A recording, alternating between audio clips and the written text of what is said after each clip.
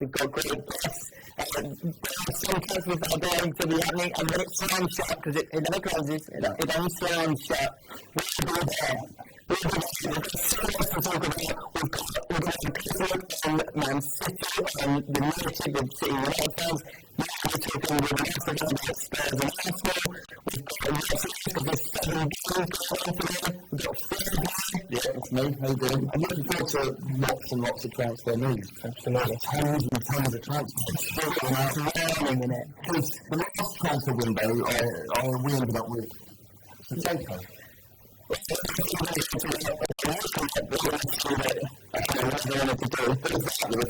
disappointing we've ended up with Potato. You said he's alright. As a used to play for Newcastle, didn't you? You said it will come good one day. That's a whole contract, but let's remember that. That's true. As well as that is, looking forward to it. Good evening and football chat. Nice. I wouldn't be anywhere else. Good man. I like Statman Dave, of course, for all your stage needs. Absolutely.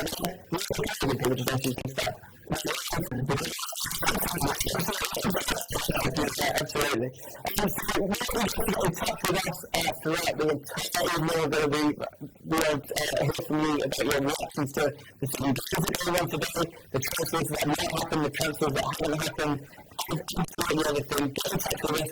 Blue Street, using hashtag Blue Street deadline day. We've got a social desk. We're going to go through right now because he's going to be in charge of all of that. Everything that's going viral. When the thing's viral, think Elliot.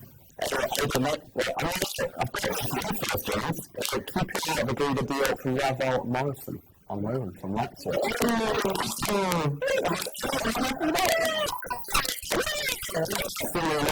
sent out some tweets here today because, if I say this right, Payet sold to Hull. I don't know if that's right. Actually claimed that he was looking for more wages, and Ravel Morrison tweeted him back saying, I didn't know you could demand more wages on the loan deal. Yeah, and the tweet has now been deleted. The 12th man, he has his finances, so I'm going to be talking about the loan deals and how the money works and all that kind of stuff. I think that's pretty good. How do you feel about it? How do you feel about Ravel Morrison? There was a time. A big thing. It was going to be the next big thing, and then there's worries about his attitude. Try out for West Ham. Dodgy things have been said about Stan Allardyce and his role in the demise of Ravel Morrison. But what do you think? Before. And the year left for the players, and it came, and it was, you could see the quality that he had.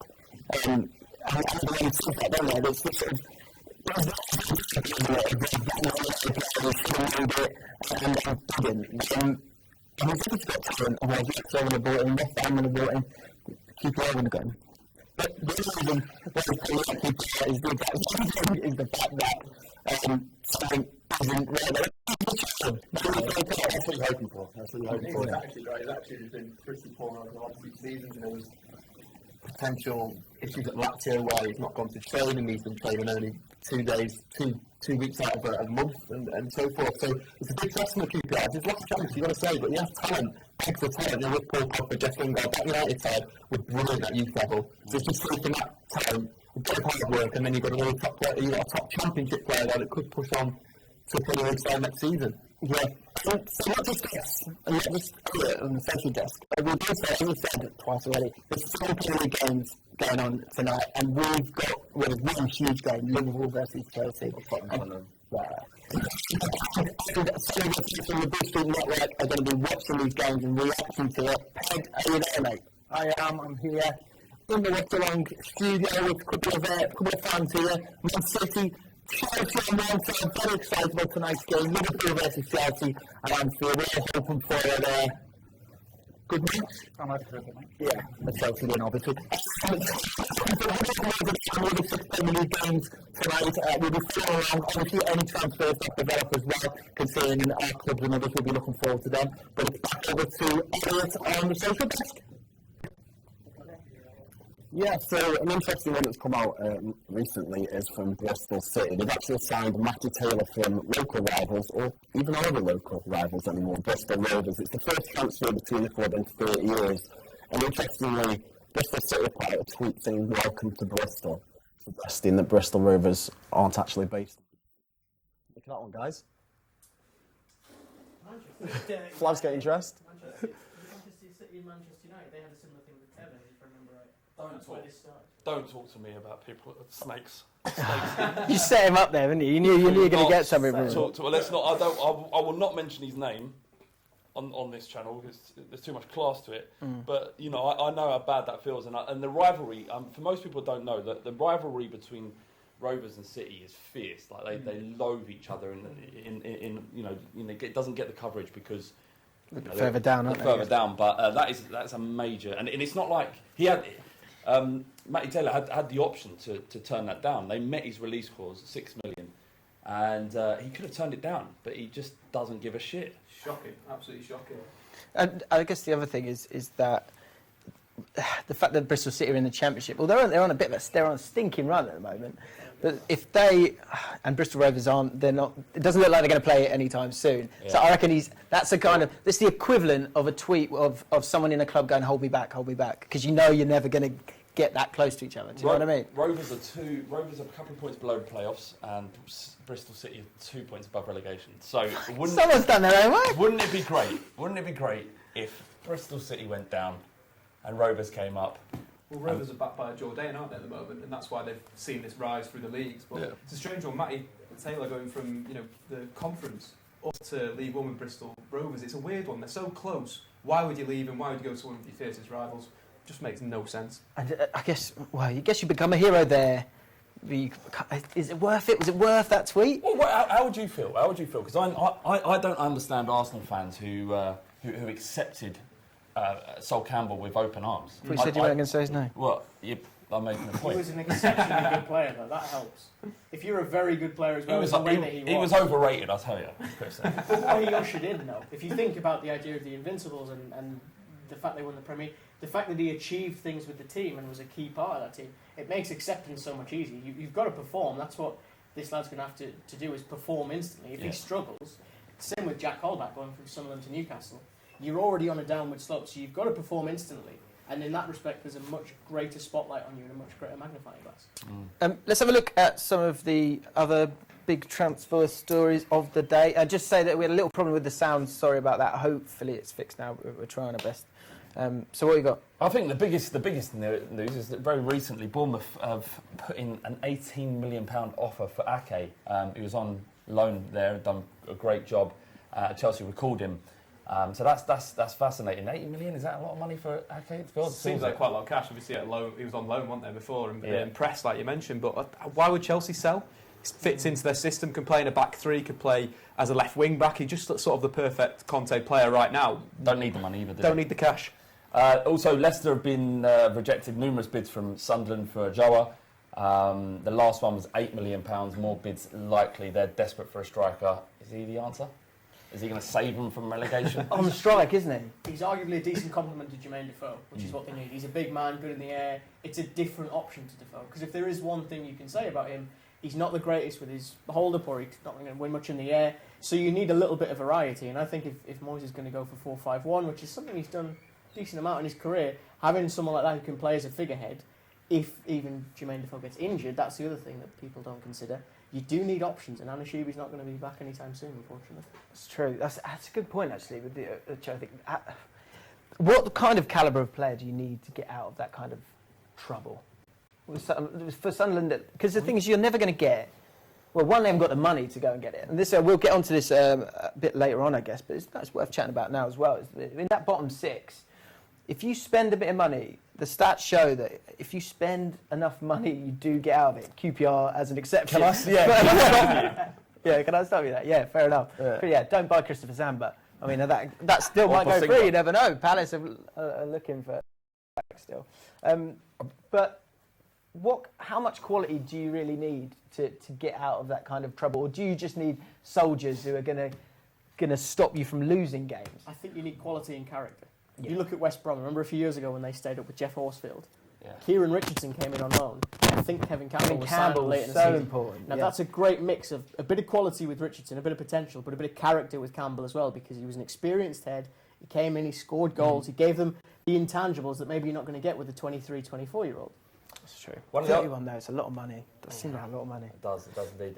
Scott Hogan, it looks like he's going to sign for Aston Villa. He's passed his medical. The fee's believed to be a 9 million, rising to 15 bills. And it looks like they've beat West Ham. Aston Villa, Championship Aston Villa have beaten West Ham to Scott Hogan. I mean, it could be argued that West Ham pulled out. I like to think that Aston Villa beat him to the punch. What do you think of Scott Hogan? It's a good signing for Aston Villa. He's sure to score goals. He's been great for Brentford.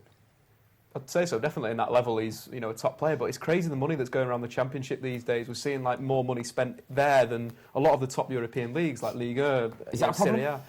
It's just an interesting factor that there's teams competing in the Champions League in certain divisions versus a Championship side. Is that ever going to come up as I'll play for them over these? But Scott Hogan would be a fantastic signing for West Ham, who very much need a striker and is very good at Championship level. So with Steve Bruce at Aston Villa, it seems like a decent match. Well, Sorry, go on. go on. From what I'd read, it felt like once the Payet money had come in, it was a case of Bilic making the call. Is he worth 50 million or not, or do they want to spend it elsewhere? I mean, it doesn't look like they're doing it just yet. There's a rumour of Berbatov going to West Ham. I don't know if that's a free transfer or what, but certainly it's not going to be 15 million. Old Berberdog. Or Berberdog, exactly. B-O-double-G. He can play to 15 to be exactly the same as him playing when he's 24. He just doesn't move. But give him the ball. He's class. I mean, to be fair, I'd quite like to see him back in the Premier League, just to see him again. I love the man. Yeah. Talk about Kevin Campbell. There's the diametric opposite in terms of personality and character. But in terms of the Championship, look at Helder Costa at Wolves, just cost 13 million. So there's clearly money in that division. Whether Hogan's worth 15, I think he's got a lot of industry, a lot of speed, and that will always help you in England. And I think in a team like Brentford as well, it helps because it means he can defend from the front. Yeah, I've seen him a few times at Brentford, and obviously he had an awful couple of injuries, couple of 2 years after going from Rochdale. Scored loads of goals at Rochdale, then got that move there. Brentford are very shrewd when in the players that they buy, and got him, and he was supposed to be the guy, and Andre Gray was supposed to be the backup. So they brought those two guys in. He was supposed to be the backup. And he got injured. I think it was his knee first. I think that he broke his ankle on his debut after that. But he's come back, and he reminds me of a Charlie Austin with a bit more pace. He's got the size, and his finishing is great. And Brentford are very well drilled in how they want to play as a club. There's a philosophy there that, with the data and Matthew Benovich, the chairman there, that they can, whoever the coach is, they're going to kind of play the same way. And with that, there's the movement of the front man is really, really important. They had that with Andre Gray. And with Hogan, they've had that as well. And he's dried up a bit, but that's probably because he's not been playing games. But I think he is a really, really good striker. And I guess you never know until they get into the Premier League. But Jordan Rhodes is maybe one to talk about as well, because I think I believe Jordan Rhodes is a Premier League striker, but he just hasn't been given a chance. Well, it looks like Sheffield Wednesday have agreed a fee with Middlesbrough worth around £10 million. Has he been given a chance, or is he just not good enough for the Premier League? I think if you've got Negredo, right, he's a better player, you'd say. He's played at a high level. At Manchester City looked quite good in the Premier League. So you're weighing up playing him versus Jordan Rhodes. It's a difficult situation. But Negredo's not scored that many goals this season. He has assisted a few goals with some clever play. But overall, maybe Jordan Rhodes could play a part at Middlesbrough, keeping them in the Premier League. And selling them for 10 million in January on the last day seems like a bit of a gamble. I find it strange that they haven't given him that chance either, because no one else has been scoring goals. I think the fact that you've got Negredo as a name there, they kind of feel like they have to play him. He hasn't scored. I mean, they're a team that's down the bottom of the Premier League. He hasn't scored a huge amount of goals. No. One guy who's scored a hell of a lot of goals is Dembele at Celtic, and he has probably been the biggest story that has come out over the last 24 hours. A player who has excited a lot of people, but I think when you see 40 million for, no disrespect to a player who's playing for Celtic, and only cost 6 million in. And only cost, it's a bit of a jump, isn't it? Yeah. Talk about West Ham needing a forward. There was one playing less than, 15 miles away? Yeah. But they could have had. What do you think of that? Well, firstly, it's a non-story, because he went down. Celtic said he's going to London because he's got a knee problem. Do you know what we should do, right? I would have loved it though if he'd have said to Celtic. I'd have loved it.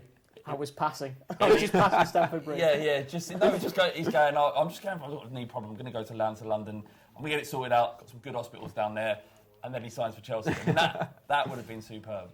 Well, do you know what I think we should do, right? For when we're talking about these different stories now, there's the headline that's gone up. Yeah. Let's give the real headline, because the real headline here is player gets on plane, isn't it? To sort me, yeah.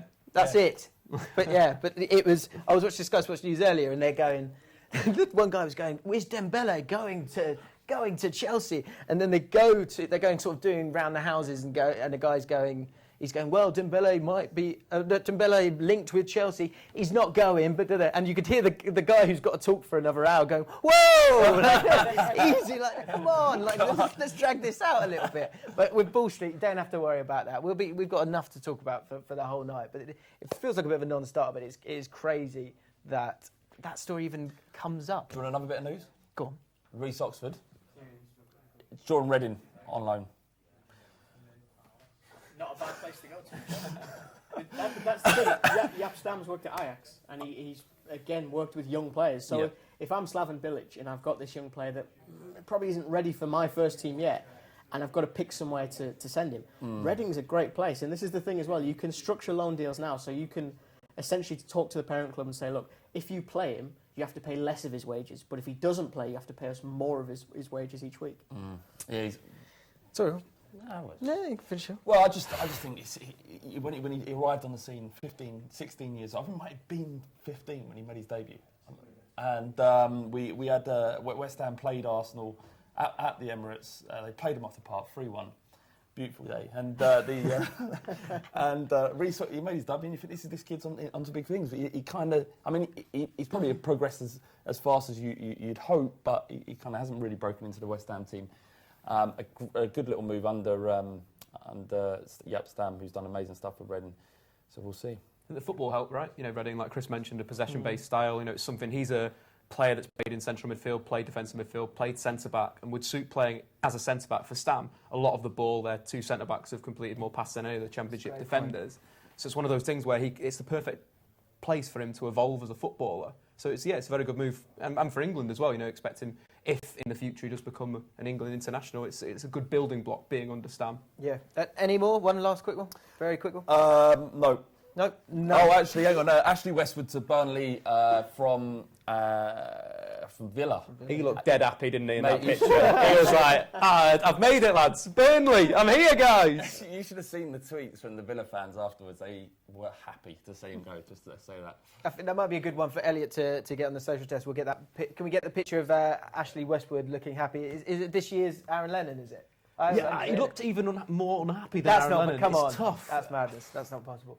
Right, so if you've got any questions, guys, let us know. We've got Elliot who can read them out. Your reactions to the transfers that have happened so far. Reaction to your club's window as well. And I tell you what, your honest headlines. Let's have some of those honest headlines to transfer stories. And also, if you've got any questions for Flav, for Kristen, for Statman Dave, for any of the people that you're going to see today, then let us know using the hashtag #BullStreetDeadlineDay, and we'll answer all the questions. As well as the transfer deadline day coming to an end, that will end at about 11, so we're going to be here till 11:30. We've also got some Premier League games, including Liverpool, Chelsea. Some of the other games include Leicester versus Swansea. I think it's at Swansea. Ped's in the Watchalong area, and he's going to be doing a few previews on some of those games. Let me press the button so we can get to him. Ped, can you hear me? Yeah, we're in the Watchalong studio. We're just going to hear from Scott from 100% of their game tonight at Burnley. Leicester looking for their first. I'm going to say it. They have to win. They pretty much have to win. There's a run of games coming up now in the next couple of weeks, couple of months and weeks, where we have to kind of get results from them. And if we don't win tonight, if we don't get anything against Sunderland at the weekend, Premier League games. We're in trouble. I've been to all 3 games against Bournemouth in the last couple of seasons since they came up. I haven't seen us win any of them. So I'm not massively confident, to be honest. Something's not quite right at Palace at the moment, and we don't have a good record against Bournemouth. I know they can goal, goals, so hopefully we'll make them pay, but we also concede goals. So I think it's going to be a high-scoring game. I'll check in with you guys after the game, hopefully to review a Palace win, let you know how we got on. Maybe there'll be some transfers as well. Busy day. On the road, and we need to do it very, very soon if we are to get that magic 40 points that Ranieri keeps going on about. And I'm going to go for a Leicester 2-1 win. I think we'll break the duck tonight and we'll finally get that win on the road. So, Jack, I mean, Scott was saying there, looked like he was in a very good position for a start, or fair play to him. He was talking there about Leicester. It's been a strange season, Leicester this season. Obviously, they're the champions. They're still in the Champions League. They're still in the FA Cup. But league-wise, I mean, relegation is an absolute real threat at the moment. It is. You know, that's why they have rejected bids from Sunderland for Ajoa. You know, they didn't want to sell to a rival. They know that they're going to be down there fighting. So it's going to be tough going to Burnley. They've got such a good home record. They lost 3 times in the league this season. Yeah, I mean, fantastic. You know, they've been. You look at Burnley's form, Scott. They're very confident that Leicester can go there. They haven't won one away Premier League game all season. Burnley been absolutely fantastic at home. I mean, on paper, it only really looks like there's going to be one winner tonight. Well, you summed it up. Obviously, you know, Burnley. If you're coming up to the Premier League, obviously the key thing is always, you know, your home form. And Burnley have smashed that this season. They've been, you know, fantastic at home. Obviously, smashing Liverpool when they went there, and you know they know how to play there. And like you said, you know, there's only Leicester have not won an away game in the Premier League, so I can't see them doing it. I mean, just talking about Leicester as a whole. I mean, Louis, as a Chelsea fan, I know there's differences, but last season you had a very indifferent season after winning the league. I mean, what? Can you see similarities just based on the fact, I mean, in the sheers, there's obviously differences in the size of the clubs, but, you know, what for you was the reason Chelsea suffered last season, the downfall from winning the league? I think it was a lot down to morale, and, you know, Mourinho did use a very select few players, so obviously that was a huge thing, where, you know, the players are tired maybe, and it was stuff like that, and then Conte's come in, boosted morale again, and made some pivotal signings, changed the system, you know, brought happiness back into the camp. But, you know, for Leicester, like you said, it's a very different story. I feel N'Golo Kante was pivotal to that midfield, and that was a huge loss for them, because people are now carving through that team like nothing's there. But at the same time, no one would have expected this downfall. And like you said, relegation is a real threat, and it's a difficult situation. Prediction quickly for tonight? I'm going to go 2-1 Burnley. Jack? 1-0 Burnley. So 2 victories for Burnley. I think it'll be a draw tonight. I think Leicester might have a bit of fight. Anyway, next we're going to go over to Jim Daly, who's going to talk about Crystal Palace. They're away tonight against Bournemouth. Palace, I'm going to say it. They have to win. They pretty much have to win.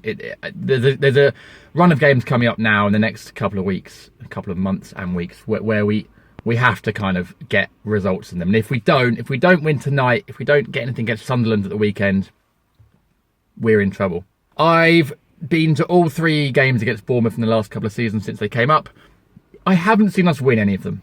So I'm not massively confident, to be honest. Something's not quite right at Palace at the moment, and we don't have a good record against Bournemouth. I know they concede goals, so hopefully we'll make them pay, but we also concede goals. So I think it's going to be a high-scoring game. I'll check in with you guys after the game, hopefully to review a Palace win, let you know how we got on, and maybe there'll be some transfers as well. Busy day. Come on, you Palace. Jim there, obviously talking about Crystal Palace. They've had a very, very strange season. They were pretty good last season. Obviously, Alan Pardew's left. Sam Allardyce has come in, had a very poor start, really. Trying to do a lot of late deals in the transfer window. Are you confident, Louis, that they can survive relegation this season, knowing what Sam Allardyce has done in the last few years for other clubs? No, because I feel Sam Allardyce, he's always good with getting deals done in January, but I feel, you know, maybe it's a little too late for Crystal Palace this time round. And also, I know they could be. I don't know. It's almost felt like a sense of karma since he's had such a slow start, and I just feel they're slowly dropping away. And unless they win tonight, I just can't see them getting anywhere. Jack, possibility he might sign Sacco today. We've seen him in London, Euston today at the train station. That picture going round, by the way, on Sky. I took that. Cheers. Thanks for the credit, Redmen. Do you think that if they could bring in Sacco, he could be the main player that could shore their defence up and save them from relegation? Definitely, he could be, but again, it's all dependent on his form. He's not played for a few months now at all. So he's got to get match fit, got to get back to the Premier League standards. So it's all going to depend on how well he fits the team, how quickly he's got to lead the sides. Very quickly, prediction for tonight: Bournemouth versus 1-1. Palace. 1-1. Libby? I'm going to go 2-1 Bournemouth. I fancy Palace to get a sly win. Anyway, we're going to go back over to James in the main studio. James, are you there? I am, mate, yes. So we're going to do a closer look on West Ham with Dan from West Ham Fan TV, looking at the window, because I'd say it's a bit eventful. Yeah, it has. We're always linked to everyone, every window. It makes it fun. A bit like UPR, which is a lower level of player, unfortunately. But first, let's go to Elliot, who's on the social desk. Yeah, so first up, I got that picture that you wanted of Westwood looking delighted when he signed for Burnley today. Not a happy What chap. do you think's going through his head? Why am I here? Probably. That's no disrespect to Burnley. He only plays in like claret and blue. That's a thing. Is that a thing? Yeah, I don't think that is a thing. Yeah, another interesting thing going on social at the minute is because Sky Sports have taken away the whole reporters outside training grounds, etc. Fans have to now take that transfer deadline day tradition onto the pitch. So at the minute you can get 14-1 of a dildo being thrown onto the pitch for Liverpool Chelsea. How much? 14-1? 14-1. I don't know if that's a good bet or not. I like that. Yeah, you'll have to. Yeah. So that's on the app? It is if you've got someone going to the game and they've got access. Yeah, true. Yeah, actually you can control that bet. Control that bet. That seems weird. Okay. Is there an accumulator on that or not? No. Variety of games. Yeah, Palace win, Arsenal win, dildo throw. Is that on there? Crazy. I'm not sure if you can have it as an acro or not. You'll have to, have to contact yeah, themselves. Another interesting one is that Bolton have signed Adam Lafondre back home, apparently. But in this picture that they've got from where he's signed, it looks like he's about to ride in 720 at Kempton. Straight off, looks like he's got a horse rider's uniform on. But I don't know what's going on there myself. Then just the usual stories that have been going on today. Obviously, Moussa Dembele was spotted earlier on a plane, but it turns out that he's just going for a scan in London. And then he's recently tweeted out a Wolf of Wall Street picture, pretty much saying, "Where else would I be?" And that's pretty much it on the social desk for now, James. I'm just sorry, did you say West Ham bid for Dembele? Yeah, in the month. There was someone I looked at. Oh, right. Oh, okay. He was linked with Dembele. All right, we can get through all of them, can't we? Because so let's take a closer look. Just to say, get in touch with us. Let us know your thoughts on the window. #Bull Street Deadline Day. If you're new, please comment on the YouTube stream. Subscribe if you fancy it, if you're enjoying it. And let us know down below where you've come from, how you found for Transfer Deadline Day. And the watch-along, of course. Let's talk about West Ham. Yeah. It's going to be a bit of a therapy session, I think. I think this is a good chest. idea for you. Yeah. Let's encapsulate it now on the last day of it. Has it been a good window? Very briefly, and we'll get into it a bit deeper a bit later on. How are you feeling? What are your emotions at this moment? It's been a weird window because we got two positions that we didn't actually want. Positions that we did need, we've just sort of disregarded those and got other positions with good players, but not what we were going for. So it's been strange. Okay, and so so many ups and downs in it. Absolutely incredible. At the start of the window, before you knew about Payet, before you knew about everything, what was the situation with West Ham fans? How did they feel about the season so far?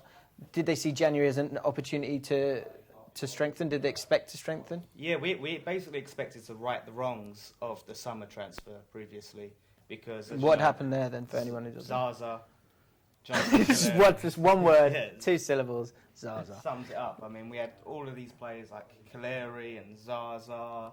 I think it was 13 signings, wasn't it? 13 signings, and hardly any of them were any good.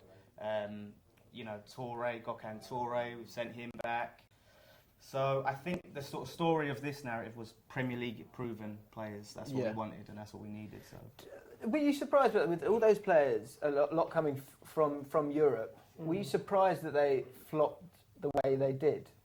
The two that you mentioned, there's Zaza and Kaleri. I'd love to know if they were targets 12 months ago, because nothing about those signings suggested they were. They sounded to me like opportunistic signings. What makes you say that? Well, I think they wanted a £25 million striker, Zaza. I think they wanted this big marquee guy. They went after Lacazette. They went after a few others and couldn't get them through the door because they didn't have Champions League football. And that was my issue with West Ham, is they were trapped in a limbo between wanting Champions League football and trying to get the players to get there, but everyone they looked at wanted Champions League football first before they would come. And I think you look at it, even in January, I think that for me is a great example of West Ham's transfer dealings. It just seems very mismatched and very unplanned. It's a lot of, we'll throw a bid here, we'll throw a bid there, and I can't really glean what the overall plan is. I can't glean what the overarching, this is the type of player we want to bring to West Ham. So at the start of January, which areas on the pitch were you looking to strengthen? So right back was the main priority for us, because we've got Sam Byram, who's had a few injuries, hasn't played much for us. Got him from the Championship. Good player, got him from Leeds, but he's inconsistent in terms of fitness and suspension. Is he a player that you can see kicking on? Yeah, I mean, he's a good player, but it's whether he can stay fit and it's whether he can stay, not get suspended. He likes to pick up a card. And you want, he's our only right back, So, as Arbeloa, that's another one of these players that we just picked what up happened? randomly. Has he played? Has he even played? Yeah, he played a couple of games and he's looked terrible, frankly. Really? And so the last time we saw him... In what ways? Lack of pace? What? Yeah, lack of pace, it's awareness. I don't know. I think his fitness isn't really there. But I thought he was gone. We played Palace the other week, and he was posting selfies in the Carpenter's Arms, which is round the corner from the stadium with fans. So I don't know. It's the same as Caleri. Everyone said he was gone, and then we saw him on the touchline. So I don't know what's going on. And anywhere else? Yeah, striker. Really needed a striker. As everyone knows, Carroll has a trouble with fitness. Although he's been doing yoga, so I think that's helped. The cure. Yes, everyone's curious. Yeah, Why don't they all just start doing that when they're 21? It seems like the obvious thing that works. But Take the boy out of Newcastle. yeah. Well, that's a bit of Essex influence, I think. That's the missus. His missus is teaching him yoga. Well, there you go. Yeah. Oh, fair right. Yeah. Code is it? But we need a goal scorer. We had Diafra Sakho, who's I think he's more injury prone than Andy Carroll. Really? He came back for 2 games and then got injured again. Scored against Man United. So let's get into the big talking point, Payet. I mean, what are your feelings on that? I mean, we'll get to you in a sec, but is this a great example of modern football? I think it is, yeah. Well, a player that moved to West Ham from Marseille, it was a bit of a weird transfer. A player that, in terms of chance creation, he was the best. He was outperforming everyone in Europe for a good 3 seasons, and he still did that at West Ham. He still had that level of creating chances and assists and so forth, and it was sort of West Ham's big man, wasn't he? He'd play it to Payet. Payet would make something happen, either get a shot away, cross the ball. He was very direct as a player and was so important. This season, he's got the most assists for West Ham, even though he was out for 2 months. In terms of chance creation, he created more chances than any other player in the Premier League. So he's still doing it, but his attitude just absolutely stank this season. Wasn't tracking back, wasn't defending, wasn't doing the hard yards, and just felt like he was the player to, hit me on the counter-attack and we'll go. And it's a shame for West Ham, because if they could have built a team around Payet, bang, that's challenging for the top 6. And how did part of the issue though? I think that what Dave talks about there, the fact that again the summer there was these big promises, we're going to push for Champions League, it hasn't come, and then that's clearly just completely totaled his ambition or his desire to be there. So I don't think you can necessarily mitigate or say his behaviour was totally understandable, but I can understand the motive or the reasons that caused it to happen. Give me a percentage on West Ham fans and their feelings towards Payet. What percentage were outraged? What percentage were like, okay, I get it? I'd say probably 95% were outraged. Are you in that 95%? Yeah. It's a real shame, because I wouldn't have been really upset if he would have come out and said, look, family, I've got reasons, I want to go back to Marseille, back to France, can I play to the end of the season? Or if he left on better terms. Yeah. But it's sad that he left like that. We loved him, we gave him everything. Loyalty bonuses, the club gave him big wages. And so that, we got there in the end. He went, the chairman's obviously said his piece on that, saying that he was disrespectful to you guys. But the players that you brought in then, Snodgrass, help me out, guys. Snodgrass, Jose Font. Are you pleased overall? So now coming back to the end of the window now, you never know, you might get Berbatov last minute, 36-year-old. How do you feel about the team now? Because actually the reaction from the players has been quite strong. Yeah, it did seem that Payet was the sort of poison in the team that was really affecting the morale and the unity. So as soon as he went out, we just put in a great performance, smashed Palace, went on to smash Middlesbrough. So happy days. Like, it seems like now we can turn around, and I think Snodgrass, he's a good player, same as Font, he's a good leader. Just won the Euros, so I think we can kick on now. Yeah, good. Final thoughts on West Ham then? Yeah, good. Apart from the right-back issue that they've still not solved, hopefully Mikel Antonio isn't going to be chucked back there, because in terms of goals, we scored 8 goals in the Premier League this season. That's more than the entire West Ham striking division combined. So the likes of Andy Carroll, Sacco and the rest of them haven't managed 8 goals between them, which is pretty pathetic. But in terms of what they got, Jose Font is a proven Premier League player, and in terms of how he defends and reads the game, he's a real leader at the back. So that's someone that you've instantly got in there that could partner Winston Reid, and you've got 2 very solid centre-backs. And that was a kind of issue with West Ham. Defensively, not the best this season. Very good last year, not the best this season. And then, Snodgrass is Snodgrass. He will get you goals, he will get you assists, his delivery from set pieces will replace what Payet brought. So it's not the worst window in the moment, but again, there's 2 issues there up front and at right back, and they've still not solved those 2 problems. And down the barrel, down this one, final message for Payet. Payet, you was a West Ham hero. We gave you so much love, so much passion. We sang your name every week, even when you weren't there. The club gave you all that money and you threw it back in our face. And now what's going to happen is Marseille are not going to get in the Champions League. You've taken a 25 grand pay cut, and no one's ever really going to trust you again. So good luck, mate. There you go. Cheers, mate. Sorry, Dimitri, if you're watching it. Ped is over in the watch-along area because there's some games to be played. He's got a preview on Southampton and that Arsenal-Watford game. Yeah, it is Arsenal versus Southampton. We're going to go to Freddie from the Ugly Inside, who's going to be telling us all about Southampton's recent form. A long trip to the Liberty, South Wales, Swansea. Clive, first of all, your initial thoughts on this one following this dreadful result? Well, after that, we can only look forward, can't we? It's a tough one. It's an important game. Swansea have shown signs of recovery, and we need to take something back from Wales. The thing about Saints is I think we are quite decent at playing on the break like we did at Anfield. So, if Swansea do have the majority of possession, I think that plays into our hands a little bit. I think we can hit them on the break. All right, let me push you for a score prediction before we get soaking wet. I've said I think it will be. I think Saints can come away with the draw, and I think it will be 1-1. So Southampton, we've just said they're playing Arsenal, they're not. So we've got that wrong, Saints. All right, Flav, let's go to you. Southampton, they've got themselves in a cup final, which wounded me massively when they got into that cup final.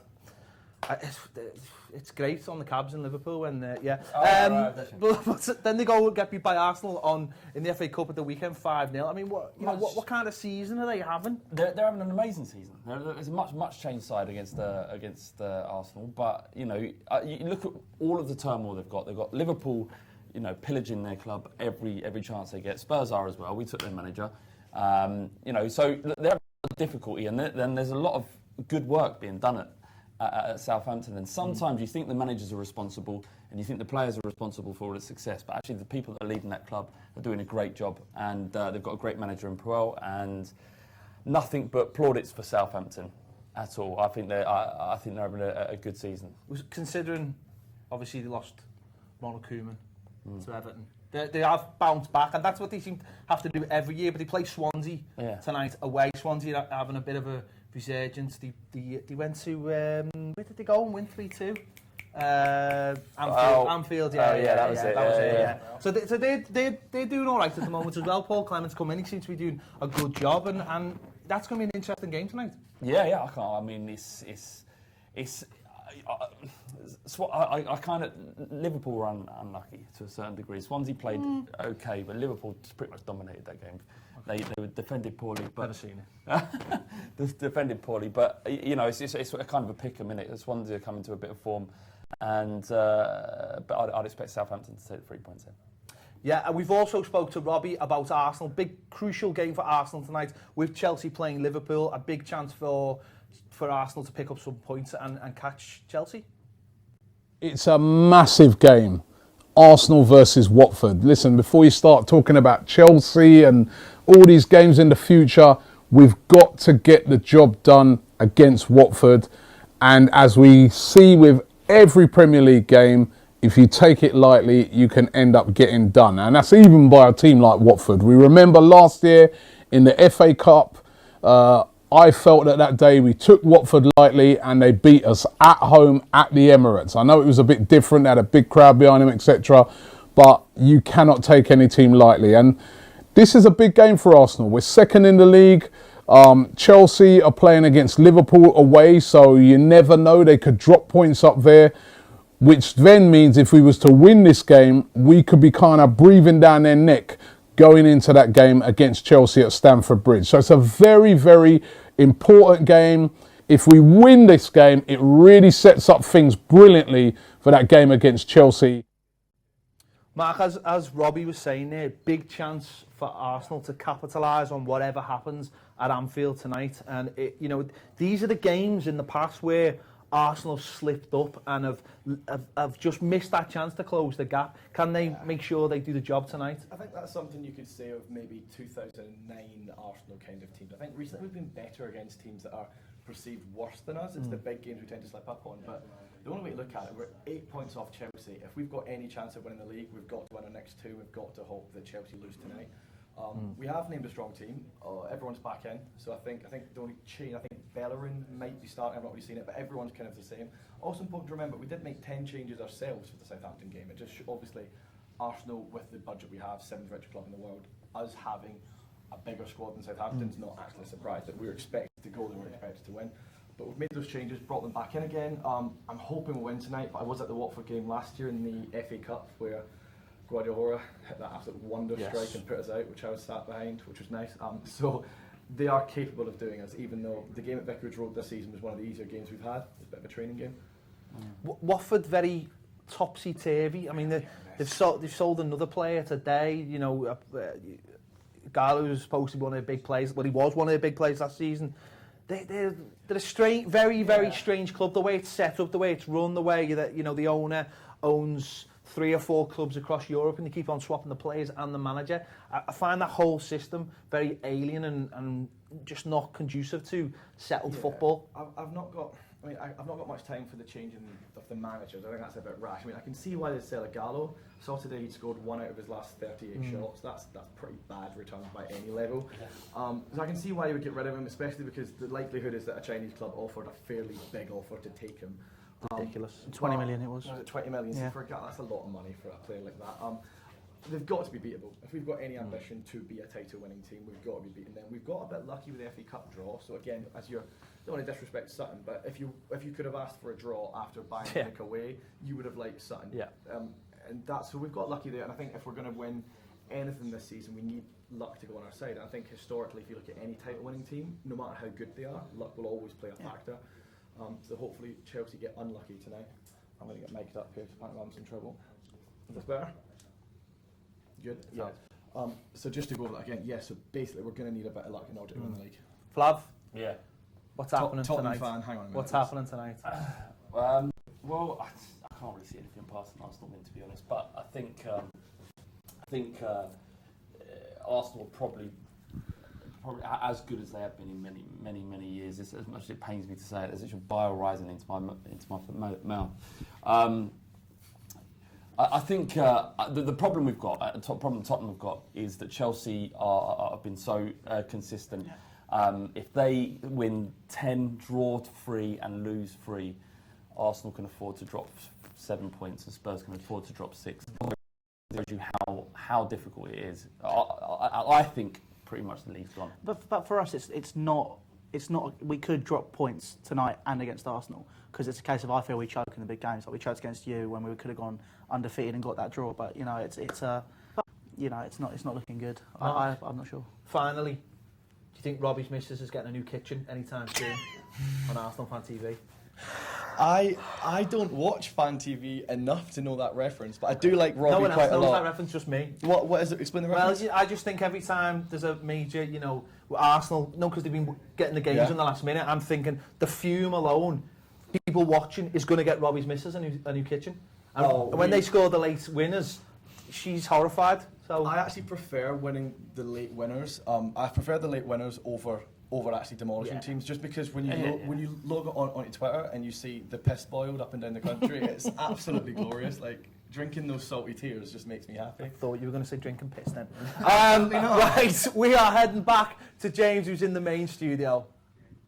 Hello, Ped. Yes, mate, the games are kicking off. There's one still to kick off at 8 o'clock. That's Liverpool versus Chelsea. We're going to be talking about that in just a second. But first, Elliot's got a few questions. One regarding Sunderland, I think. Is that right? Yeah, we are. But first, just remind everyone to make sure you do fire any questions throughout the night and use the hashtag Bull Street Deadline Day Live. Also, a bit of breaking news that Gabriel Obertan has gone to Wigan. Big news. What? Massive What? news. Hang on. Whoa. Say that again? Gabriel Obertan's gone to Wigan, and not only that, You okay? I've You got right? a picture from his medical, which is That's cruel. That is a bit cruel. but That's oh, not well. Gabriel Obertan. That was a picture of Roswell. Newcastle legend? A lot of people are. I wouldn't like to tar him with that brush. No, he's a solid enough player. I think Gabriel's biggest problem has always been his confidence. He doesn't believe in himself nearly enough. Is that allowed? It being confidence? Is that the reason why I didn't make it as a player? I think confidence. When he was very young, when he was at Bordeaux, Dave, back me up, please. He was very technically talented, especially for the under-21s with France. As I say, I think the big problem with him is, and it happens to a lot of players, it's the confidence to be consistent. And I think that's his biggest problem. He beats himself down far too easily. So he had that problem at United and he had that problem at Newcastle. Mm. Is it because he's that sort of player that, like Nani, there's one I can relate to, the one that's on the cusp of either does something great or he really frustrates you. So he's a confidence player. When it goes right, it goes right. When it goes wrong, you end up having a medical There's one day. a book that Mkhitaryan... I'm not having this. Hang on. Right, hang on.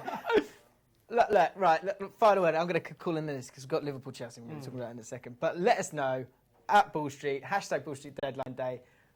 Are you allowed to use confidence as an excuse as a player, as a professional player?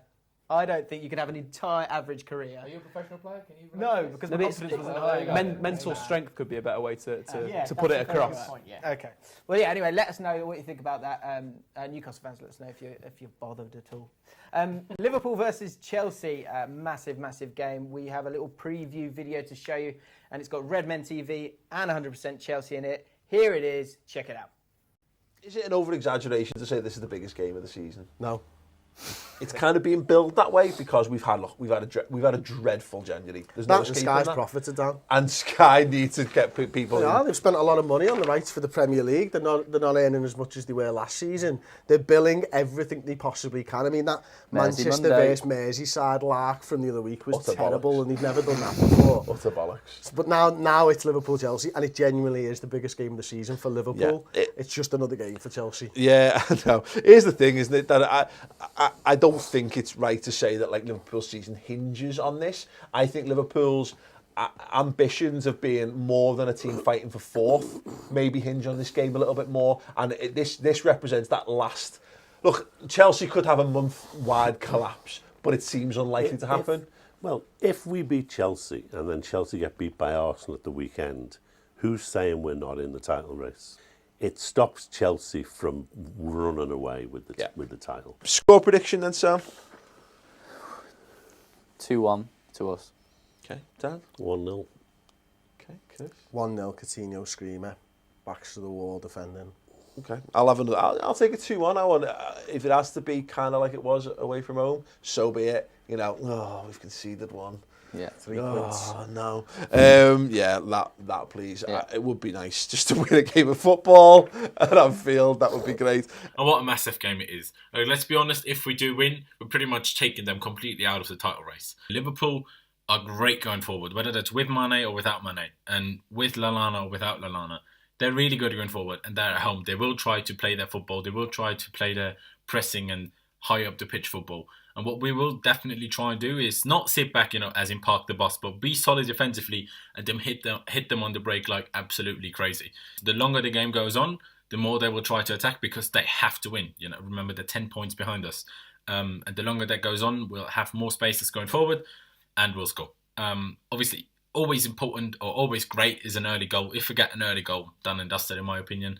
Because they will attack, we hit them on a counter, make it 2, maybe make it 3, concede a silly one possibly, but still win the game. Okay, there you go. There you have it. The game it's going to be starting in 10 minutes, so we can do a little preview. Let's have a look at the lineups. I'm sure you might have seen it yourselves already, but Chelsea, as you'd expect, Courtois, Azpilicueta, David Luiz, Cahill, Moses and Alonso as the wing-backs, Kante and Matic in the middle, Willian, Diego Costa and Hazard. I guess there is one surprise there, maybe. Pedro not starting. He's sort of turned his fortunes around at Chelsea.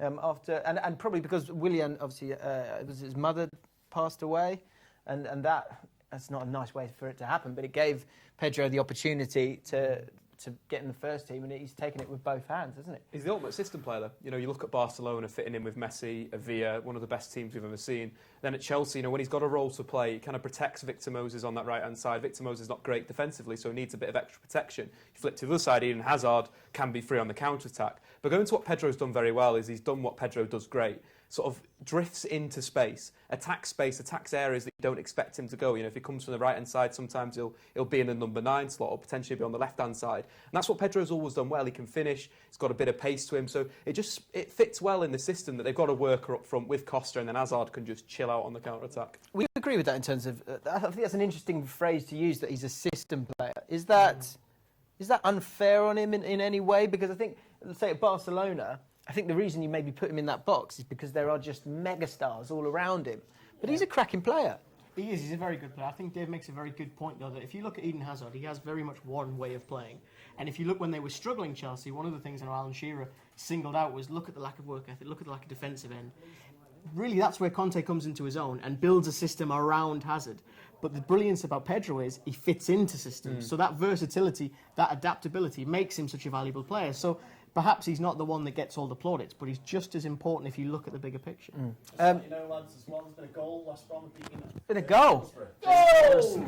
Say that again. West Brom are beating Middlesbrough. James Morrison with the goal. James Morrison. Tony Singh, Barmy Army. Heart radio staple, James Morrison with the goal there for West Brom. West Brom are flying, aren't they? It's absolutely incredible. I think that's a good point I was thinking when you were talking about West Ham. That transition from being a relegation-threatened team to then a mid-table team to then going and trying pushing for Europe. West Ham have tried to maybe run before they can walk, whereas at Pulis, he loves a slow walk. You know what I mean? He does indeed. But I think it's, look, with teams like West Ham and to a much lesser extent, I would say, West Brom when they signed Chadley, it's that idea of, and there's a Brazilian saying that you need a piano player and some piano carriers. Pulis can find you a bunch of piano carriers. I'll have to correct you there. It's not a Brazilian phrase. Ian Holloway said that phrase initially about Steve Palmer in Division 2. Yeah, got to get in as much as possible. Right, Chelsea, that's Chelsea. We'll get back to how incredible Antonio Conte is and what he's done there in a second. But Liverpool are struggling. 1 win in 8. This is a team that they're playing. Mignolet in goal, Klein, Matip, Lovren, Milner, left-back. Chan and Henderson will be those holding midfielders, I guess, to a point. Wijnaldum, Lallana, Firmino and Coutinho. Sturridge on the bench. Karius on the bench as well. And Mane on the bench. Sam, what's your initial reaction to that team? I think there's probably going to be mixed reactions from Liverpool. It can't feel a team, as a player, it can't feel your team with confidence to keep switching your goalkeeper. And that's been their biggest, well, not their biggest problem, but one of their biggest problems this season is Mignolet, Karius. Karius came in, had a great game a couple of weeks ago, and then Mignolet had a stormer at Old Trafford against Man United. He kept us out, and that was 1-1. We played them twice this season, and it's just like that. It's been a stalemate. That's Liverpool United. But Mane not coming back in, everybody expected that this whole period they've had since January, Mane's not being in the team. He's the reason why. But Mane, he missed the penalty for Senegal, and he missed the penalty that actually knocked them out of the African Cup of Nations. So he's not going to come back in the best frame of mind. And Klopp has left him on the bench. They're obviously happy with Can, Wijnaldum, Henderson, who since he's come back into the team. Struggling with you, look at that. I'm singing it. Do you want me to sing a song? Yeah, James Morrison. There we go. No, I'll keep that for later. But no, I think they'll be happy with certain aspects of that. And Matip coming straight back in for a Premier League start. They need to shore up that defence. And especially, I think at Anfield, because of how Liverpool have been playing, they're going to be buoyed up to try and win this in front of the Anfield crowd. I think that might mean they play with a higher line, which could work against them if Chelsea play properly and they play well and they expose the space behind it. It is. I mean, it's a really tricky one. That I think if they don't win, if Liverpool lose and they haven't played Mane, Klopp will get slaughtered. If they play him and they lose, Klopp will get slaughtered. If he comes on, does well, he'll get slaughtered because he should have started the game. So I think it's a really difficult one. I think in terms of the goalkeeper, he's gone with what's safe, I think, at the moment. And I think there are those moments where I think you're right. Generally, you want your number one and that's it, and they feel safe in that.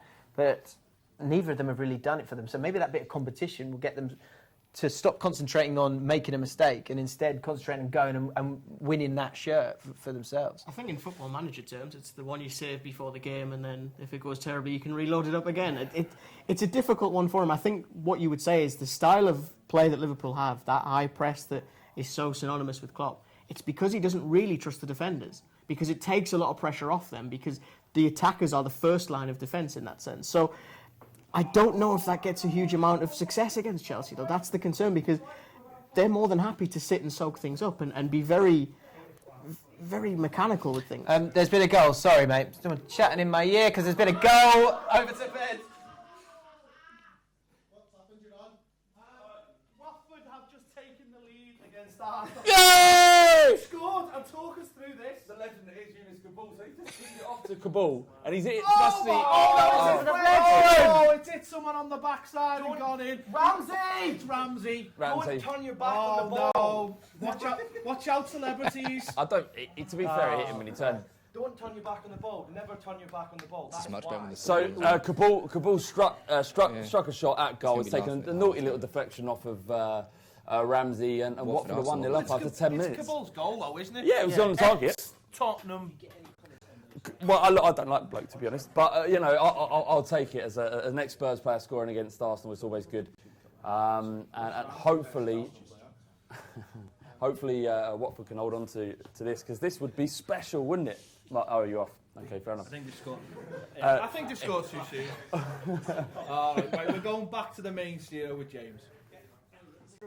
Yep, okay. Are we back with me? Yeah, we are. Great. I couldn't even see Ped there, but I could feel the joy from the distance. Probably more from Flav, actually, let's be honest. Yeah, I'm pretty sure it's Flav. Right, back to Liverpool, Chelsea. Let us know your comments on the games that are going on. We've got the watch-along happening right there. They're going to be reacting to the goals throughout the games. We've also got reactions, hopefully, from DT.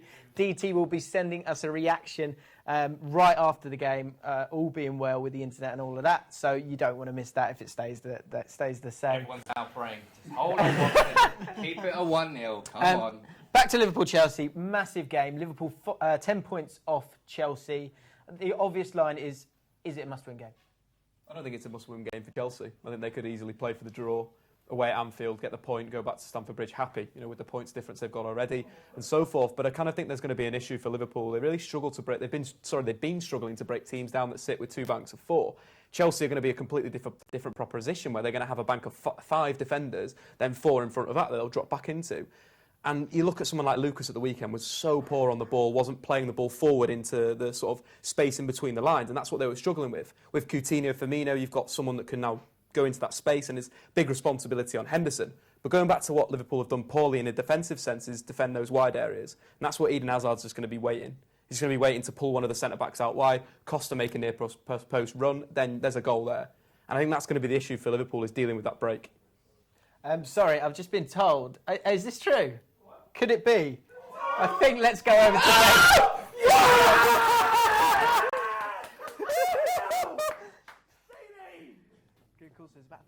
Get in! How's that?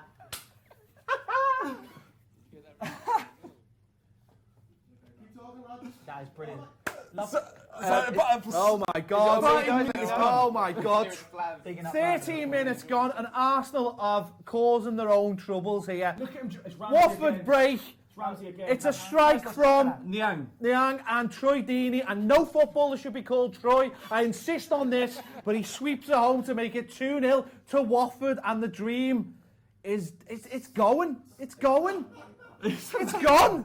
Well, we were just talking about Arsenal could afford to lose 7 points throughout the season. This would be if somehow Watford, and it's still early, only 13 minutes, if Watford hold on, that means more or less Arsenal's title dreams are over. We'll have to see. Let's see how it goes. Mark, just on Ramsey.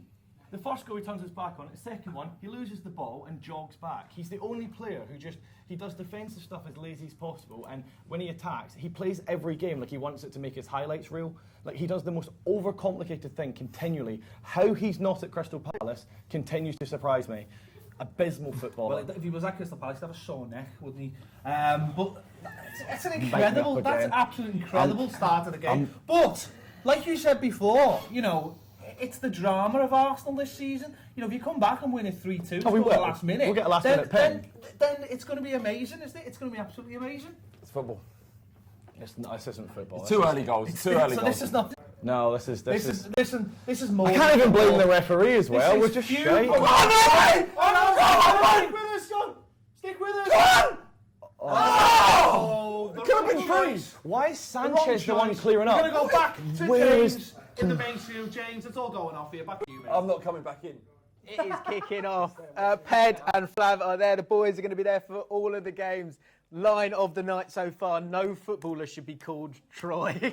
Absolutely incredible stuff. Wow. Arsenal fans, let us know what you're thinking. Hashtag Bull Street Deadline Day.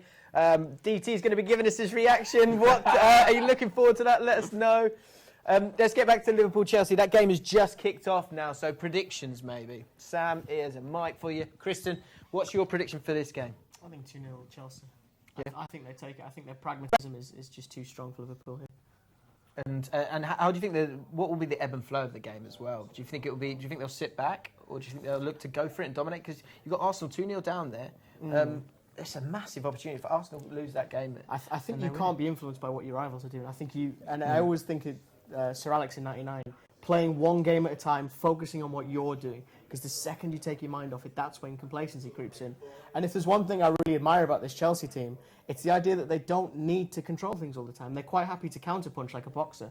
And I think that composure is something that we probably haven't seen that much in the Premier League the last few years. It's been a lot of charging forward. Is that a blueprint of Antonio Conte and how he sort of sorts out his teams? Is he okay to do that? It sounds like he's very flexible as a manager and he creates flexible teams. Is that right? Well, that was the thing. At Juventus, what crept out into the mainstream was this three at the back. But he was a lot more flexible than that, I thought he was a lot more willing to try different things and adapt to what was needed. The difficulty he had was knowing when to take his foot off the pedal. That made it difficult for Juventus to manage the different competitions, and that's why when he departs and Allegri comes in, they make the Champions League final, because Allegri has better control over games. I think the key thing is, though, he's got no other competitions really to deal with at the minute, just the Premier League, which means he can put all of his focus and he can slam the pedal in that respect. And it'll likely, I think, take Chelsea to the Premier League title coming in the season. Yeah. And I think maybe this is the maturity of Conte as a manager, that he's just as successful as he was at Juventus. He's learnt more and he's got better. We're going to go to Elliot in just a second, but just quick predictions from you two. 3-1. 3-1 to Chelsea. Right. Yeah, I think 2-1 Chelsea. 2-1 Chelsea. You're wrong. I'm wrong. Okay. I'm going to go underdog. I'm going to go a 2-1 Liverpool. Such a QPR win. fan. Yeah, possibly. That may have played a part. I'll be proud of you, James. I would be proud indeed. Elliot is on the social desk. Talk to me, mate. First up, we've got a goal. Got a goal. Middlesbrough have equalised against West Brom Negredo with the finish. I've just sent out a tweet from the Bull Street account, basically what we're all thinking, Arsenal Fan TV later. And then we've got a few questions for the guys. So first from Jack Clowes, and also throwing in from Aiden's on the YouTube comments, is who do you think will be relegated this season, and have Sunderland done enough in the transfer window? Newcastle fan? I don't think they have. I think the problem is impartial. Moyes has just gone to what he knows. I don't admire that. 2004. I'm a big fan of Brian Oviedo. I've got a lot of time for Costa Ricans in general, but I think you look at him and Darren Gibson. They've both between them played 50 games in the last 5 years each. That's terrible. You can't rely on that. And then Joleon Lescott, out of shape, I would argue, out of form, really just nosedived in Greece. That's who you're bringing in. And you preface all that with him saying, anyone I bring in is not going to be quality this month anyway. I find it so bizarre how often, and I'm sure the Man United fans can speak to much greater length than I can, how often he shoots himself in the foot with poor media handling. Yeah. He consistently finds the cloud when there's a silver lining staring him in the eye. Is that an agreeing face? I see. I think there was something at the back of my mind, this little Moyes box I closed. But as soon as you said, like, shooting yourself in the foot, it was, what was it? Man City quote. We aspire to be Man City was the point where he really lost a lot of United fans. Think about it. Yeah, think about it. It's not think about it, but he literally has a team at Sunderland now made up of ex-Everton and Man United players. And it's a team, when you look at it, would struggle in the Championship. And Moyes is reverting to what he knows. He sold Van Aanholt for 14 million. Would you think that is a good or a bad deal for Sunderland? He hasn't exactly then spent that money on improving that, bolstering that squad. I thought Moyes going into the season, he'll keep them up. I felt he was that sort of manager, and obviously they wanted that terrible run at the start and then a few wins, and it looked a little bit rosier, but now they're slipping back into character. But there's Luckily for Sunderland, there's another 3 or 4 teams around them which are equally as poor. There's not like one standout bad team, I think, this season. And I think we'll go into that in more depth as well. The other, I think it's about bottom 6 or 7 there, really. Elliot, any other questions or bits? Yeah, we've also got a question from the Shining Ocean, which is a weird Twitter name if I'm being completely honest. But they say, what has been the most confusing or odd transfer in recent years? Confusing or odd? Wow. January. Are we saying January? We'll say January. We're getting that specific. Well, let us know if you've got one, El. You are the knowledge man. Come on. Come on, knowledge Well, man. I was going to say in the summer, you know, the thing that really, it was the United where they just went crazy with the cash and they got Di Maria, they got Falcao, and a lot of weird signings in a space of, you know, a few hours. And it was sort of like, what, you know, where's your transfer policy? Where's your business that's already done? That's just one that jumps into mind. But that was summer, not January. I think naturally you go to your club and what you're thinking about, and QPR are rife with those kind of things. Real Odom Vingy didn't even happen, but that was hilarious. Berahino was floating around car parks for a while, wasn't he? And same with Odom Wingy, the similar thing. Yeah, I did find Sissoko to Spurs very, very strange. I felt like it was a position they didn't really need to strengthen for that to be a 30 million signing, which is massive for Spurs. It was odd. Yeah. And it's kind of worked out to be quite odd. Elliot? Fellaini, Sorry, go on. Marouane Fellaini. By who? Waited longer. Manchester United waited longer, essentially, and had to pay more because of it. Right. Yep, very true. David Moyes at it again. The strange part of that as well, signing Juan Mata and Marouane Fellaini in the same window. Yeah. Somebody's doing something wrong, because they are the polar opposites of football.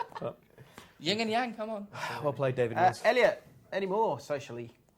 Yeah, we've got a few other questions flying about on the YouTube, but I wanted to also mention a Football Manager favourite for most people, Omar Bogle, has actually been subject to a £1 million bid from Wigan, which is sensational. This guy's been tearing it up for Grimsby. Forgive me, Omar Bogle, I don't know this guy. I'm sure these Norwich guys have been do. after him as well. A few championship clubs have been after him. James, do your research, mate. Come on. Sorry. Yeah, I haven't done my Omar Bogle. Omar Bogle? I have no idea who Bogle is. It looks like Warren Joyce is just desperate to get people in. He signed Mikkel Mandron from... Omar Bogle. He's a Grimsby striker. He's doing pretty well. There's like 5 championship clubs who want him. He obviously has done really well for Grimsby this season. You know, 5 championship clubs are after him. So, you know, I can understand it. Top player. It does seem like Joyce is just trying to swell the ranks, though. He's got Mikkel Mandron from Eastleigh. So I think the problem Wigan have is they're having to shop a little bit smartly or cutely, because unlike when they were in League One, they can't just say, well, you know, we're the biggest club and we're going to get promoted, because actually they're struggling this year, unfortunately. Elliot, any more? Yeah, we've also got someone asking, any truth in the Wilfred Boney to stay at Stoke on a permanent basis, which is a strange one. I obviously am from the Bearpit TV Stoke City's fan channel, and I think he's staying. I haven't heard anything otherwise, which is a bit of a strange one. How's he got on so far? He's been doing awful for us. Well, I say awful. He played one game against Swansea, his former club, and he managed to score 2, and that was about it. That's all he's done for the club. We've now signed Berahino, which is a great signing in my eyes. If he can recoup that form where he scored 20-plus goals for West Brom. Bear in mind, it was 2 years ago, and he's been locked in Tony Pulis's basement since. It's a bit of a... Allegedly. Yeah, allegedly. I was in his basement, obviously you've been there. You know. Yeah, I can't comment on that. But, you know, hopefully it works out for Stoke, and Berahino does the business. We've got Everton tomorrow night against Ped's side. Hopefully he isn't screaming like that tomorrow night. Let's actually talk about the forwards at Stoke for a bit, because Boney was the exciting one from August, wasn't he? He was the guy who was going to take you to that next level. Had a woeful start of the season, and you've got Crouch up there, who everyone thought was finished. Crouch lingers. He lingers. Just got a new Got contract. Crouch. Yeah, got another year. Yeah, he's got a new contract. He's approaching 100 Premier League goals. He's desperate to be in the 100 Premier League club. He wants his own episode on Sky Sports. Yeah. 100%. I think that's in his contract. He wants that episode. He's staying until he gets that. He's also got the record for the most headed goals in the Premier League. I've started a campaign for when he scores his next goal that he brings back the robot. He's got to do that. He's got to do that. He has to. Yeah, absolutely. He's got to. But yeah, we've got Crouch up there at the minute, and he's doing just fine. He scored it. He's been on a decent run of form. But you know, it's a matter of time until Berahino takes his place in my eyes. Simple as that. And Berahino's an interesting one, isn't it? It's a difficult one. Everyone's kind of got an opinion on Berahino because he had that first season, didn't he? But that was ages ago. And so it's difficult to kind of judge a guy who hasn't been playing football. Elliot, I guess are you living off hope with Berahino more than expectations? Yeah. What are the feelings amongst Stoke City fans? He's obviously going to have a massive he's going to take time to get back into the swing of things. He hasn't played regular first-team football for almost 2 years now. He did play under 23s for West Brom and scored 2 a couple of weeks ago before the transfer. But I'm not sure how much you can read into under 23 games out of the spotlight. Again, I just don't know what to expect. Obviously, he was a one-season wonder. He scored 20 or so goals, but you know, can he regain that form? I'm not too sure. Hopefully, he can. You know, something that's very strange. You said he's played 2 games in under 23s. That's what I mean. He's been away for 2 years. He had a banging season, and he's still playing for the under 23s. So he's still got a lot to offer. But how can you go from? Was he training in France for his fitness? Is that what he disappeared to? Tony Pulis claimed he was overweight and unfit at one stage, and they sent him off to a fitness camp sort of thing in France. Strangely, you hear the ex-players and players that have played with him, like Darren Fletcher, for example, is a great example, that spoke about how he used to stay behind training and practicing finishing, and he had all the raw materials to be a top player. So it's interesting that the media's got a perception, and we've got a perception of him, and Darren Fletcher, of course, our Lord and Saviour, has a perception of him, and I'd probably stick with Darren, to be quite honest. I love Darren. Well, Darren Fletcher, I think, he was talking of perception. The model pro. Yeah, absolutely. He's incredible. Yeah, and looks like Sam, of course. Yeah, I've been told I'm Gary Neville and Darren Fletcher's love child. That would be lovely to see on Twitter if you can get hashtag Bull Street Deadline Day. We'd love like a 3-way split of who's it? Gary Neville, Darren Fletcher, and then Sam in the middle. That would be lovely. I would appreciate that. I'd probably put a canvas up somewhere, I think. Right. Well, yeah, we want to see it. Set That's myself up for a fall there. Right, there are also obviously some games going on. Ped is having some fun in the Watchalong area. Ped, are you there, mate? What's going on? Yeah, we're back here in the watch room. It's Liverpool 0, Chelsea 0. Liverpool with all the pressure in the first 11 minutes. Fantastic save. Yeah, by Courtois. Yeah, by Wijnaldum. Have I said that right? Yeah, Wijnaldum hit a shot from range and a great save. Although you kind of you would expect it, but I'm surprised. I really am. I thought Chelsea would come and. Oh, that's a good save. All right, that's a good save. Yeah, but I expected Chelsea to be able to control Liverpool's pressure and the accuracy of their passing better. But Liverpool, to their credit, have been all over Chelsea. Chelsea haven't had a sniff. 12 minutes gone, and there should be one. To be fair, though, you're saying you expect it. I expected this. Liverpool have been on a horrendous run, and they had to come out and really show the fans what they were made of and start fast and start strong. Yeah. So this is no surprise to me. It's whether Chelsea can get through the first 25, 30 minutes of the game and then start imposing themselves on it. That's true, but at the minute we seem to be cracking under pressure, and for me, whenever I see this normally happen, it seems to get to us. Diego Costa smiling? Diego smiling always makes me happy, but in general, just we've not been. Well, I think he's just because he just threw himself on the floor trying to get a penalty. I'm talking like here straight away. We seem to have lost our shape, and Liverpool, like with their style of play, we just can't deal with it. And we keep losing the ball. I would have a little bit of patience, though, because I've, as happy as it makes me to see you stressed, Liverpool can't continue to press like this for the entire game. Ped's right. If you soak it up, you get your shape back, and this isn't going to be the story of the game. I don't think. No. And in the other game, Watford is still 2-0 up. Arsenal thought they had a penalty, but Monreal has just been booked for diving. It's still 2-0, and Watford, to be fair, at the moment, are controlling the game. Well, not controlling the game, but are dealing with Arsenal quite well, soaking it up and just playing their own game. Because they're 2-0 up now, they don't have to panic, don't have to go chasing the game. Yeah, but they've got to continue to try and press and maybe nick that third goal, because Arsenal are, they're a fantastic team, and if Watford sit too far back, eventually that pressure will tell. I hope Niang, he's making his debut tonight for Watford, has been very impressive. I know he's got flitted in and out of AC Milan's team, and his form hasn't always been there, but tonight he's played fantastically well, and he's kind of the star man for Watford. Yeah, right, well, we're going to go back to James in the main studio. Hello, we're back here. Louis going to walk over here and sit down, because we're going to have a closer look at Chelsea. Mark...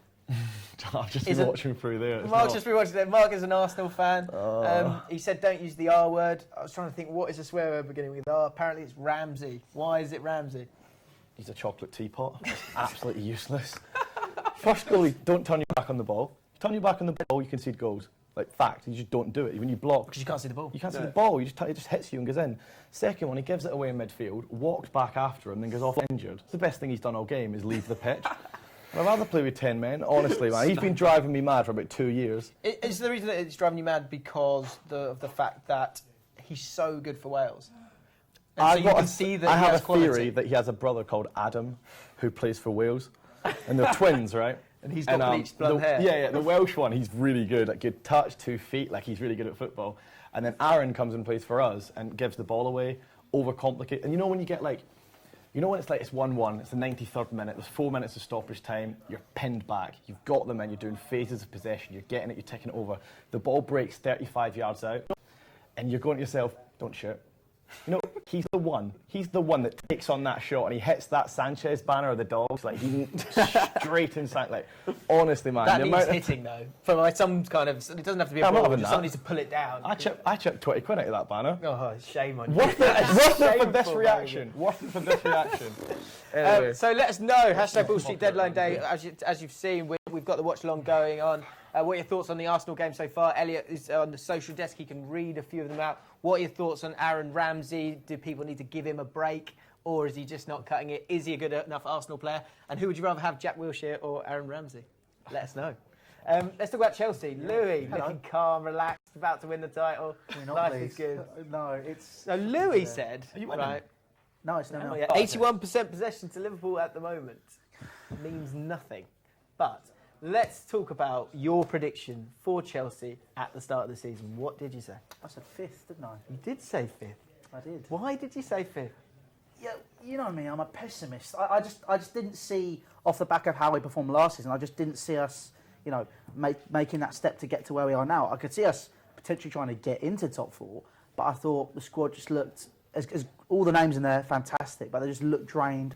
They didn't look like they wanted to be there. And it just, for me, there were teams like Spurs that were there, Arsenal, Man United obviously had signed Pogba and stuff. Top 6 all looked strong, didn't they, at the start? Yeah, it all looked really strong. So it was a case for me, Conte would have to try and build everyone back up before trying to make those steps, to push for the title, and that would take a season. But, he's come in, he's done a fantastic job. He's boosted the morale completely, changed the system, obviously. Thank you, Arsenal, by the way. That was something that we needed. But you saying the snake? Yeah. Well. So let's talk about the transfers. Talk about the transfer window. For a team, 8 points yet clear? 7 points clear.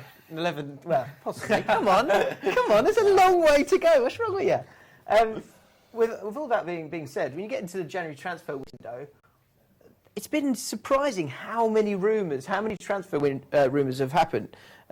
Were you surprised by that? And who have you been surprised by in terms of the people that they've been linked with? Just to name a few: Craig Gordon, Jonathan Biabiani, Dembele, of course, today, Siad Kolasinac. Hopefully I've said that right. Are you surprised with how many people they've been linked with, Dave? Not really, because of the whole Costa situation, right? If they kept Costa, which is the best thing that could have happened for Chelsea, it's sort of like a new signing in quotation marks, so they thought they were going to lose him at one point. That's why they're linked with all these players. I think they did have a bit of a weakness in terms of their squad at wing-back. You're looking at if Victor Moses or Alonso gets injured, that's a big hole in their system. But bringing someone like Nathan Ake back in and trying to reinforce that right-hand side, they've not successfully signed anyone there. There's the players that Traore was another one that was linked there, so maybe that could be a potential weakness if he gets out injured. But they've done well keeping Costa, keeping Hazard, obviously. There's other players they were linked with, Icardi, Belotti, Italian strikers, obviously, that could have filled in if Costa had gone. But they have quite a nice balance of their squad right now. Yeah, they're so sort of set in that. And Nathan Ake is a great one to come to you with, Mark, because the loan structure that they have in place, the amount of players that they have out on loan, I think, forgive me if I'm wrong, people, but I think it was 60 plus. Oh, was it 60? I thought, oh, wow. I thought Juventus was that high, but I thought it was about 40. But anyway, a lot. Explain to people the loan system and how this works, because as an Arsenal it's fan, interesting. I should be slating Chelsea for all things, blah, blah, blah, blah. But this is one of the most logical business decisions I've actually made, because if you look at it as, instead of having, is it Vitesse Arnhem, who are literally the B team, what they've created is like a subsidised B... If that's 3-0, I swear to God. What they've created is they've created a system where they are able to invest in young players, develop them, use other clubs to develop them, not pay or subsidise the wages at times. I know they've got quite a high wage budget for under 18-year-olds, for example, compared to other clubs, but they're using other clubs to invest in them, to make the mistakes at them. They're not making mistakes for Chelsea, they're making mistakes for generic team ABC. Do and then they come fans back have any reason for being annoyed about this? fans of other clubs, or even I guess fans of. Because they pick the teams quite well. I mean, apart from Bournemouth fans, who I would be annoyed if I was a Bournemouth fan. Like, you have Aki for the year, you'd hope to have him for the year. Like, that's a bit unfair. But apart from that, I mean, say as a Rangers fan, which I am as well, Glasgow Rangers, we had like a certain hole in midfield or like a ball-playing centre-back.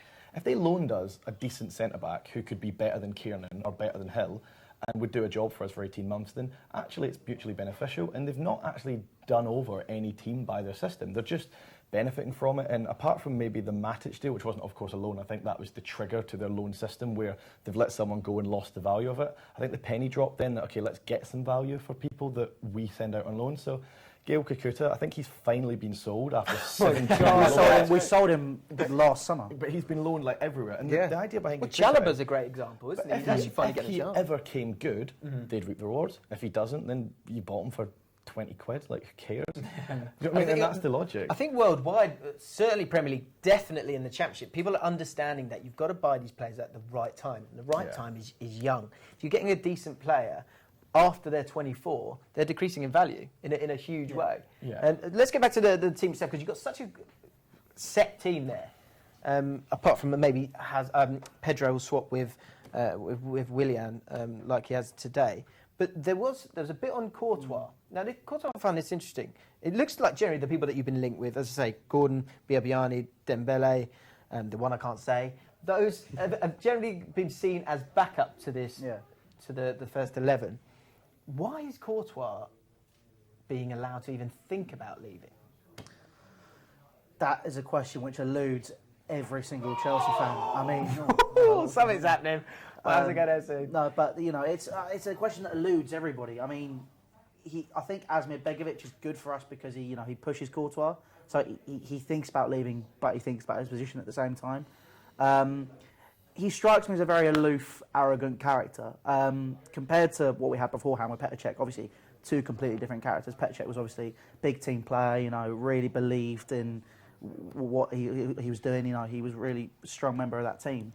And I'm not saying what we lost, we got this instead, because Courtois has been good for us, but he's not been what we'd expected. Is that because you love Cech a bit too much?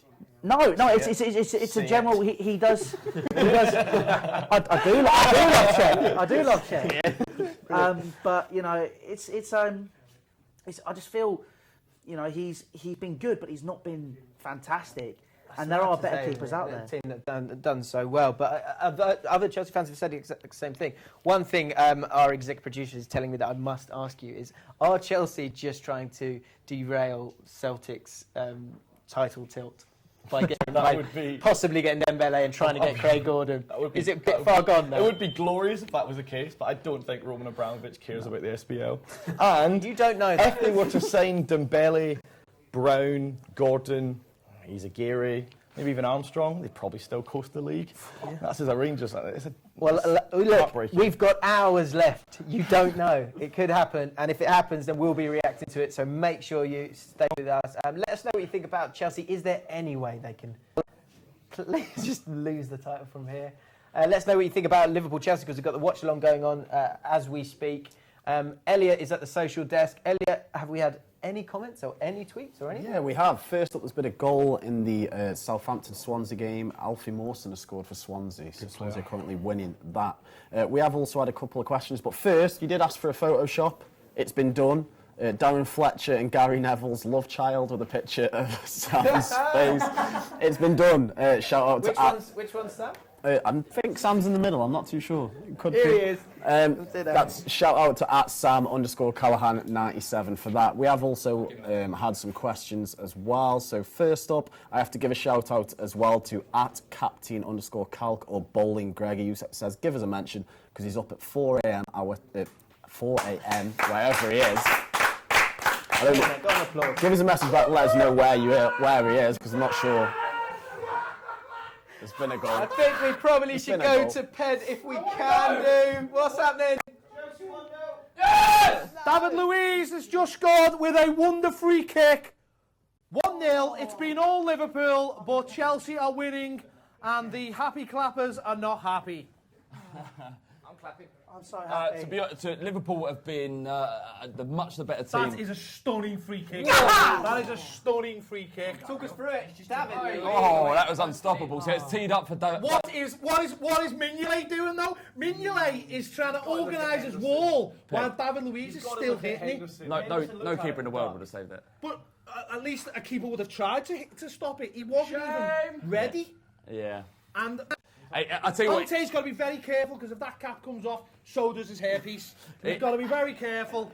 Liverpool are hard done by. They've been much the better side. They have. I'd have to admit that, but I don't care. No, I don't care either. But they're hard done by. They've got much of the possession. They've had more accurate passes, made more passes. But as we see time and time again, You can't switch off like that. That's criminal. That goalkeeping is, for me, is one of the big reasons why Liverpool are not contending for the Premier League. Forget about fatigue and all the rest of it. That is one of the reasons. That is disgraceful goalkeeping. If that was my goalkeeper, I'd ship him to the MLS. I think tonight the night Chelsea win the league. No, shush, please, no. I think honestly the problem is Mignolet to me is a bit like Scott Carson. He was bought from a team where he had a high save percentage because he faced a lot of shots. Yeah. So he looked like a great goalkeeper. But you've got to assess every aspect of a goalkeeper, and I don't think they did that with Mignolet. That was absolutely shocking.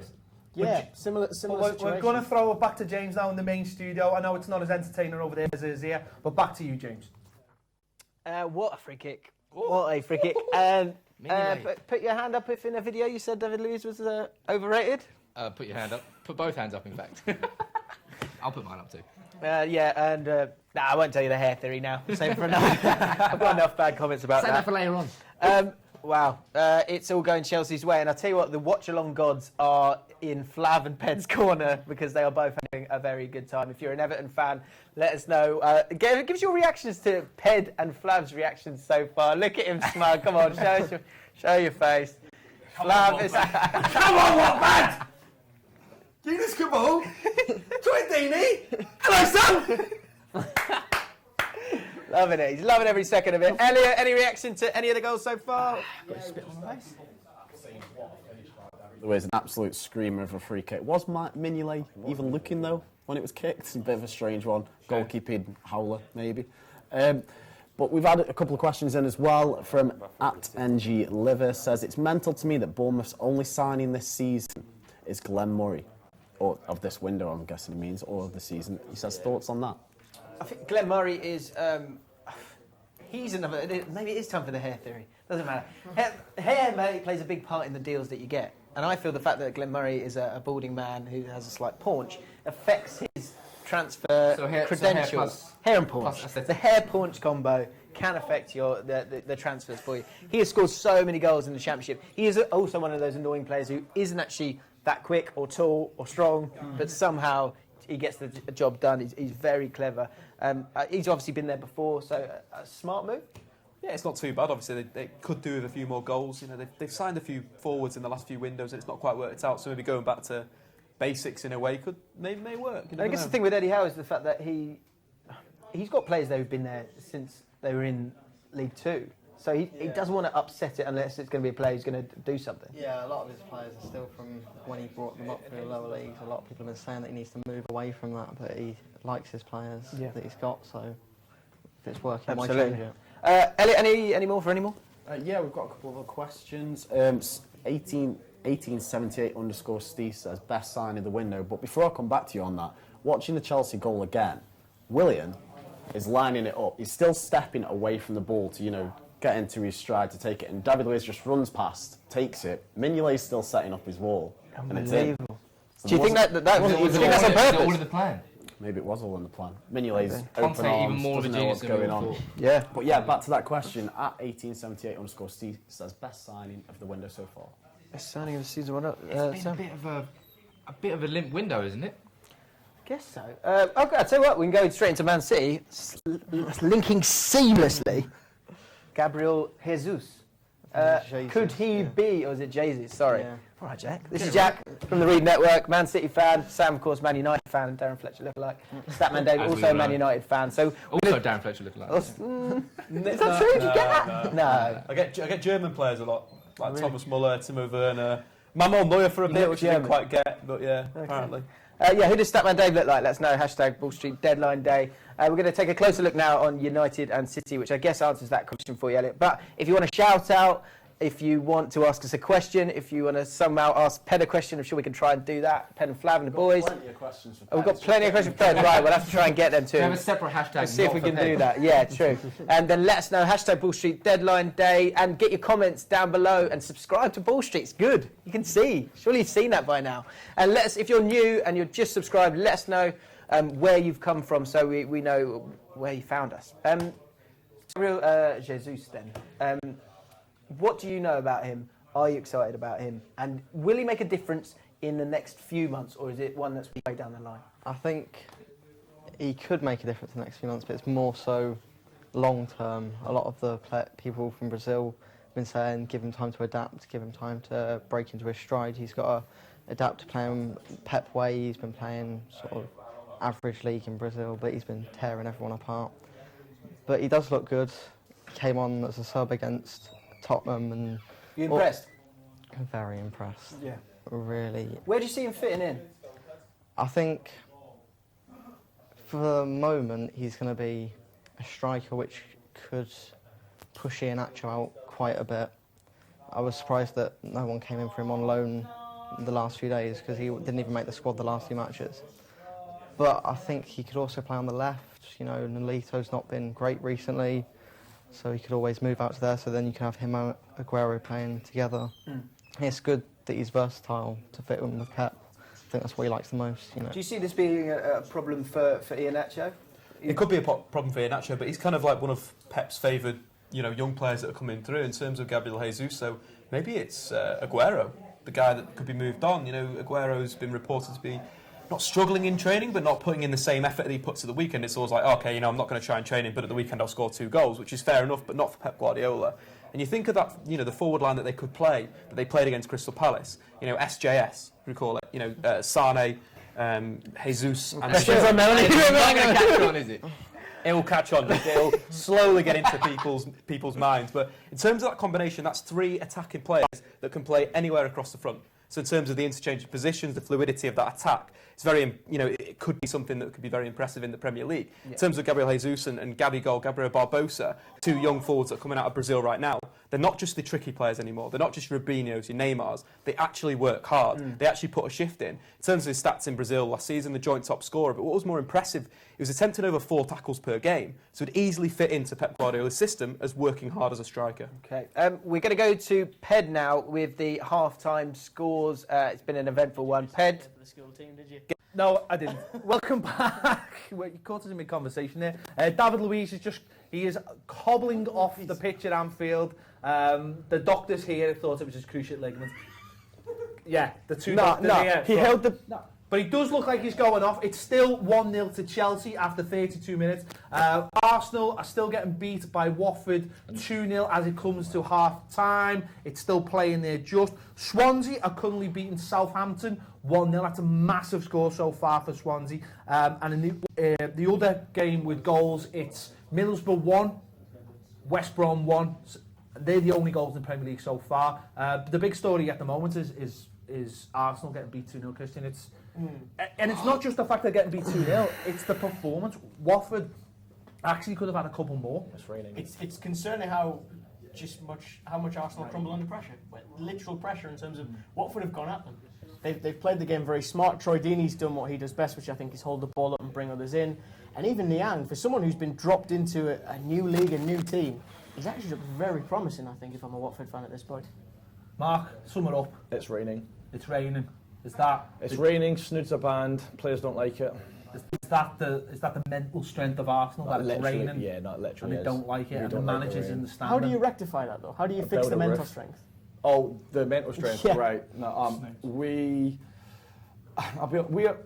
this is the first time that it's happened where it's not been something massive that's gone against us. Because I noticed that at City and at Everton, like a big refereeing incorrect decision went against us, and we were unable to turn that around. Like that sense of we're up against 12 can get the better of us, and we like really drop our heads. And it was the same against Man City. I think we had Everton at the Wednesday and City on the Sunday. It was 2 offside goals, and we felt that we've been robbed kind of thing, and we don't really recover. tonight it must just be, you can see the goal, you just can't be bothered, but that second goal, the players are jogging back after him. It's like... So, to me, though, you mentioned the Everton game, and that's one of the only times I've really watched Arsenal in depth this season. And it's didn't play well, it's the same tonight. Yeah. Everton and Watford have done the same thing. They've pressed really, really high, not let Arsenal settle into the game. And Arsenal don't know what to do, and they don't have that man in midfield who sort of gets a grip of the game, who's strong enough to control the game, or just to bully other players. And I think that's where they get coming unstuck. Which doesn't help. But then that was known about him before he arrived, though, wasn't it? That he had an issue with discipline in terms of timing a tackle. Does that frustrate you at all? It's also worth noting, like, Xhaka does have a better tackle success rate than Kante, for example. Like, people don't always think, because he makes some rash, like the Swansea one's not a red card. It's the first time I've ever seen a player sent off for tripping in the history of football. The one last week it's a silly tackle. You can't go in like that. I think the system doesn't help him. He can get left exposed and has to cover a lot of ground by himself. He panics, which doesn't help. So when he sees a player coming towards him, he leads with one foot, and then when they shift their weight, his only reaction is to bring the other one round, and it just leads to that unsightly type of tackle that people don't like. I think it's called two-footed. Yeah, and I think he's been taught to tackle rather poorly. That's something that's quite ingrained. Like, people who tackle a certain way, it's hard to get that out of their system. I think we might always have that problem with Xhaka of scissor. It's not so much two-footed. It's not like the Rojo kind of sitting on like this sun lounger. Do you know what I mean? It's not the 2 feet thing. It's the bringing it round, and that's where it looks. It's the scissor action. It's not nice. Do Arsenal also lack a leader? I mean, Mustafi came in the season and much talked about how much the leadership he brought to the team. But for me, they just don't have that general sense of a strong enough team. That's just football. But when Mertesacker's not playing, that is the one thing we miss about him. Like, for all people say, oh, he's slow, or people who play FIFA say his speed's 47, therefore he's not a good footballer. Like, you're talking about one of the record Germany caps ever. Like, the guy's got experience and he's a proper leader. Koscielny looks better when Mertesacker's on the pitch. Coquelin's positioning is better when Mertesacker's on the pitch, and Bellerin looks better when Mertesacker's on the pitch. Now, I'm not saying that Mertesacker is the greatest defender ever, but he certainly brings a leadership that can't be discounted, and you certainly have to factor that in when picking, say, a better footballer like Mustafi. If you look at Xhaka as well, that was one of the stories that surfaced with him was he was given a key when he was younger. His brother, he was seen as the more responsible. It was given tongue in cheek, but it was pitched as he's a leader and has been a long time. But I think he's going to take time to mature. He's still fairly young. 23, 24, like he's not old. I don't think, if you look at Patrick Vieira, who maybe some would look at as seeing the potential heir to, I think it took Vieira a little bit of time to get settled even then. But Vieira was also a walking red card. But he did it at the right time, though, if that makes any sense. He knew when to... Both games Xhaka got sent off, we still won. Well, we're going to throw it to James. Liverpool still getting beat by Chelsea, but Liverpool, I think, have had 80% of the possession in the last 5 minutes, which would probably make Brendan Rodgers very, very happy. It's back to you, James, in the main studio. Right. Oh, okay. Yep. So, Ped there with the halftime stalls. But apparently, there's been a lot of chat on Twitter with people asking questions for Ped. Elliot, is that right? And can we field a few to Ped right now? Yeah, that's correct. At SimeyP93 says, ask Ped what success would be for Everton this season. Finishing 7th and getting European football, or just playing better? Did you hear that again, Ped? Do you want that again? What would be success for Everton this season? What would be success for Everton this season? Europe, because that was the goal set out by Ronald Koeman at the beginning of the season. So we're out the cups. So simply Europe now, whichever way it comes. And another question for Ped is he bothered by missing out on Memphis Depay, who obviously went to Lyon this January transfer window? No, because I think he was looked at, but we've brought in Lookman from Charlton, and now he's obviously a younger player, English, and could be a much better prospect in the run. And also, it seems like his attitude is much better. I mean, he came on against Man City, scored after 4 minutes, and then had a little cameo at Crystal Palace at the weekend, was fantastic. So I think he's the reason why we didn't go for Depay. Okay, well, cheers for that, Ped. You didn't enjoy it, did you? No, I didn't. I can't really hear him. So, but yeah, we've had some interesting comments as well. Also, a bit of a note from the transfer window. Alex Mowat signed for Barnsley from Leeds on Saturday. He's made his debut today and been sent off, which is a bit of an interesting one. Not a good start to your career. Yeah. We had to wait a while to get in it. That's an interesting one, Barnsley, because they have done so well come up, but a huge player in that was Conor Hourihane, who's gone to Villa. They've lost. I think they've lost a left back as well. Can't remember. I think it might be Jason Bree or something like that. They've lost a lot of players in January, which is going to affect them big time. I think they'll be fine in terms of staying up, but probably a bit dangerous to say an outside bet to go down. But the Championship is so tough that losing those kind of players is massive for them, especially when they've come so far and done so well. Yeah, well, you've got it's the same in the Championship every year. You've got, if you're in the middle of the table, you're 10 points away from relegation. You're quite close to the top 6 as well. You don't really know who's going to go down until the last 5-6 games. There's always so many teams in contention. It's not like the Premier League where you kind of look and say, right, okay, I know it's going to be between these 3 or 4.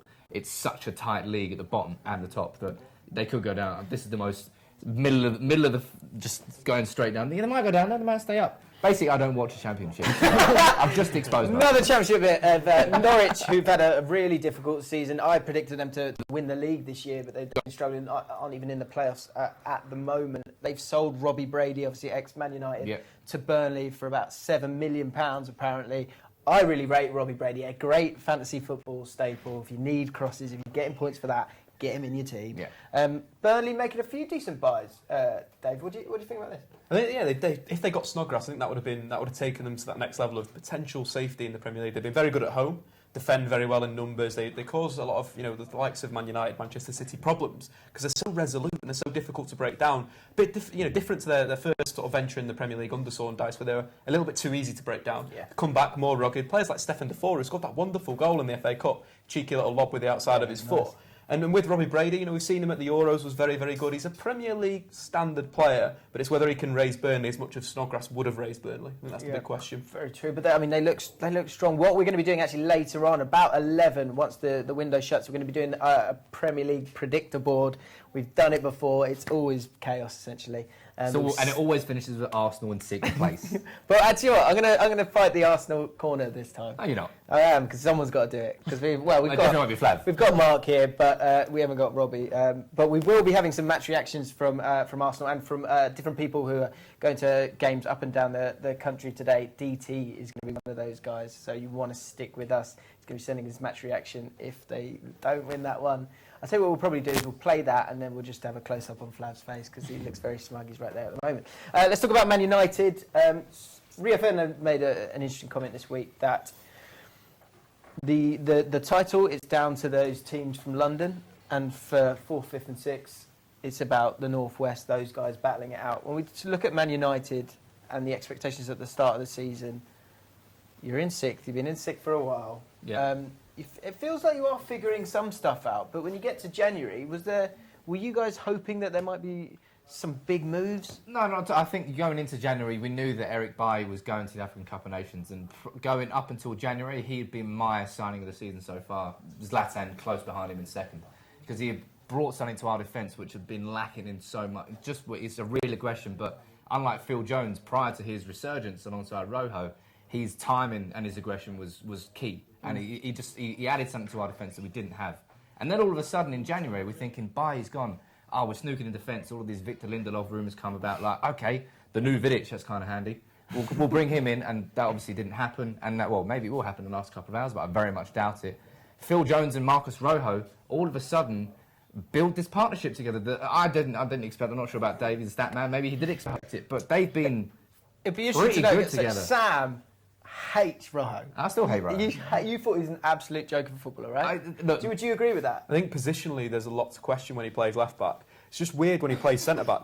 All the rashness and all the rubbish in his game goes, apart from the 2-footed hinges that are 2 moments where he's lost his cool and potentially wants a holiday at Christmas, getting that red card. But apart from that, he looks calm. And he's the guy that's covering, he's the guy that's making the tackles, he's clearing the ball and so forth. And I never would have expected that, because at left back he looks mental. Do you think that's because of the simplicity? There's less one-on-ones as a centre-back. There's more simplicity to the role. You can be aggressive, you can win some headers, you can be touch-tight, but the guy's not really going to look to turn you because it's a higher level. I think it's with Mourinho, it's easier to be a centre-half. I think Mourinho makes that position a lot easier because they're protected. You look at United, they've covered the fewest kilometres per game in the Premier League this season because they sit off and they defend in 2 banks of 4 and then they break, or a 4 and a 5. I think that helps players like Rojo, that they've got that protection around. But the fullbacks is where Mourinho, in his system, are a little bit exposed. The likes of Valencia, who's been very good this season. But then, apart from Valencia, You know, Shaw's been in and out, Darmian's been in and out, Blynn's been in and out, Rojo's been there. It's harder to play as a fullback in this Mourinho side than a centre-back, and it's kind of, it makes the likes of Jones and Rojo look very good. But I would say the exact same thing happened last year with Chris Smalling, who was a fantastic defender under Louis van Gaal, but all of a sudden now there's question marks over whether he's a good enough defender to be under Mourinho. So at the same time as you get two centre-backs, one's gone the one way, in the same trajectory as Rojo has gone upwards, Chris Smalling's gone downhill.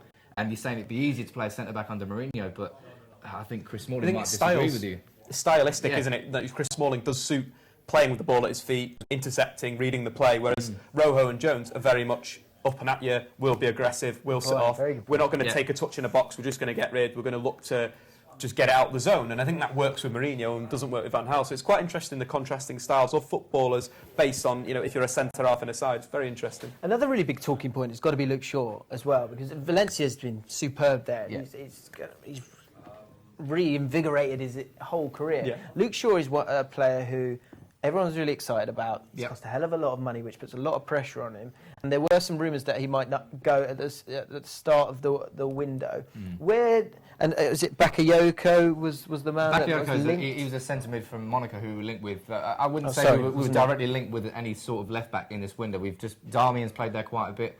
But for Man United fans, you know, I was at that PSV game in Eindhoven, and that was his Champions League debut. For him, that was such a big moment. Gone from Southampton, big money move. This is what I've been dreaming of, and literally the nightmare happened. And so for United fans, you know, we're going to be patient with him, absolutely, but I just hope that Mourinho affords him the same patience. He came back against Wigan at the weekend. For me, that's the best left-back performance. This is how bad our left-backs have actually been, and that was the best left-back. How many different people have played left-backs? We've had Blinn there, we've had Rojo there, we've had Darmian, and we've had Shaw, so 4 in all this season. And that performance against Wigan, Shaw was uncertain at some points when he wasn't overlapping. Rooney had a go at him at one point saying, what are you doing? Go and overlap and help Martial. But defensively, he was quite good. I saw a stat from Dave saying, no, he got 4 interceptions, 4 tackles, 100% pass, whatever. Stats. I'm not a stat man, but defensively, he played well. It's just that he lost his endeavour going forward, and that's only down to confidence and a lack of match fitness. Now Mourinho's got to play him week in, week out.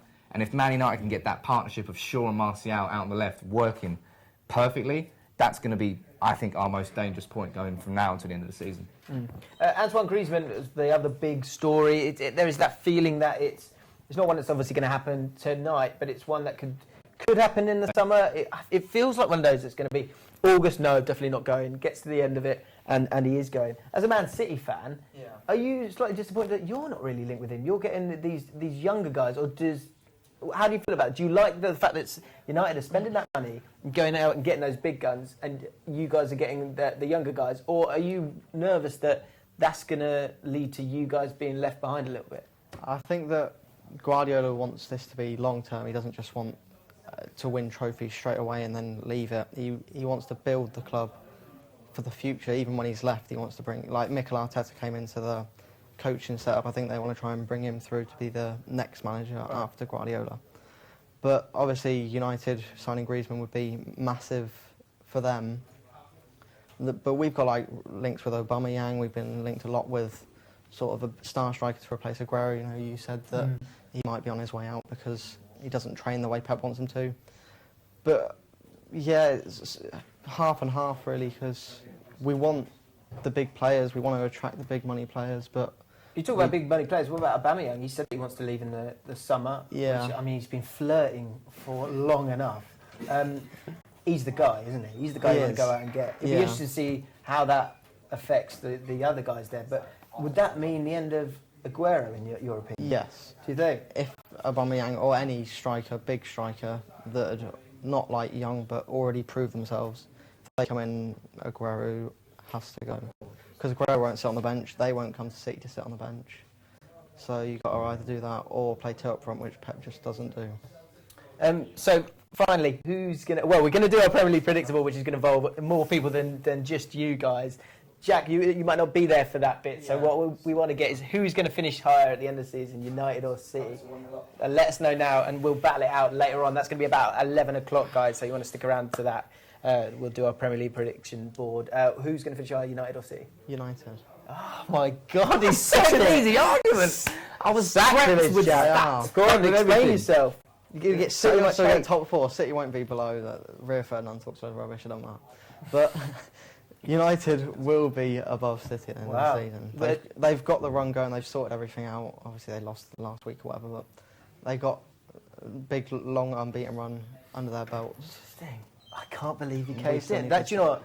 Smart man. Not about bias. Doesn't make for good YouTube viewing now, unfortunately. Everybody wanted to an make his own opinion, yeah. Just quickly, do you both think that's going to happen? Yeah, I think United and City have gone on different trajectories. We've had our wobble at the long part at the start of the season. City went 10 unbeaten, and now they've really come unstuck, whereas Mourinho is just slowly but slowly building and building. We've had a lot of frustrating draws, but we've got a good run of fixtures on paper, which doesn't mean a lot because it's Premier League, but if we can just continue the performances we're doing like we did in the second half against Wigan, I think we're going to finish second. Okay, and I do. I'm not even going to ask you right now because you're doing Premier League prediction board, so you can hang around for that. We're going to throw now to Ped, who's in the Watchalong area. I think it's half time with Liverpool-Chelsea. Is that right? Yeah, we're back over here. We're watching the games. The Arsenal game's just kicked off for the second half. It's still 2-0 to Watford. Just looking at the latest, I think Crystal Palace have just taken the lead. Scott Dan in the 46 minutes. But the main news, I think, for me, is the news that Aruna Kone has left Everton and gone to Crystal Palace, and we've got our number 9 shirt back. Hallelujah, thank the Lord. Baz will be, I don't know what Baz will be doing.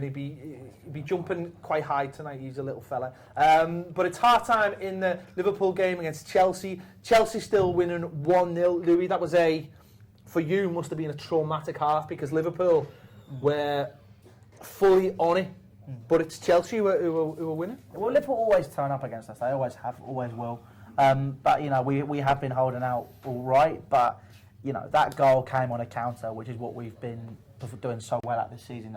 Counter-attacking. And in general, Chelsea's style for the past few seasons has been, you know, don't have much of the ball, counter-attacks. How we won the Champions League as well. You know, we had none of the ball and we just scored when it mattered. And, you know, that's the important thing.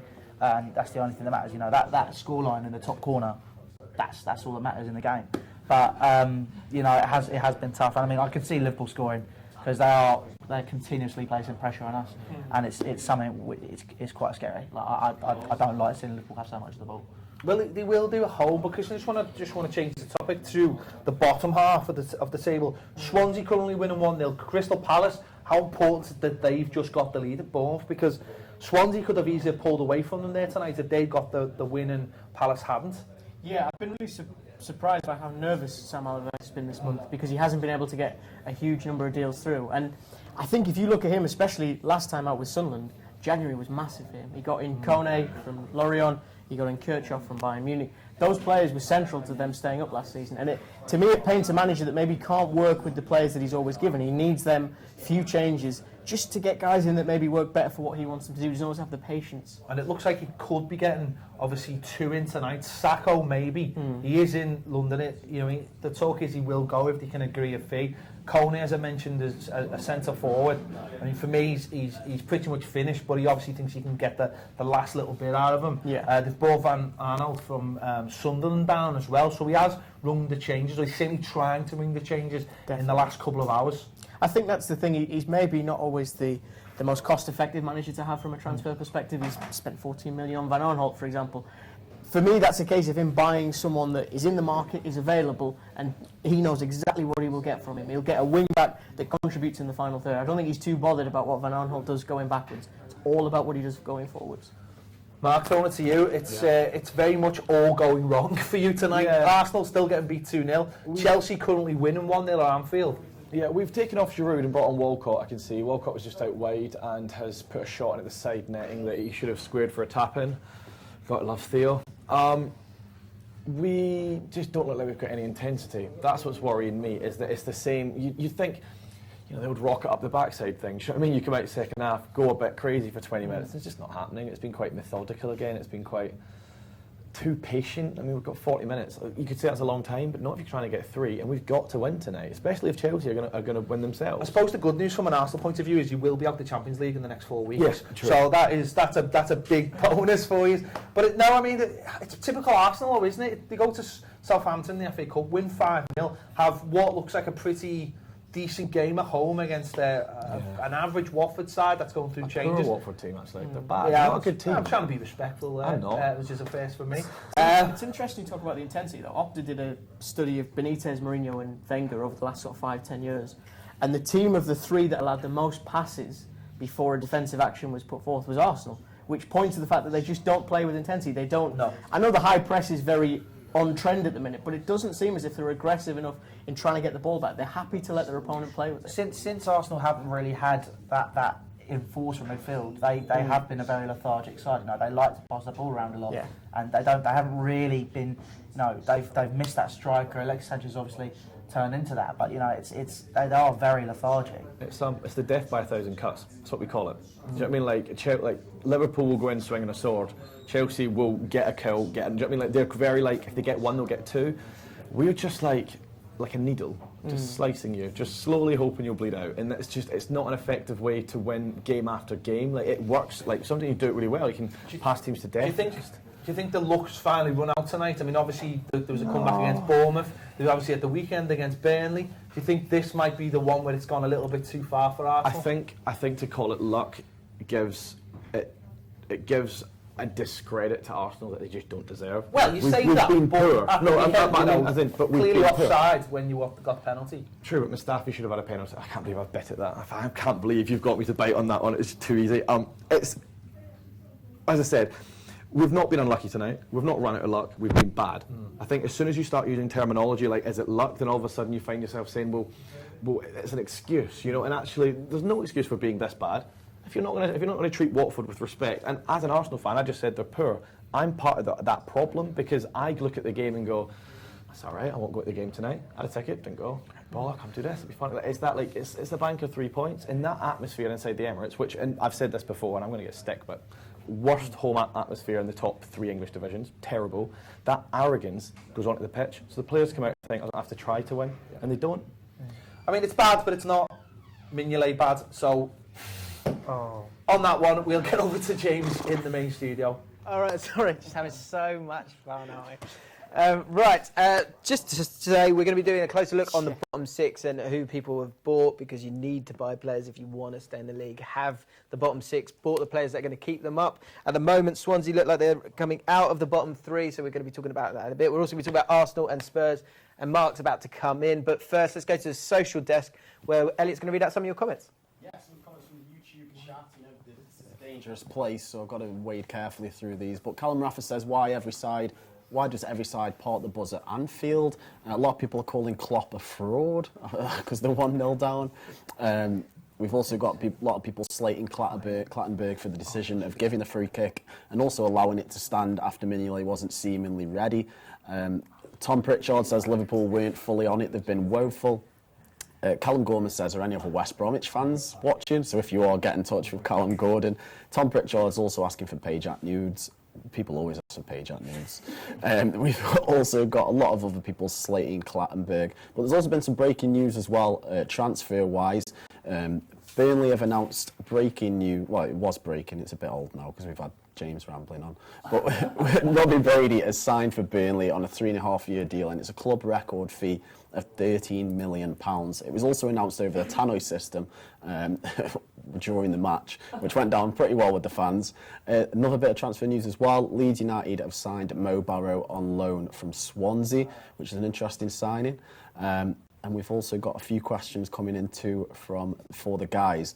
There's also been a full moon at Anfield tonight, which is an interesting picture for you there. And another bit of interesting news as well is that apparently Keisuke Honda turned down a move to Hull to go from AC Milan. I can't work out for the life of me why he'd reject that move. But yeah, we've also got a few questions coming in for the guys as well. Jack actually asked if I can find it. It's probably is somewhere. No, it's gone. We've got another question lined up from Adnan. I'm not sure I'd say that. At 28151 says, how long is it going to be until an English club wins the Champions League? Season. Flav? Never again. No. Yeah. Hopefully, I don't care. I'm not one of these people that go out and go, I hope an English team do well.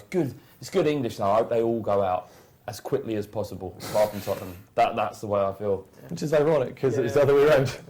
Good one. So quickly round up on a couple of transfers. It'd be good to get Kristen's thoughts on it.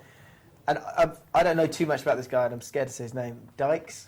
Well done. To Norwich. Mitchell Dykes. Thank you. He's a left back that unfortunately has been kept out of the team by Daly Singraven, who used to be. I thought you were going to do a joke there. He's going to do something else. No, I'm not nearly that rude. Anthony Lesbian. Catholic race. Good player. Good player. Don't even like to swear in public. But no, he's someone that was kept out of the team by a midfielder, which I think says a lot about his position. It's been weird though because he's been rumoured to go there and then turned it down and go back and forth. So something's clearly changed late in the window. Maybe them letting go of Sergi Canos has freed up some wages or something. But it does Brady just as typify well. the window. Yeah. Yeah, Brady's maybe that's the sort of ripple effect of those two. Rhodes 10 million to Sheffield Wednesday. That's a cracking buy for them. Mo Barrow, which Elliot just said there. I think that's a cracking buy for Leeds.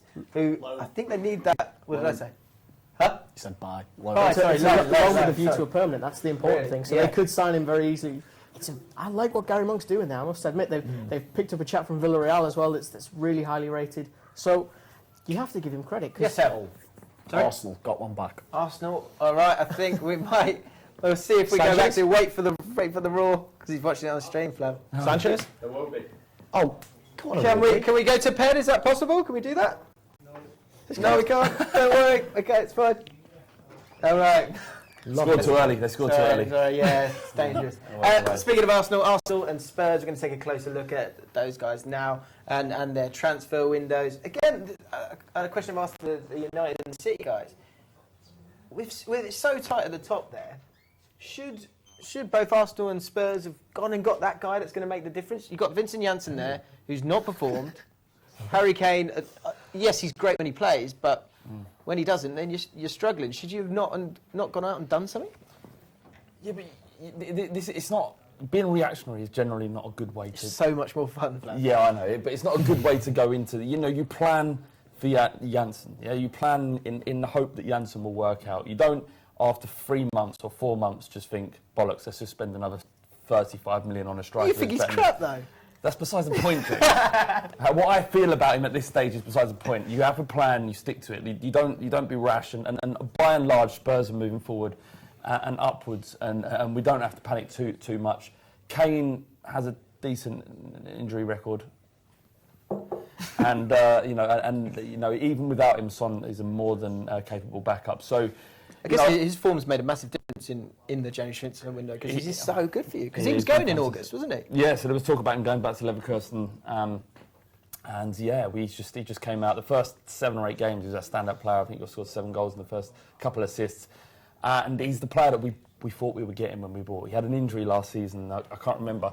Kristen, you'll know this because you know everything about football. You know the muscle between that ball and the heel? Oh, like plantar fasciitis. Come on! right, we said we were going to do this actually on Twitter. Get your football questions in for Kristen. Yeah. Name us a player, and Kristen has got to say his position and who he plays for. I want the most random player you can think of. What are the parameters of it though? I guess we can't go super far. Can we do one each now?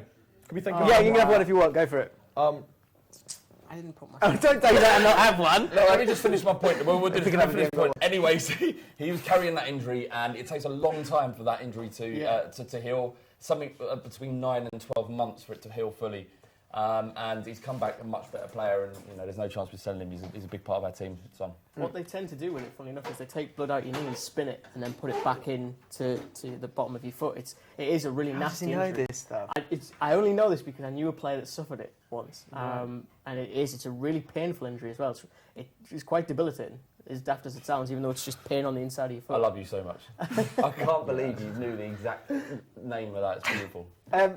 Mark, Arsenal, when it gets to January, that's normally a time where Arsenal fans like to get quite vocal in terms of players that they could buy, should buy. We're chilled. But you are a bit chilled this year. Why is that? Because we've got no one to buy. Like, I actually agree with Flav on this as well. Spurs don't have to buy anyone. There's no one that can come in for a reasonable price that will improve them. There's no one that will come into Arsenal for a reasonable price that will improve us. Like, you have to spend a fortune, don't you? Yeah, like, Iwobi's doing well. We've got Gabriel, who's actually started to stop being so erratic. He's probably going to get a red card tonight. He's on a booking as well. But like, Mertesack's come back from injury. Jack's out on loan. Like, Oxlade-Chamberlain, just when I start to hate him as much as I can, he gets man of the match at Southampton. The two midfielders, Maitland-Niles, he was brilliant. And Jeff, he was great as well in midfield against Southampton. So we've got players coming through, Walcott, Welbeck, Payet. It's really difficult to justify where we would spend the money, and then it would disrupt the balance of the team. So the amount of money that you need in order to topple Chelsea, it's a big gamble at this stage. You're spending much more money than you would spend in the summer. Spurs, the kind of player we would need would, and I've said this a couple of times, and I think if I keep saying it into existence, it will become real. Definitely. 100 million, Dybala, put it down. Just do that. Say, Juve, we're serious. Here's our money. Here's a truckload of it. This is 1/8 the cost of our entire stadium. That's how important this player is to us. Come on, he had an argument with Allegri. He did, yeah. He was substituting and refused to shake his hand. Refused to shake his hand. Tottenham bound, mate. Yeah, basically signed. We've got how long we got? We got time. We've got 2 hours left. 2 hours to That's a complete the good point, though, deal. is that Arsenal and Tottenham are in a similar position. They're going to need to make a huge marquee signing to improve what they need. Any other kind of signings, realistically, are going to be just little upgrades on what they've got. Probably where our Spurs fans are feeling a bit more confident and happy in contrast to Arsenal is the players that you've signed. We've all seen the Twitter picture. They've all the guys that you want to keep hold of, that you're worried about those big teams coming and getting them. You've gone and signed them. Arsenal, on the other hand, Sanchez, Ozil, still haven't signed. Still haven't signed. They're focused on football. I think they may end up signing both. Goodness, why would both they not of them. they're fine. They're both settled in London. They're fine. It's just the media did this with Bellerin, and Wenger said at the time, "Sorry lads, Bellerin's staying. You have to make up someone else who's leaving now." It's just what they do. They're both going to stay. They're both happy. They're both settled. I'm not worried about it. And then what about you two guys? If it stays as it is, Spurs they go into second. Yeah, we'll finish above them. It's tradition. Well, the thing is that there's been for a couple of years now, Spurs and Arsenal. It's been difficult to separate us. No, it's not. We've finished above you every year. They, as you can see, still carry the arrogance, and we carry the humility. Such is the thing with good and evil. Above you every year. Such is the good thing with good and evil. I won't rise to it, James, because you know I'm a good human being. Class act. Class act is the correct term. Fact. But you know, like that's what it is. Like, we finished above you every year. Let's not take this down to the playground, right? Let's have a conversation. Who's going to finish higher? Come on. Spurs are going to finish higher, obviously. Yeah. Yeah, look, law of averages. Eventually, it will happen. I suppose Haley's Comet does come around every 30 odd years. What's the score? Well, we're going to Ped right now. There's been a goal. I might have ruined it earlier, but let's get reaction from Ped on that goal. Ped. Yeah, there's been a goal at the Emirates. Arsenal back in this game. 2-1 to Watford. Awobi it was. You have to say it like that, Awobi. Yeah. So tell us about the goal, Louis. So basically, it was Alexis Sanchez creates something out of nothing, waves through a couple of players, chips it over the top, Awobi easily slots it in the back of the net. It was a pretty simple goal. It was the first time, I think, all night that Arsenal have been round the back of Watford. They've done a pretty good job of securing it. Yeah, it was inevitable, wasn't it? Like, this goal was coming. I don't know, Watford have been playing quite well. Yeah, but Arsenal have been doing it all season. They go down 2 early goals, and then they're going to come back and win it, obviously. They've got time. There you go. It's still 1-0 to Chelsea, but again, like the first half, Liverpool putting all the pressure on Chelsea. It'll be interesting to see how long it stays at 0-0. David Luiz still looks like he's carrying an injury. They don't look like they're willing to bring John Terry on to replace him. Yeah, well, you know, he loves to soldier on David Luiz. Obviously, just seen Dejan Lovren pretend to be him and Sky One right into the crowd, you know, straight into the other end. But, you know, he looks all right now. I mean, I may have... But even if Chelsea ends up getting a point tonight and Liverpool and Arsenal, the best they get a point, I think that would be a good night's work for Chelsea. Oh, yeah, of course it would be. I mean, the game would still remain the same. I mean, after Saturday, if we win on Saturday, for me, I feel that's the title, like, that's it sealed. That's 11 points. There's no way we can get catch there. Get that. You get that. But, you know, if Arsenal lose today and we win, you know, who knows what could happen. It's still open. You never know what's going to happen. But it'll be a good night's work to get a draw out of that. Just stay with us for 1 second. Chelsea are on the attack. Down the right with Costa. He's tried to do something stupid. It hasn't worked. Oh, Moses hits the post. It's still 1-0 to Chelsea. We go back to James in the main studio. Wow. Okay. Did I just say wowza? Apologies. I'm so sorry. Oh, shucks. Hey, man. Yeah, we literally, whilst they were over there, we were literally just talking about words that are wank. And baller. Wowza is definitely one of them. Palazzo. Trequartista. My favourite wowza was Peter Crouch got murked, is another one, by Rio Ferdinand before the 2002 World Cup. And he got propositioned by some women. and, in a hotel room, and that was his response when they came through the door. He went, "Wowza." Anyway, I digress. Elliot has got. So we put this out to you. Keep them coming because this could be brilliant. Yeah. Kristen Headage knows everything about in the footballing world. We want to see if we can catch this guy out. We asked you to get your random players. We're going to test Kristen with a few now. Elliot, let's do this. Right, I'm just going to fire them in. Bear in mind, I've never heard of any of these, so I don't know if some of them Oh, are you got real. to pronounce them, right? Yeah, I don't know if some of them are real. But start off with what sounds like it might be an easy one. In Tom Doyle. That's the most boring name. Hang on, are they making this up? I don't know. Hang on. The next one's Laszlo Benez. No, I think Tom Doyle plays centre forward for Fleetwood. Right. Putting that out there. It happened. It's true. Then we've got Glenn Moss. No. No, again, sorry. God, the veil has been Let's all play on the same 6-a-side team or something. Is that what this is? Kaio Emerson. Another one. Jermaine Johnson. Oh, yeah, I heard you. I know it's yeah. He used to play for Sheffield Wednesday, didn't he? He did, yeah. Gianni Churchill. How you spelling Gianni that last one? Churchill. The love child of... Ourchow. No, I've never heard of All it. right, that game wasn't as And good then as we the hoped. last one that I've got Fraud. written down is Uribe Peralta. Yeah, Mexican striker. Yeah, plays for Club America. You're doing yourself in here. Well done, well done. Back to Arsenal and Spurs. Two players are one that, one you were linked with again and again and again. Draxler. It's gone to PSG. So if anyone who doesn't know enough about Draxler, what's he like as a player? He's a very talented one to begin with. Wolfsburg was a bit of a nightmare for him. That was the thing. He was essentially tasked with replacing De Bruyne when he left. It just didn't work. He didn't seem comfortable. And Why the way didn't it work? Why is he different to De Bruyne? I think injury halted him a little bit personally, but then also I don't think he was that comfortable being the main man. I think he was a lot more comfortable at Schalke, where when you come through in the way that he did, maybe the expectation isn't as high. Everyone wants to give you more of a chance. Like, for example, if Tottenham produce a player in-house, like Harry Winks, for example, you're willing to give him that. You want him to succeed, so you're a lot more positive in terms of the expectation. Give him more time as well, don't you? Yeah, you give him a lot more patience. I don't think Wolfsburg was great. The way he forced to move from there with PSG wasn't pretty either. I do think PSG is a slightly better fit because it is a slightly lesser standard, I think, League One compared to the Bundesliga. And equally surrounded by really good players at PSG, so it's a better fit for him. That's the thing I think a lot of clubs forget is, how is this guy actually going to fit in? It's great to say Dybala, for example, we'll just plop him in, it'll be great.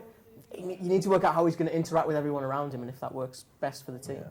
Sort of, just pass him the ball and that. Get on the pitch, pass him the ball, shoot every now and then. You've been reading his scripts? Very Redknapp of you, that, I think. Yeah, he's a top player, isn't he? Top player. He's a proper footballing man. Terrific. What is that? You just need that, using that car window now in a Range Rover. I know, we missed those days. I will say Dybala can score chances that Sandra can't. That's what you've got to remember. His dog can do taxes though, so. yeah. Any more Redknapp players? No, I'm good. Got a goal for you, lads?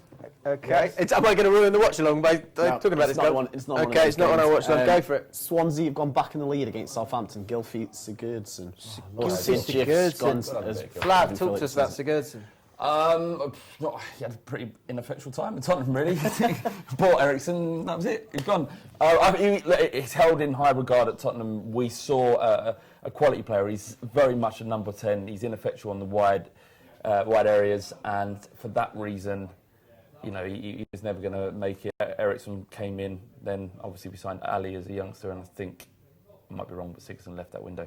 So, he's a great player, but not quite at the level you need to be if you're challenging for the league. If I can potentially redeem myself, Sigurdsson, when he joined Hoffenheim, it was the coach's son who suggested him. He was studying near Reading and said, "Dad, I've seen this player," and sent him some DVDs. Oh wow! You did redeem yourself there. Well done. Yeah, do you love him again? Do you love him again? Oh, I loved him anyway. Where was the love? Loving it was like that, and then he kind of failed a bit on that bit. So it brought him down again. Where is he now? It was like, it's like your missus when she. Go on, stop. No, stop. Yeah, come on. Now we're live. I'll forget something. I've been told. There you go on Twitter. Let us know in the comments below on YouTube. Finish that sentence. It's like when your missus. There you go. Let us know. Let us know what the end of that sentence is. Come back to haunt you. A lot of single people left in this room by the end of this. I know. But look, engaged to be married. Looking forward to it. Elliot, Gylfi Sigurdsson. Let me ask you this question. This is a player who's been one of the top performers for Swansea for a long time. why, as a Stoke or a West Ham or one of those mid-table teams who you know are probably going to be safe, why haven't they gone for a player like him? I'd love to take someone like Gylfi Sigurdsson. I think that he's valued too highly at Swansea right now because he's playing a big part in keeping them up at the moment. So I think it'd cost too much. I think, especially in the transfer market nowadays and the prices that are floating about, I just think people will be put off by price. Do you know how old he is, Flav? I think he might be getting on as well. 28, 29. Yeah, 28, 29. I think the thing is as well. Been a goal. Yeah. Wijnaldum. It's Wijnaldum. Okay, well, I've heard something's going on. Can we go to the watch-along, guys? Can we go to Ped? Yeah, 57th minute. Liverpool have just equalised. He shouldn't even be on the pitch. That was all about it. Fuck off. Yes, sir. Wanarama's just scored a header. To be honest, he probably shouldn't be on the pitch. He elbowed a Chelsea player in the first half, and he probably shouldn't be on the pitch. But it's a great ball back. I think it was James Milner, and he's put a great header in. And it's 1-1. And to be fair, it's what Liverpool deserved. They've controlled most of the game. Chelsea have looked very fragile, especially with David Luiz carrying that injury. I'm not sure why they've kept him on. It'll be interesting from now on. Half an hour to go. I would fully expect Liverpool to really have a go at this and maybe take the 3 points. It's back to you, James, in the studio. Okay, it's back to me. Adam, come in here, mate. Brentford are winning 3-0. Oh, look at Flav, even giving him a seat. Thank you. Smug face. That's fine. That's allowed. That's okay. A bit of championship chat briefly. Hogan goes to Villa. He's not playing, is he? No, he's not. Not playing. At Brentford, this guy, because he's a Bull Street soldier, doesn't go to the game, does his bit. Sort of regretting that a bit now. Mike's come in, so you can talk to me. Hang on. Right, here we go. So, Adam, 3-0. Yeah. Are you happy with that? Yeah, chuffed. Can't believe it. Scott Hogan, what are you doing? Should have stayed at the Bees. Are you angry at Scott Hogan in any way? Okay. No, I'm not. Oh, he's got one, he's okay. Soldier doesn't go to the game. Sorry, Chris. Chris isn't happy because he's missed probably the biggest game of the year. I wasn't thinking, mate. We were going to get to that. We're going to have a whole segment where we're going to enjoy Payjack. I'm going to stop talking. Brentford. Are you pleased to get Canos back? Yeah, definitely. Canos has been really good for us. On loan last year? Yeah, he was our best player last season, to be honest. So happy to get him with back. that one. Yeah, it didn't seem to work out at Norwich for some reason. Well, obviously not Liverpool either. I just think he wasn't getting the games there. Okay. They've got a lot of wingers. Aston Villa fans, what can they expect from Scott Hogan? He's really quick, great finisher, good off the shoulder. If you give him the chances, he'll score.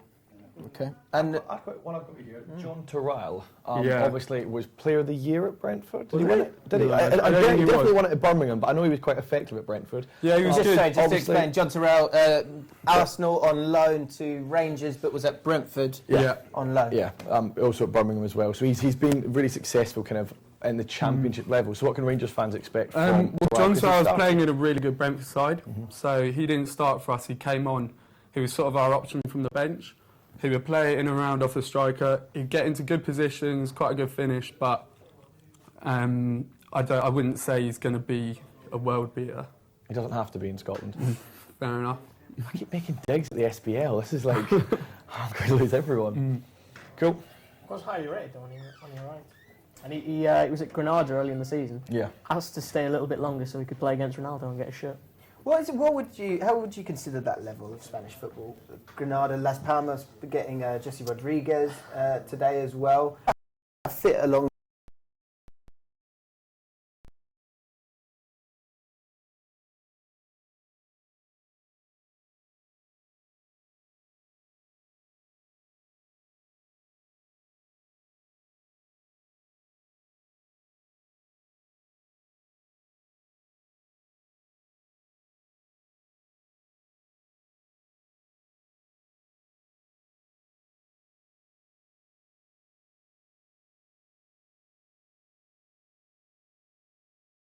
Is better than this. And actually, I think it's just cultural nuances. That's the important thing, is that we all play the game in different ways. It goes back to the genesis of England in the 1800s, and I'll not bore you with that. But it's all permeated into its own ways now. And I think, for me, the more important thing is, as a fan, whether it's Brentford with their data analysis model or whatever, you're just trying to find what your culture is. What is our footballing culture? What's our sporting identity? That's the main thing. I think a great link between Brentford and Rangers is obviously Warburton. Warburton is magic. He wears a magic hat. Yeah, you took the words out of my mouth. What are your thoughts on Warburton first, and then we get yours and see if they're the same. At the end of the day, we can't judge Warburton based on winning the league this season. Like that's never like what he's done is he's stabilised the club. He's bought well. He's bought within his means. We were linked with Reece Oxford, which I fundamentally disagreed with. For all the stuff we spoke about before about loans, I think Rangers aren't in the position that we can afford to make other.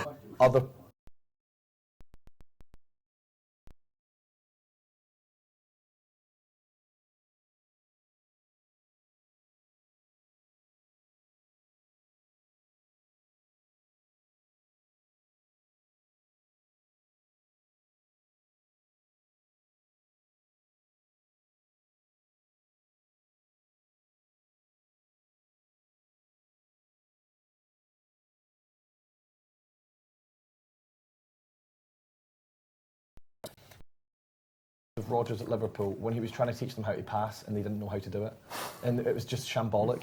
We're sometimes a bit like that. Right. We're still learning how to play passing football, and referees in Scotland are more, if they kick you, get over it. You need to kick someone 3 times to get a booking. Right. So that's happening a bit as well. We're getting used to it, but I think he's doing a good job. I like him. I think Rangers fans are really happy with him as well. And Emerson Hyman, am I saying that right? Correct, yeah. Got all the names, haven't I? You should do the quiz next. Yeah, no, don't, please don't. What do we think of him? I mean, from Bournemouth, yeah, you should know a lot about him. Right? He's got Brazilian heritage, that's why he's called Emerson. Which means he's good. Got to be. But raised in Texas, so it's a nice duality between the two. He's just very good technically. The concern I had with him going up to Scotland is what he alluded to there. So for anyone, sorry, just to recap for anyone who doesn't know about him, where does he play and what position he tends to play central midfield, and his gift is he's good on the ball. And that's a player you needed, wasn't it? Yeah, since Nico did his Nico Crancher did his ACL, we've needed a ball player. Crancher, as soon as he started off a little slowly, obviously Barton flopped. Once he got himself going, he was really good, and then he got injured at the wrong time. But obviously, sorry, go on. But Hyman's done really well. Yeah, he's very technical. The concern I had was how would he handle the physical side of things in Scotland, because he's not the biggest guy in the world, and he's had injuries. He's had some bad ankle injuries mainly. But I think if you look at the game, I think it was against Motherwell, where he gets the goal. He also put on a really nice pass for Kenny Miller as well that looked simple when you watched it back. The weekend before. But the timing of it and everything was just perfect. And I think he needs game time at the minute, Emerson Hyman, because he's highly rated, and at one point he was captain of Klinsmann at a young age and seen as the future of the US national team. And I've been told 53 passes as well at the weekend as well. So is that true? Yeah. 53 out of 53 from the Rangers fans /owner. That's what you need. You need someone like that in the middle to just keep things ticking, and I think I know what you say about loaning players, and it's not the best idea. I think he's the kind of person that if he goes back and doesn't crack it at Bournemouth, then you can try and buy him, but you already know what you get. That's what I didn't like about Oxford, because we were realistically never going to get Reece Oxford for more than 6 months to a year. So why are a club like Rangers, who aren't financially wealthy, we can't afford to make players better for West Ham to benefit? So there's no value in it for us. Hyman, there might be. That's a risk worth taking. We've had that before with Kyle Bartley, who did well, with other players who did well. So you're saying you don't want a player who's got the potential to be this great. You'd rather have someone who's this great, just you might get him later down the line. Just not right now. Just right now, Rangers don't have enough money that we can use the loan system properly, because right now anything we can do to get more cash in. I mean, we were talking about Barry Mackay's been really good for us recently. He takes on a man well. We got offered 6-7 million for him, which seems low, but we're not in a position to really turn that down. We thought about it, and eventually we did, but it was worth considering. We're not out of the woods yet financially, so we can't be adding value to other clubs. And on Celtic's side of it, they are flying. Won the league. Theirs, done. Isn't it? Done. Yeah, it's done. How far away are Rangers from Celtic? I don't think we'll win the league next year, but potentially could do it the year after. Okay. And to Brentford, Adam, just finally. Reece Oxford there. I guess we can talk about Championship for a second. Reading are a funny one. I mean, and the Championship is a funny league, because you've got a team like Brentford who, when they have someone like Hogan in their side, they could beat anyone. Yeah. And they could go on a run of winning 5 games. Rangers, who I think we've actually probably got might have one of the weaker squads in the league. We went on a 4-game unbeaten run. There's a hell of a lot of money, but regardless of that, it's still so tight in the Championship. Who do you see making it out of that and going into the Premier League? I think Reading and Leeds are both guaranteed for playoffs. I think Brighton and Newcastle are pretty much guaranteed for automatics. The last 2 spots for anyone's for the playoffs. And Brentford? I don't think so this year. Even though we're doing well tonight, having sold Hogan, we're going to struggle for goals. So that's enough about Championship Rangers. A bit of a weird link, but I quite liked it. Did you enjoy it? It was good. I liked it. It flowed well. Elliot, if we can go to you for a sec, mate. Don't worry, Christian. We probably won't play the game unless it's a good one. There's been a couple more. Okay, maybe we can test you with that. What I'd like to ask people to let us know is, with the Championship, who do you think is going to go down, and who do you think could make the most progress and make it into the playoffs? Because there's a lot of good teams in the Championship. Elliot. Yeah, do fire those questions and make sure you use the hashtag as well, which is, because I forgot, is hashtag Bull Street Deadline Day Live. First thing I wanted to give a shout out to Didier and Dong's Barnet. Look at that. It's an absolute spectacle of the football world. Ed Aarons on Twitter has also said it's that time of day. Tony Pulis is doing his late business as per usual, and Mark Wilson has just arrived at the West Brom training ground to complete a loan from Bournemouth. Another one that maybe Christian can go on to before we speak about these random names is that Johnny Singer on Twitter says, if only there were a pattern to Arsenal's ineptitude, and it's every time Francis Coquelin's played without, they've lost every single one without him, whereas they've won everyone with him. Who? Coquelin? When he's not played, we've lost every one. You've lost 9, drew 7, lost 4, drew 7, and won 9. Whereas with him, 13, 1, no, non-drawn, non-lost. Interesting. What are your thoughts on Coquelin? I like him. And is he that guy? You know, for how many? 10 years we go defender. No, Coquelin's very good at winning the ball back in good areas. If you look at the offside goal against Burnley at the weekend, that all comes about because they try and pass it out and Coquelin blocks it. He won it very high up the pitch, and as we saw with Oscar in Chelsea's title-winning team, that's very important. The position that you win the ball and the seconds from winning that ball to shooting is such a high, it's such a high attribute to goals being scored, the higher you went up, and he's good at that. Where he comes unstuck is bad teams at home. When we play a team that we're expected to win at home, they leave him free and they double mark Ozil because his passing range isn't good. He can't break lines, he can't drive with the ball, he's not a threat attacker, he's never scored a goal. So you can afford to double up on Ozil. And if Ozil doesn't play, I've said this before, Ozil doesn't play well, we lose. Ozil's not playing particularly well tonight, we're losing. He's that important to us. Proven, isn't it? That if you, pretty much, yeah, that's it, sorted. Best player Dazed out for a second. No, but listen to him, he's making a lot of sense. But it is that kind of effect that Coquelin has. But he can also be very good. I mean, there's been big games where he's won for it. He's putting some good tackles at good times. He's a fighter. I like the fact that, you know, if someone pushes Xhaka, he'll probably go push him himself. He'll go over and get involved. Like, obviously it's not what you want to see, but it's nice to have a bit of camaraderie, you know what I mean? Because you don't have that at Arsenal. Yeah, something that I guess has been... And you need that to win titles. You need that to win titles. So I get a good mate of mine pretty much goes after him every time he plays on Twitter because his passing range is pretty weak. Like, he doesn't circulate the ball well, and he does have those flaws. But if you put Xhaka next to him, it can work. If you put Ramsey next to him, it means Ramsey doesn't have to defend as much. It can sometimes work, obviously not tonight. But I like Coquelin. Let's go back to Ped, who's in the Watchalong area, watching Liverpool, Chelsea, watching Arsenal, Watford, and he's got a bit of an update for us, I think. I don't care about Arsenal. Yeah, welcome back. I'm sure you can see Sam's head at the moment, who's frantically trying to get us the game back on. Arsenal still getting beat 2-1 by Watford. It's still 1-1 at Anfield. But, Louis, the stress levels are going up, mate. The sweat is pouring off you. We're just running around like headless chickens. Like I was saying, like before we started the stream, in the big games, and like I was saying, when we were going for that title of the most the longest winning streak, we broke down. Against Arsenal, we broke down. Against Liverpool, we broke down. We played all right against Man City. We got the points, but we just, as soon as something's gone wrong here, we're now running around like headless chickens because we're the ones being pressured. Well, so Liverpool are controlling the ball really well, and to be fair, and this will probably be the first time you'll ever hear this come out of my mouth, Jordan Henderson playing quite well, and he's controlling a lot of that ball in the midfield. Chelsea just can't get hold of it. I think they've had no chances in the second half. It's Costa sliding in for one there. Hazard's coming off. Hazard's coming off. He's done nothing. For Pedro. He hasn't. He's done nothing. He never does anything in big games. To be fair to him, he doesn't. He doesn't do anything in big. He's like who's at Arsenal. He doesn't. This could be the change they need, Chelsea. Then this could give him a bit of a spark. Potentially, Pedro's a very direct player. Don't try and turn a not winning a game into a positive. Like, this is the game they need. No, it's just Hazard played well against Man City away, to be fair. No, he didn't. He scored, but he didn't do anything else that entire game. And Pedro it was a game. it It was on the counter. I'm pretty sure his job is to get goals and assists, and I'm pretty sure he got one of each. But anyway, Chelsea have been. I expected them to sit back, control the pressure in the first 20 minutes, and then go at Liverpool. To be fair, Sam, they did do that, but to be honest, they scored the goal, and it was a great time to score the goal. But afterwards, they had to react, and the only team that reacted is Liverpool. And now it would have been 1-1. If anyone's going to win it, you would think it would be Liverpool. All the momentum's on their side, dominating the game. But as it stands, it would be a great point if Chelsea's seen this out. Big chance there, but it's been held out. But if Chelsea could see this out and the game finishes, even if it's a point, even if it's 2-2 at the Emirates, this would be a fantastic set of results for Chelsea. It would be another game where people haven't caught them.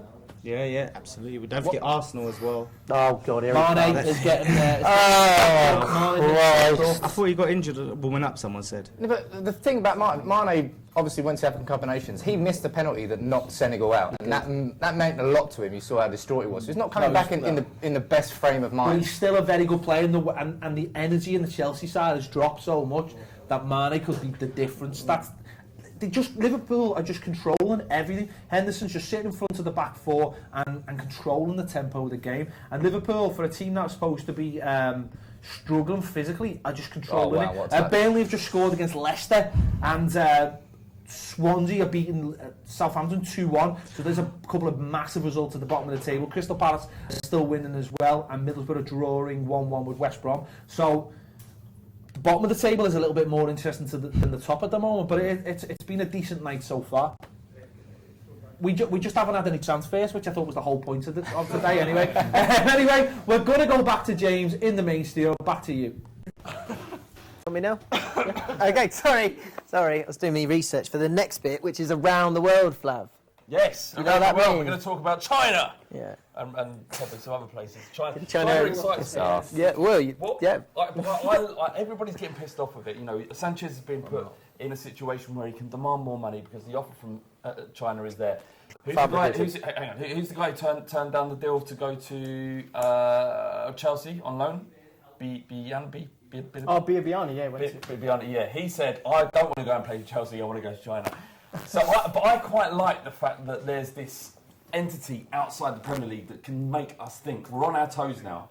How big a problem is this for you, do you think, or isn't it a problem at all? No, but to be fair to Bibiani, if you were him, you're faced with the option of, do you go and play in a lifeless stadium full of idiots who don't know anything about football, just for money, or do you go to China, right? So that's what you've got to ask yourself, or would you rather go to China? And from his point of view, it's a no-brainer. If you'd want to go to China. Do you know what? We said it in Talking Balls, a very good strand that we do every single week. Is there anything that you wouldn't do for 600k a week? Nothing. Let us know in the comments below. Let us know on Twitter, #WallStreetDeadlineDay. And Elliot will read out the ones that we can read out. Try and keep it PG. At least under 12. Yeah. What? Over 12, whatever. No, it doesn't, just keep swears out, is my point. Yeah. Tell us, Chris. It's a life-changing sum of money. That's the thing, whether it's Tevez or Axel Witsel, who moved there. He was linked to Juventus heavily, but went there. He does, but he talked very openly about the fact that, this is a life-changing sum of money for me and my family.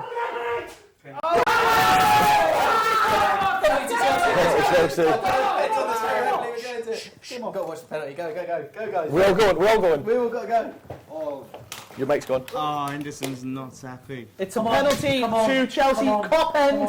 Diego Costa has taken the ball. It looked like a nailed-on penalty. I'm surprised that Matip hasn't for that. Oh. I should go through it. It's going to be missed. Contact doesn't equal penalty, but is a pen. It's a massive moment in the Championship. He's missed. Where's Chris? I can hear Craig Can Mignolet? Will Mignolet? He's missed. Mignolet saved.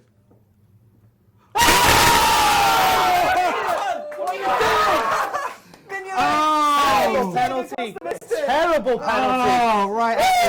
Terrible. Mignolet has recovered from that. That is a terrible penalty. Of all people. Terrible penalty. Of all people. Payet. Hi guys.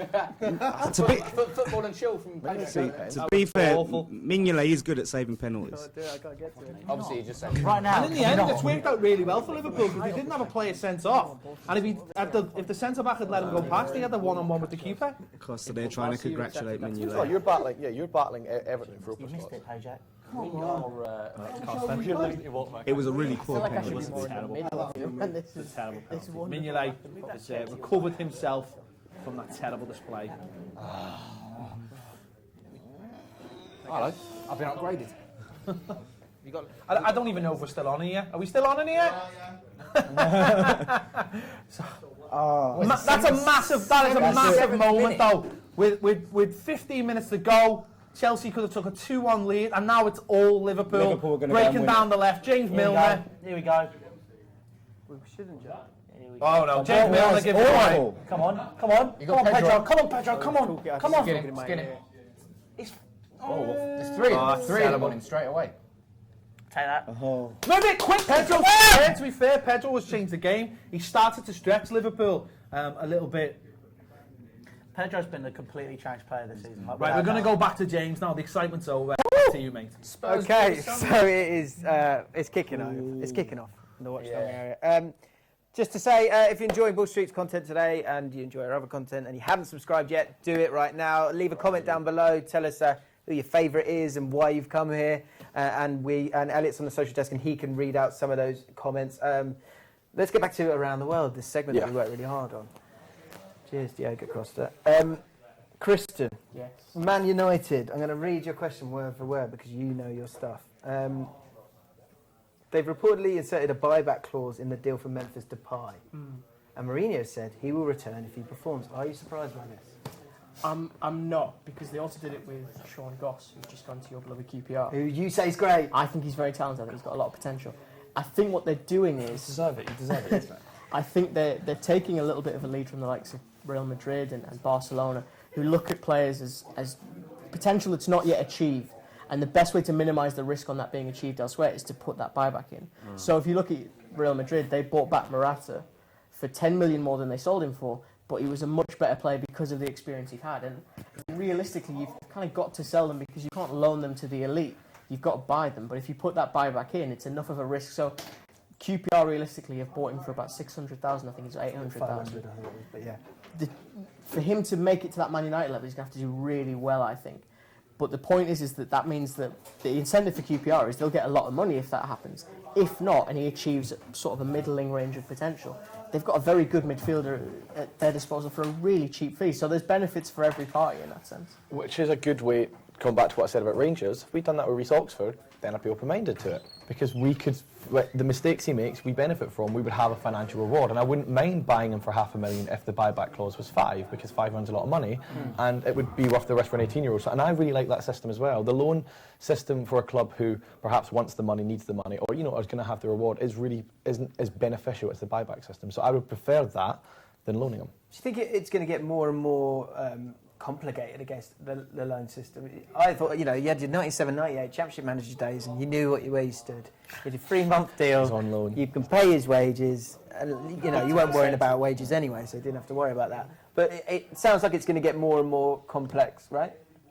Massively. Yeah. I think the thing we talked about before is you can almost incentivise even the wages at this point, where you can say to QPR, if you play this player every week or if you play him on a Saturday, you'll pay, say, 40% of his wages. If he doesn't play, you need to pay 100% or 90%. So there's a financial incentive for the loaning club to use that player as often as possible. So you can almost guarantee the minutes. So yes, it's becoming a lot more complicated, but again, that's football in a lot of ways. It's become more complicated. The loan market in itself is an evolution of the transfer. Play in the street has proven to be basketball. It's like you have a hoop, you have the concrete pit, and away you go. So a lot of that team sport desire, that's what they believe they're missing. They believe they're missing that desire of team sport that comes from, I don't want to say poverty, but it comes from not having as much money, and that's the problem they feel with football, and that's why they feel they're not gritty enough, and they don't know how they're going to get to the step up there. As opposed to China, they're doing it differently. A lot of people are criticising them for spending all this money. They're spending money, they're not spending 60 million quid on Oscar. They don't care about 60 million quid for Oscar. They're spending 60 million quid to get a Premier League player, and part of their contracts is that they come over and they set training regimes. So whatever club it is he goes to, he's bringing, here's how Chelsea do it, here's what Chelsea eat, here's what Chelsea drink, here's where Chelsea sleep before a game, here's what Chelsea do after a match. This is Premier League expertise. As soon as it's done, like, they're going to stop buying these big players for big money once every club has got 3 or 4 of them, and they're bringing through their own prospects. They've already started the idea of, you know, phasing out international players. They've already started that. They want to bring through their own. They just don't have any other way to get that top level experience, so they're paying for it because they can.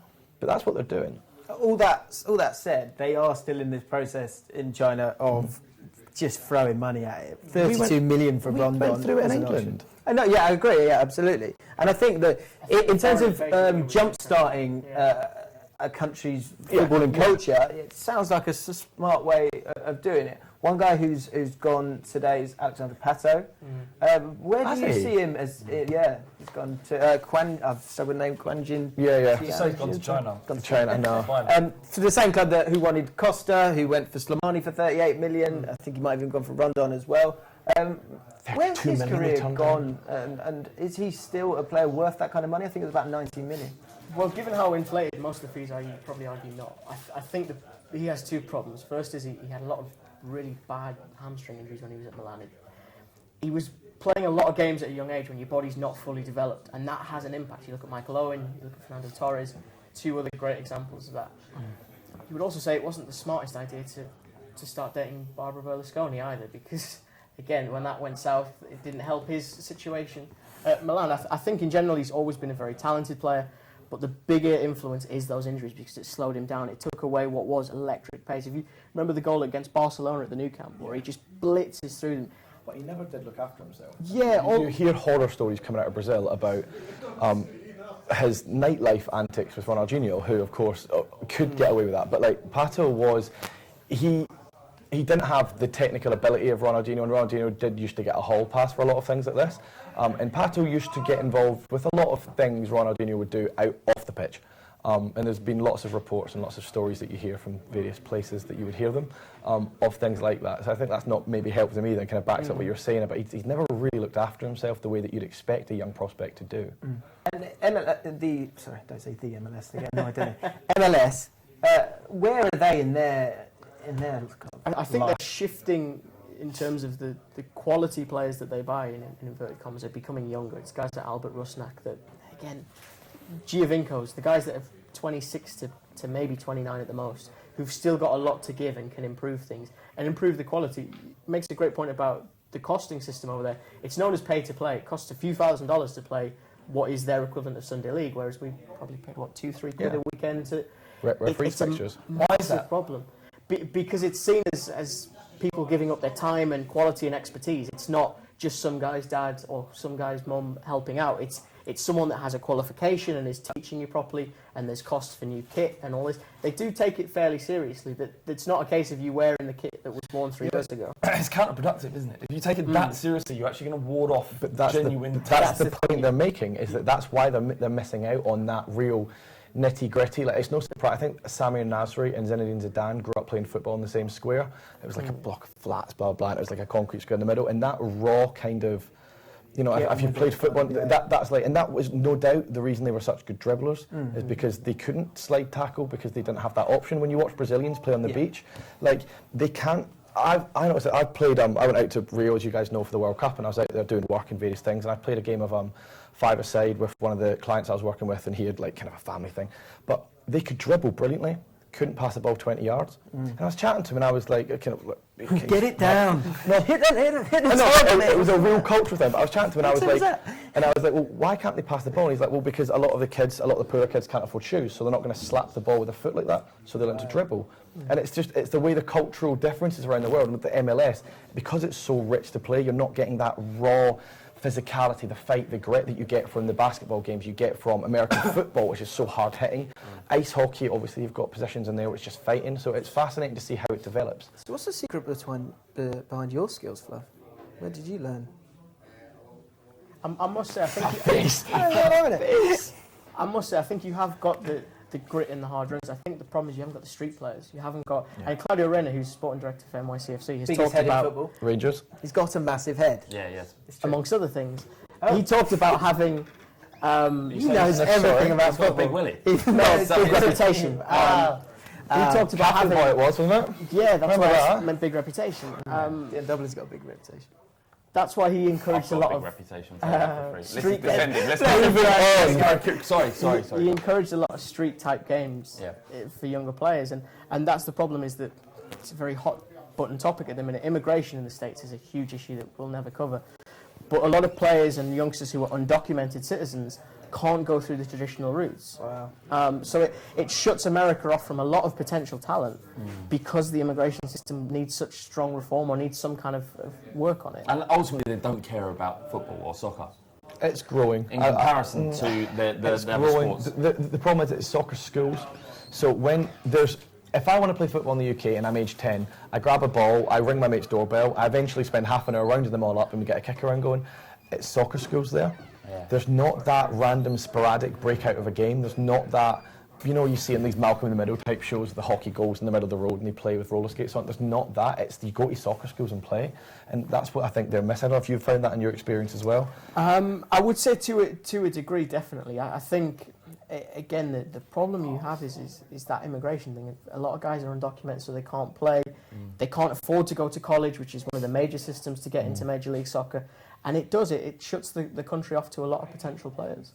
I think the final scores have come in for a lot of games. Flav, you might want to go over a bit, and there might be an opportunity to be smug. Ped is in the Watchalong area, and he's going to go through the final scores. Ped. Spurs from next half. Yeah, we're just watching the end of the Liverpool-Chelsea game. It's still 1-1. There's 3 minutes just gone. Chelsea have just gone so close to getting a winning goal in the 89th minute. But Liverpool have got a big chance here. It's thrown in. It's punched out. Liverpool still on the attack on the edge of the box.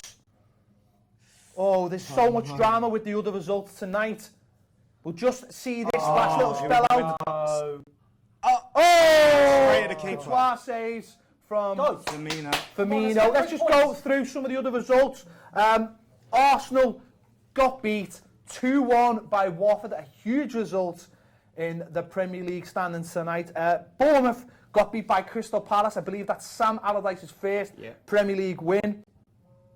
Burnley, big win, 87th minute again against Leicester. Are Leicester in a fight for the relegation? That would be amazing considering they're still in the Champions League. Middlesbrough 1, West Brom 1. Sunderland 0, Tottenham 0. Huge result for Sunderland. But what that result does mean is Tottenham have gone above Arsenal in the Premier League on goal difference. They are now in second place. Huge victory for Swansea, 2-1 against Southampton. That's 2 Premier League wins back-to-back for Paul Clement. And as I said, at Anfield, it's still 1-1 with approximately 1 minute and 30 seconds to go. I wouldn't rule out a late. I wouldn't rule out. Chelsea have been really good since Pedro came on, but Origi's just come on for Liverpool. It's sparked the game. Both teams going for this. They're really going for this. Go on, Pedro. Come on, mate. Come on. Pedro has made such a difference since he came on. Fantastic energy. Go on, play it. Release it. There you go. As I say, Chelsea have also missed a penalty. Let's not forget Costa having his penalty saved by Mignolet, who made amends for that awful Chelsea goal. No! Out it! Liverpool get the ball away from their own box. Come on, that was a good mistake. Chelsea's still on the attack. Get it away. There's a minute. We're on the 92nd minute now. Chelsea still got possession. Chelsea have got possession. Counter. Liverpool on the break. If Chelsea have got any sense, they'll just snap them. Yes, they do. Go on, snap them. Yes. Kante. It's going to be one.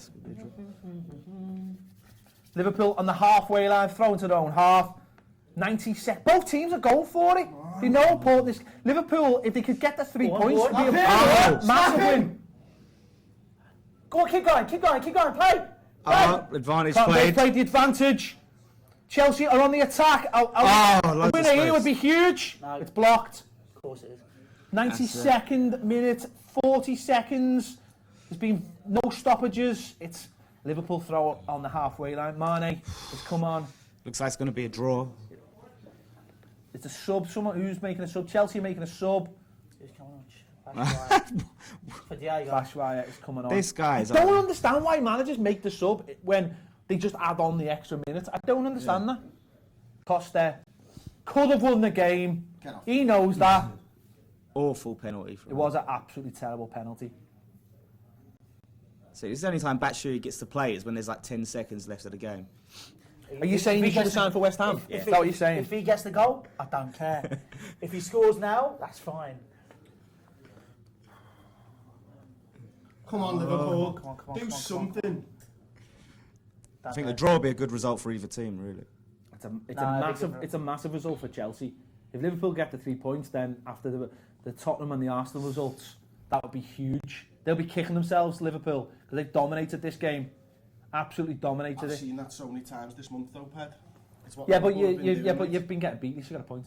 That's it. It's all over. 1-1 at Anfield. That is a huge point for Chelsea. It was a poor game from their point of view, but Arsenal slipped up by getting beat by Watford. Tottenham has slipped up by getting a 0-0 draw at Sunderland. If Chelsea can get a result against Arsenal at the weekend, I think it's all over. Yeah, I'd agree. And I think Diego Costa, he'll be kicking himself with that penalty. He'll be absolutely kicking himself because they could have shored it up even more. Agreed. Yeah. You happy with that? I'm happy with that. I can now relax. It's fine. You know, like you said, Arsenal lost. We've got a point here. That's 9 points clear. 12 points clear for a win against them on the weekend. That's it for me, if that's the case. But after this today, I'm not sure. We haven't looked. Oh, fantastic. Conte's going. He's going big time. He's going big time. Yeah. There's some lad who's wearing a white coat in Chelsea. Yeah. That is never acceptable. No, it's not. He's a grown man wearing a white coat. No, he is as well. No, Unless- it's not acceptable. It's not acceptable. It's not acceptable. Right, we're going to go back to James in the main studio. All the games are finished. Back to you.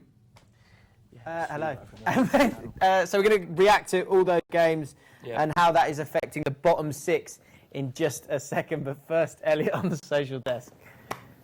Why did you put that up? I don't know. It's just transfer window's got a bit bored. Get off it. Get it off. She had to have 3 stitches and a tetanus jab. Look at that. What's that got to do with football? But anyway, yeah, back to the football. Klopp was celebrating after the goal that Liverpool put away by hitting the dab, which is a bit strange. Is he ever going to brush his teeth? No, he did not. It wasn't a real dab. Sam Allardyce did this little cheeky celebration at the end of the game. It's a bit disturbing. Who was that? Sam Allardyce. And then Palace also, just after the full-time whistle, have also announced the signing of Luka Milojevic. No idea. Do we know this one, Kristen? And a 3.5-year deal. Olympiacos What's he like? What can Palace fans expect? Sort of million. He had a net replacement, I would imagine. That's probably what they're wanting for. Good bid.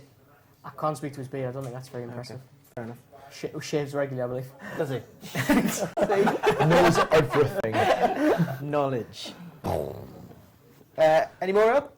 No, we've just got everyone reacting to the Arsenal result, really. I actually put a poll out, if I can find it. I've got a task for you. Try and scroll to the top of the Wenger out hashtag. Wenger? Yeah, I'll try that. We did a little poll, and there was 36% who were in, 64% out. 64% This is madness. This is the problem with modern media and modern journalism. We are determined to draw permanent conclusions from temporary results. Wenger in or Wenger out? Wenger can stay as long as he wants. He can push whoever he wants. He can wear whatever jacket he wants. He can sign whoever he wants. The man's a god. Sometimes I cry at night when I think he's not my granddad. Wow. Let us know in the comments below. This Arsenal fan is Wenger in. He's saying that we need to chill out with the Wenger out stuff. But what do you think? Let us know. And Elliot will read out some of the best comments. Yeah, I've also got some of the worst ones as well. I also want to show you this. I'll hold my mic up just in case people can't hear it. This was DT's prediction before the game.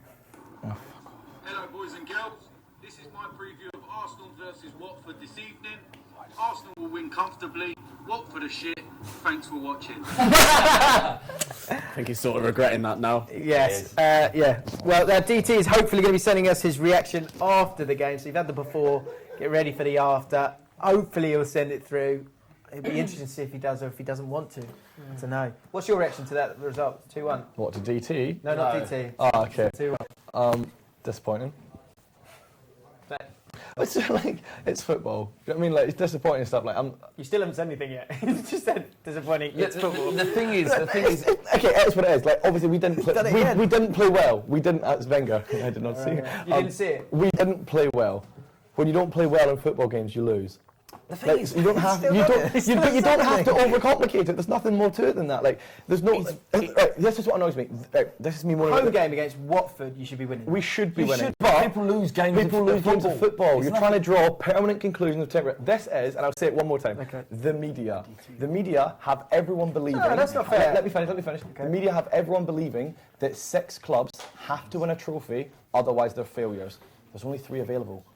So the reason they build everyone up like that, Liverpool have got to win a trophy, Chelsea have got to, United, City, Arsenal, Spurs now, everyone's got to win a trophy. That leaves them at least 3 clubs that they can say, flop, he's rubbish, Wenger out, and it just gives people who send in videos online on fan channels, come on now. like certain people. No, I agree. It gives them an audience to just spout bile, where it's just hyperbole. It's a game of football. I agree with a lot of that. Can you say that about a manager that hasn't won the league in 12 years? Can. A couple of FA Cups. But a league, though, something that requires genuine consistency. I think that is the frustration with the Arsenal fans. And I'm not we trying to be like, stadium. get him out because you lost one game. We built a new stadium. The point is that you're playing a team in Watford who've had a lot of injuries, are struggling. No, you're right. No, I've been struggling for a little while. That is a game at home you're right. you We must should win. We with should the squad win. that you've got. We You've been getting on about that we squad, should win. saying you didn't need to buy any players in January. No, you're right. Maybe you did. You're right. No, that's not. I think our problem is deeper than one game. Our problem. What's the problem? There's an arrogance. There's a really good quote that's in Sir Alex Ferguson's autobiography, the one he did just as he retired, and he said that a team is the perfect reflection of its manager. And if I was going to have any flaw in Wenger that I'd really gut him out on, it's that we are a reflection of him. He can be arrogant. He can be incredibly. I mean, I read once that he doesn't prepare his teams. This was ex-player saying it. He doesn't prepare his teams with videos of who they're up against. He's just very much like, well, if you play your game, then of course you'll win. And that level of arrogance can be very. It sets you up to lose games. And we've not beaten Spurs at home, for example, who are like I've always said this. Spurs are on the line between gamesmanship and dirty. Right? They're very good at what they do. And we've not been able to battle that very well because we've not really got an answer for when the refs aren't giving us the fouls we want and we're being kicked and they're doing rotational fouling. We get so confused that it's a really easy way to beat us. And sometimes when you're so arrogant you don't give it back enough, it's nice that this can happen, and it is frustrating. Yeah, I get that. I completely get that frustration. And Arsenal fans, if you're watching this, we're waiting on DT's reaction video, so hopefully we might be able to show that to you, even if it's on Twitter or on the thing with Elliot. Let's go over to Elliot now. He's probably got a bit of that reaction now. Is that right? Yeah, we've just got a lot of quote retweets going on at the minute on DT's videos. Thanks for watching. Backfire on that. Lol. People really enjoying that for some reason. I can't quite figure out why.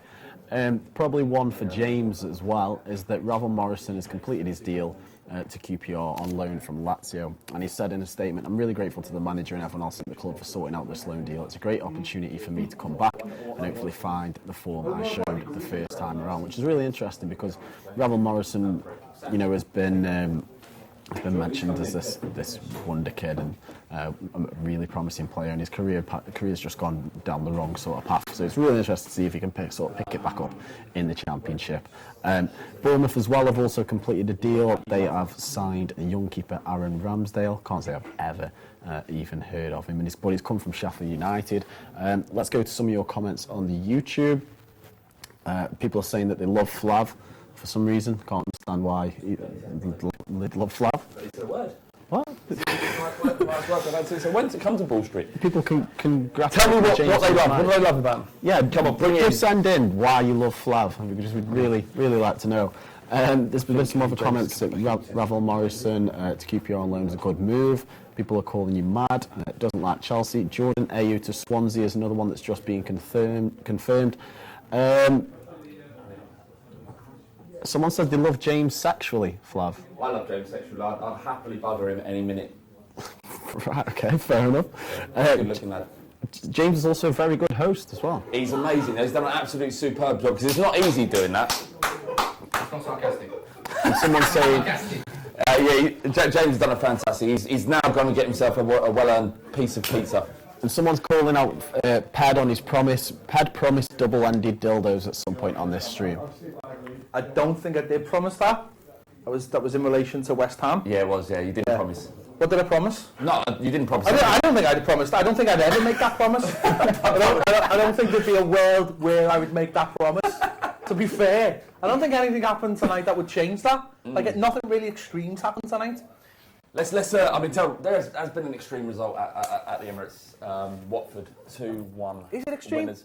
Well, I think Arsenal have been in decent Was form. it coming? Do you think? I think it was. I think he got very lucky after the last few weeks. And with the obviously result of Bournemouth, the result of the weekend at Burnley, I thought they were very, very lucky to get that penalty. And it was about to end. It was going to run out at the end of the day at some point, and it has tonight. Chelsea have really got away with it, really, haven't they? For drawing, they drew. Got Arsenal lost. You say you get away with it, but they still got a draw at Anfield, and Arsenal lost, and Spurs drew. So it's not really the worst night for Chelsea. That's what I'm saying. They got away with not winning. They got away with the performance. Never mind any of the other results. They were pretty terrible. Were they? Were Liverpool a better team? Yeah, much better. Energy-wise, Chelsea looked sapped, and the Costa penalty is awful. A good save as well, though, to be fair. No, it was just a terrible penalty. I thought he put his hand down and got it. Yeah, he put his hand down and got it. Stop making Diego Costa. How do you feel about it? I'm happy. It's all right. Like I would have preferred to get the win if the penalty had gone in, but like these guys are saying, Spurs dropped points, Arsenal's dropped points. We are now 9 points clear. There's nothing to moan about really. It's a result, and that's all we should have gone to. The thing is, you can't play well every game. No. Liverpool, Anfield is a difficult place to go to when they're playing. When they're in their pomp, their pressing game, from what I saw today, was superb. And did that fade off at all towards the end of the game? Or? It did a little bit when Pedro came on, didn't it? Pedro sort of give Chelsea a little bit life, and Chelsea could have nicked. I think they hit the post in the last 3 minutes to go. Pedro, he had a shot and it whizzed just past it. It was one of those ones where if he'd hit it just slightly differently, that would have gone. Yeah, slightly different. He means in the back of the net. Yeah. Hazard was awful tonight. Costa was awful. Yeah. But Chelsea 9 points clear. It's a lot, isn't it? It's an absolute huge. And it isn't like when Newcastle were 12 because that was Newcastle. That was Newcastle. Yeah, but this is something else. Chelsea. Plus, that was at Christmas. That wasn't the start of February. It's a month of games. Yeah. There's like I've said from the start of the show tonight, the Chelsea they've got to turn. I'm surprised because Liverpool. You say they're going into this in the pomp like they've won. They couldn't be any further away from their pomp. What I meant is they were playing at the top. They were playing with their backs against the wall. Like they knew that they couldn't lose this game tonight, and Chelsea I think kind of played into their hands a little bit. Good set of results for Man United. We play Hull tomorrow for the third time in about 2 weeks, and we lost 2-1 in the second leg of the League Cup final. We obviously went through on goal difference, but 3 points there. I think we're then 4 points off second, something like that. Anyway, I think Chelsea is still going to win the league. Whether it goes down to a little bit, they've got a buffer that they can just cruise through now if they want to, as long as they don't have any freak results. Chelsea have won the league, but anything from second to sixth. The thing is, they can win the league with their form dropping off. Like do you expect Chelsea to lose 3 games towards the end of the season? No, they can afford to. I think if we were going to lose any games, it would have been this one and Arsenal at the weekend. Those are the 2 games that we could have lost. Right now, going into the game with against Arsenal, we seem better. I mean, the was sapped tonight, so I don't know whether that will have an effect on the Arsenal game, but. We can't afford to lose any other games because I think the 9 point buffer is nothing. As soon as it's double digits for me, that's it. Louis, I'm telling you, that's a huge amount. I know, but I've still got this little thing in the back of my head thinking, we can slip up. Because we have. I mean, it would be glorious. Let's all hope that happens 100%. It would be great to see Chelsea, your tears, while looking at you. Watching you cry, that would be great. No, but songs that doesn't mean that Liverpool win the league. You had too much of that as a child. Let's leave him. I think. Do you know what? No one's talking about, but I will. But it was a good result for us tonight, for Everton. It was a good result for Everton. Yeah. And if we can go to Stoke, which will not be an easy game, because it's a Wednesday night at Stoke, and it'll probably be raining, a little bit windy. Guaranteed to be windy. We all know that is. If we get 3 points tomorrow. We're catching those teams. We're getting a little bit closer, putting that little bit of pressure on. Could be interesting. End of the season, we've got nothing. Let's remember that as well. We've got nothing else but the league. So, I'm just saying. Someone had to say it. It was always going to be me. I've got to say, I couldn't hear what that was going. Breaking news: Southampton have signed Manuel Gabbiadini from Napoli for Gabbiadini? 14 million. Manuel 14 million. That's a 18 fantastic million. signing. Fantastic signing. Is it? Uh-huh. Tell us why. Gabbiadini's a very malleable player. How many goals did he score? I don't know the One facts, I just is know he's a one good he player. scored because we were going to sign him. He scored 1 goal. Decent player. I like him. One goal. Whenever I've watched him, he's Statman Ped. He's the Statman Ped. He scored 1 goal because we were going to sign him, but we didn't. I Because like he him. scored I think he's a good one player. goal. I think he's a good player. He doesn't. He causes problems. You don't have to. Okay, yeah. You know, what, forget it. I'm not Musa gonna bother with you. Sissoko causes problems to Tottenham mostly, but I liked him. I like him. I think he's a good player, but it's fine. Don't worry. Ped's got stats. I'm just saying. Ped. One goal isn't a great return. It's not a great return in a goal scorer. How many assists has he got? 2. He's got more than that, surely. I don't know. I'll be honest. I don't know. Either way, he doesn't score many goals. I think we've all agreed on that point. Other than that, we have no idea. I think it's quite nice we've got a transfer to talk about. None of us know anything about. We'll get. Don't worry, we have Statman Dave and Chris and Ellis to give us the lowdown on Gabbiadini. He's a player who actually plays. He plays more wide in a front 3. So what that'll mean for Shane Long, that could push him down the pecking order. And I kind of like Shane Long, so that might be the end of his Southampton career. But How about Everton's performances in the transfer window, Ped? Are you happy? Yes. I mean, it's a good positive It's been atmosphere. great. We have shipped out all the shite. Who's that? Can I say that? Well, it looks like Kone's gone to Palace, and that'll be him gone. He's going on loan, but he's out of contract. Tom Cleverley's gone on loan to Watford with a view to an £8 million transfer. 8 million? Nias has gone to Hull with the option for a £10 million transfer. Oh my God. You have a good window. We brought Lookman in, who looks superb so far. We brought Schneiderlin in, who 2 years ago Man United and Arsenal were fighting over. And Spurs. Yeah. So we could have done better, but I just think that the emergence of people like Tom Davis, Holgate, Kevin Morales coming back to form, Ross Barkley coming back to form, the change of shape as well, playing 3 at the back, has meant that he's probably left. I think there was a temptation to buy a couple of sort of like 7 rated players, whereas if he goes back in the summer, he can sort of get some 8.5s instead and really throw some money at it. But we've got rid of so much dead weight, it's brilliant. Tell us a bit more about Tom Davies. Obviously, he scored that magnificent goal against Man City in the 4th goal, where he had no right to chip it over the keeper. Third goal. No right to chip it over the keeper and score from there. But what kind of player is he? Is he box to box? Is he tenacious? Is he? He's the player. He's going to play who's Yaya Toure on his arse. That's the kind of player he is, while having socks around his shin pads.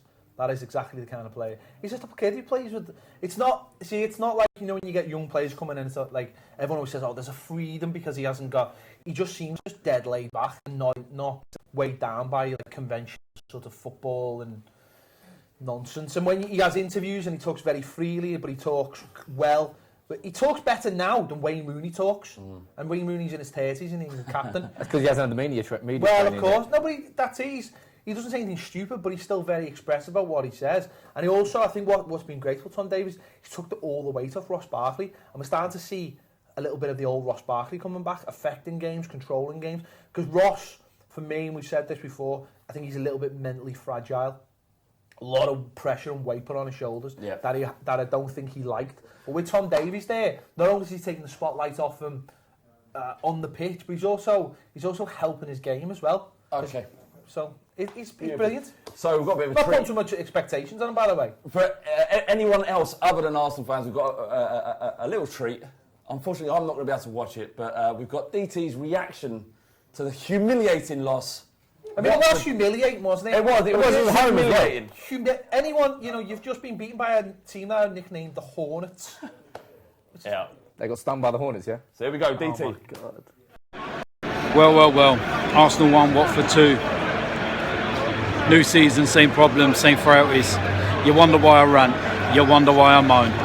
You wonder why I'm like I am. Because I've been there, seen it, done it. Every single season.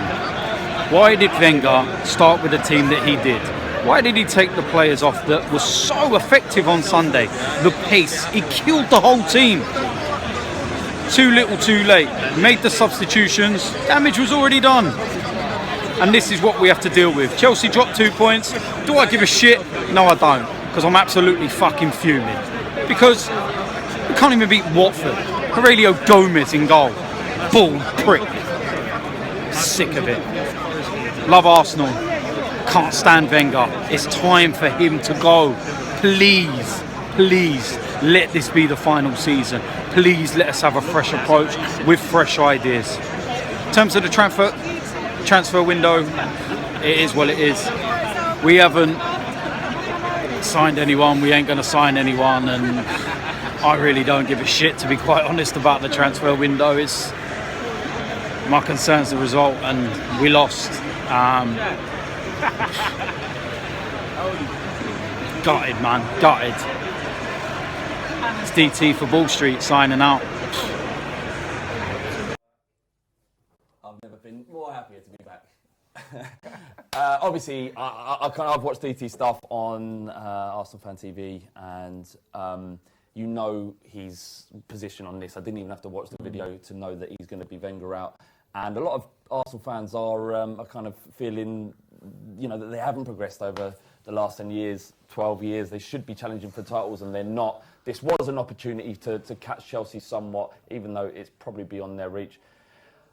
But do you not kind of feel like every single time they lose, the Wenger out brigade comes, and they've been performing well up until this point, and you kind of leave them alone? Does it not get a bit boring? Groundhog Day. Come on, you could have had this reaction at about 4 or 5 points already this season, let alone the past few seasons. And that's the thing you always get with Arsenal fans is you feel like they're one loss away from this reaction. It's a toxic environment. We talk about it a lot. Yeah, but what from their perspective, they're saying we wouldn't be like this if we get the change in manager. It's purely hypothetical. I saw it happen when Fergie left, and everything hit the fan. Like you've got, but they're not winning anything. They're not winning everything. So what? They're very consistent in the Champions League, and that's great. And I'd love to be in a position. And I know people go, "What right have you got to talk about?" But we can only talk from the outside looking in. It does seem it is Groundhog Day. It's always the same problems, and at least those fans are consistent. They're not when they win. They don't say, "Oh, I love Wenger." Yeah. They consistently know what the problems are. He's. I think he's past it. Yeah. The problem isn't that Wenger isn't a good manager. It's just nothing's changed, and no decision is made to change the. There's no impetus to make things better. It may go tits up, but at least do something. It's the fact that the same problems keep repeating themselves, and they keep coming to the same point. Yeah, no action has been. So it's up to the board in order to mend this issue. But the board will not get rid of Wenger. Of course not. He's made his money. He's money in the bank. The thing is with Wenger, like you said, he's past it. Arsenal fans need a change, but like you said, it's Groundhog Day. It's like, why are we even talking about it? It's the same thing happens over and over and over and over. Really? And it's funny. Just, I know it's funny, but it's like. We're talking about it because #Robbie's wife wants a new kitchen. I tell you, a big thing for me is Conte. Right, Conte comes in, they get stuffed at the Emirates 3-0, and he says, "You know what? I'm changing the role. This isn't working. I'm going to 3 at the back." They've never looked back. When have Arsenal ever done that? When have Arsenal ever had a bad defeat, whether it's at Old Trafford 6-2 or whatever? 6-0. Yeah, whatever. Yeah. When has Wenger ever said, "You know what? This isn't working anymore. I need to change things up"? But it's never not worked. It's always worked. For the last 20 years, it's always worked. It always gets them ultimately to where they need to be, which is in the Champions League. Is that enough, though? No, it's not. For the fans, it's not. No. It has to change. But for Wenger to consistently finish in the top 4, you can't change it too much. The board will not get rid of Wenger, so it literally has to be up to Wenger himself resigning from that job. And he's never going to do that. So up until the point where his contract expires, or the board somehow has a U-turn and agrees with the fans, Arsenal were stuck in this perpetual cycle, which is going to keep repeating itself. From Wenger's perspective, in my position, I'm thinking, do you know what? If this is how you're going to behave, I'll walk away. That's fine and see what happens. That's what I would do. Well, I'll tell you another big thing that needs to happen. A big manager needs to be available at the right time. That's why Liverpool pushed Rodgers, because they knew Klopp was available, and they took the chance and said, "You know what? Okay, he's an all right manager, but we can go and get this much better." Who do you think that manager might be? Is it Simeone? That's no, I'll tell you who it might be, and the paths might just might just cross at the right time is Thomas Tuchel at Dortmund. But he's not doing. No, I know he's not. But the pass might just cross at the right time. That's what I'm saying. It, mightn't be yet, but he's definitely on the up. And if those pass crosses, or it might be Eddie Howe, although he's still got a hell of a lot to prove. Good manager. Well, what do you feel that Thomas Tuchel would be a better suit to Arsenal than Diego Simeone would be? I don't think Simeone would be a fit for Arsenal. Simeone would be, even though he's a great manager. I just think Simeone would be. He's the polar opposite of Arsene Wenger. Wenger is very, he likes to keep, like you're saying, he keeps things the same. He's very reserved.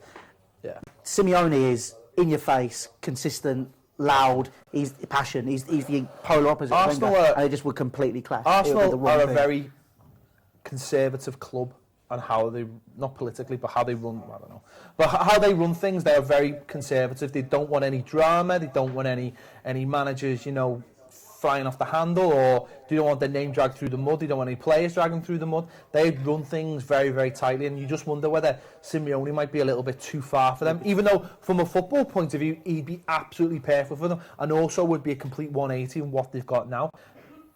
Tuchel, I think, has got all the right elements. He's not quite a Klopp in terms of the way he presents himself. He's like a quieter version of Klopp, and also a sort of quieter, a quieter approach on the pitch as well. It's not this heavy metal football, which is absolute bollocks tagline, but you know what I mean. He's got something about him, and as I say, he could fit the bill. But as you're saying, that it's a conservative club, and I do agree with that, because they stuck with Wenger. Obviously, when they got the Emirates, they went through period of austerity where they didn't really spend that much, and Wenger took a lot of the brunt of that, and I feel like that's why he's got such a good relationship with the board, because he kept them in the top four the whole way through that. But what gives? At what point does something give at Arsenal? Is it if they don't finish in the top four this year? I think another problem with Arsenal, and Arsenal fans will know the situation a lot better than I do, but the thing that's going on with the board, I just find really, really strange. They've got Kroenke, who's got obviously the most shares. They've got Usmanov, God bless him, he's got some shares, and also he's driving Everton to the Champions League. Thank you. And there's that, but at other clubs that would cause so much friction amongst the fans, and the fans would be kicking off and saying, "Can you just get this sorted so we can get that sorted?" And it all seems to just be playing out so nicely. Whereas other clubs, they'd be absolute murder over it. So you're saying the problems don't stop with Wenger on the pitch? No, because I think if there was someone who was actually in control of the club, they may take the decision away from Wenger. But I mean, I know at most clubs who's the chief executive and who owns it, and even if they're villains like at your club, they still seem like they've got a grip on what's going on. Whereas Arsenal, I'm not so sure who's got a grip on the reins. Ultimately, it seems like it's he ain't going to sack himself, so... And what does he do? Like, where does he go? Like, once he leaves Arsenal, he's not going to just walk away from the football club. He'll be the board. He'll go on the board.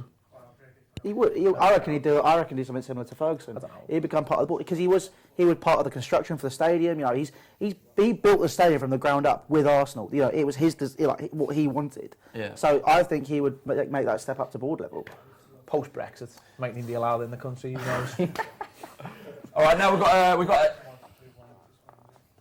a reaction to from the ugly inside. Southampton's loss to, I can't remember. Swansea 2-1. Swansea. I said Paul Clement's on a bit of a two games in the before we go, I tell you what, right? There's a manager who's gone out and experienced other countries, and that's what's wrong with English manager. There you go. There we go. Ugly inside. Hi from the ugly inside. Just reporting after Swansea City 2, Southampton 1. Another frustrating evening away from home, creating quite a few chances this time, to be fair to the team. Actually, quite a lot of fighting desire to get back after going down this time. Forster kept us in the game quite a bit in the first half, and to be honest, the whole game was very patient. The first half, neither side really creating too many chances, a bit of a stalemate, and then they broke through just before the break of Alfie Mawson's header, which deflected off Romeo, which I think he'll be gutted about, because Romeo really has been one of our outstanding players of the last couple of weeks. We made a reaction in the second half. Shane Long popping up with a wonderful, well-orchestrated move. Slipped in by Bertram, was slipped in, and then all he had to do was smash it across the box. Shane Long was there to tap it home from 6 yards, and we're back in the game. The team team was lifted from this goal. Buffal was introduced just before that, and I think that he tried to make a huge influence on the game. He looked really lively, jinking in and out of plays, taking players on, setting up quite a few good chances, but ultimately we haven't been clinical enough yet again, and it's just been typical, really. It just tells you everything you need to know about Saints at the moment. Creating some chances, but not being clinical enough, and really do hope that Saints announce in the next hour before the deadline closes that Manolo Gabbiadini is going to sign and is a new player for Southampton Football Club, because we need a striker to help us score more goals. All right, Shane Long scored 2 in as many games, but I think we need to take a bit of pressure off him, because he will get burnt out. Jay Rodriguez has been a bit injured recently as well, but ultimately another frustrating night away from home, and it's really hard to see when our next away game where we're going to pick up some points there, because it's been a difficult place for us to go on the road. Liberty, again, Swansea, a team that's on the up, a buoyant team as well, and they were right up for the game. It was a Sigurdsson goal that really stole the game. Flav, over to you, mate.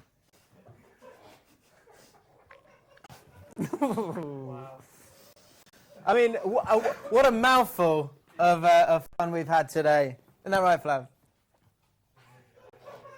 Definitely. Elliot, social desk. DT's reaction has happened. And what's the reaction to that reaction? Go. A lot of laughing face emojis, funnily enough. Reacting to DT's reaction, well, the pre-match reaction. Not many people are focusing on what's been said after the match. Just his prediction before the match, where he said Arsenal would absolutely walk over Watford. Interestingly enough, you don't see it anymore. There's been a swap deal. You don't see that. What? That is There's been lovely. a swap. Bit nostalgic. Jordan Ayew has gone from Villa to Swansea, and Swansea have sent Neil Taylor to Villa. You don't see that much anymore. Don't. Do you know why? Why? It's because agents don't make any money out of swap deals. That is true. But they don't get a commission. Yeah.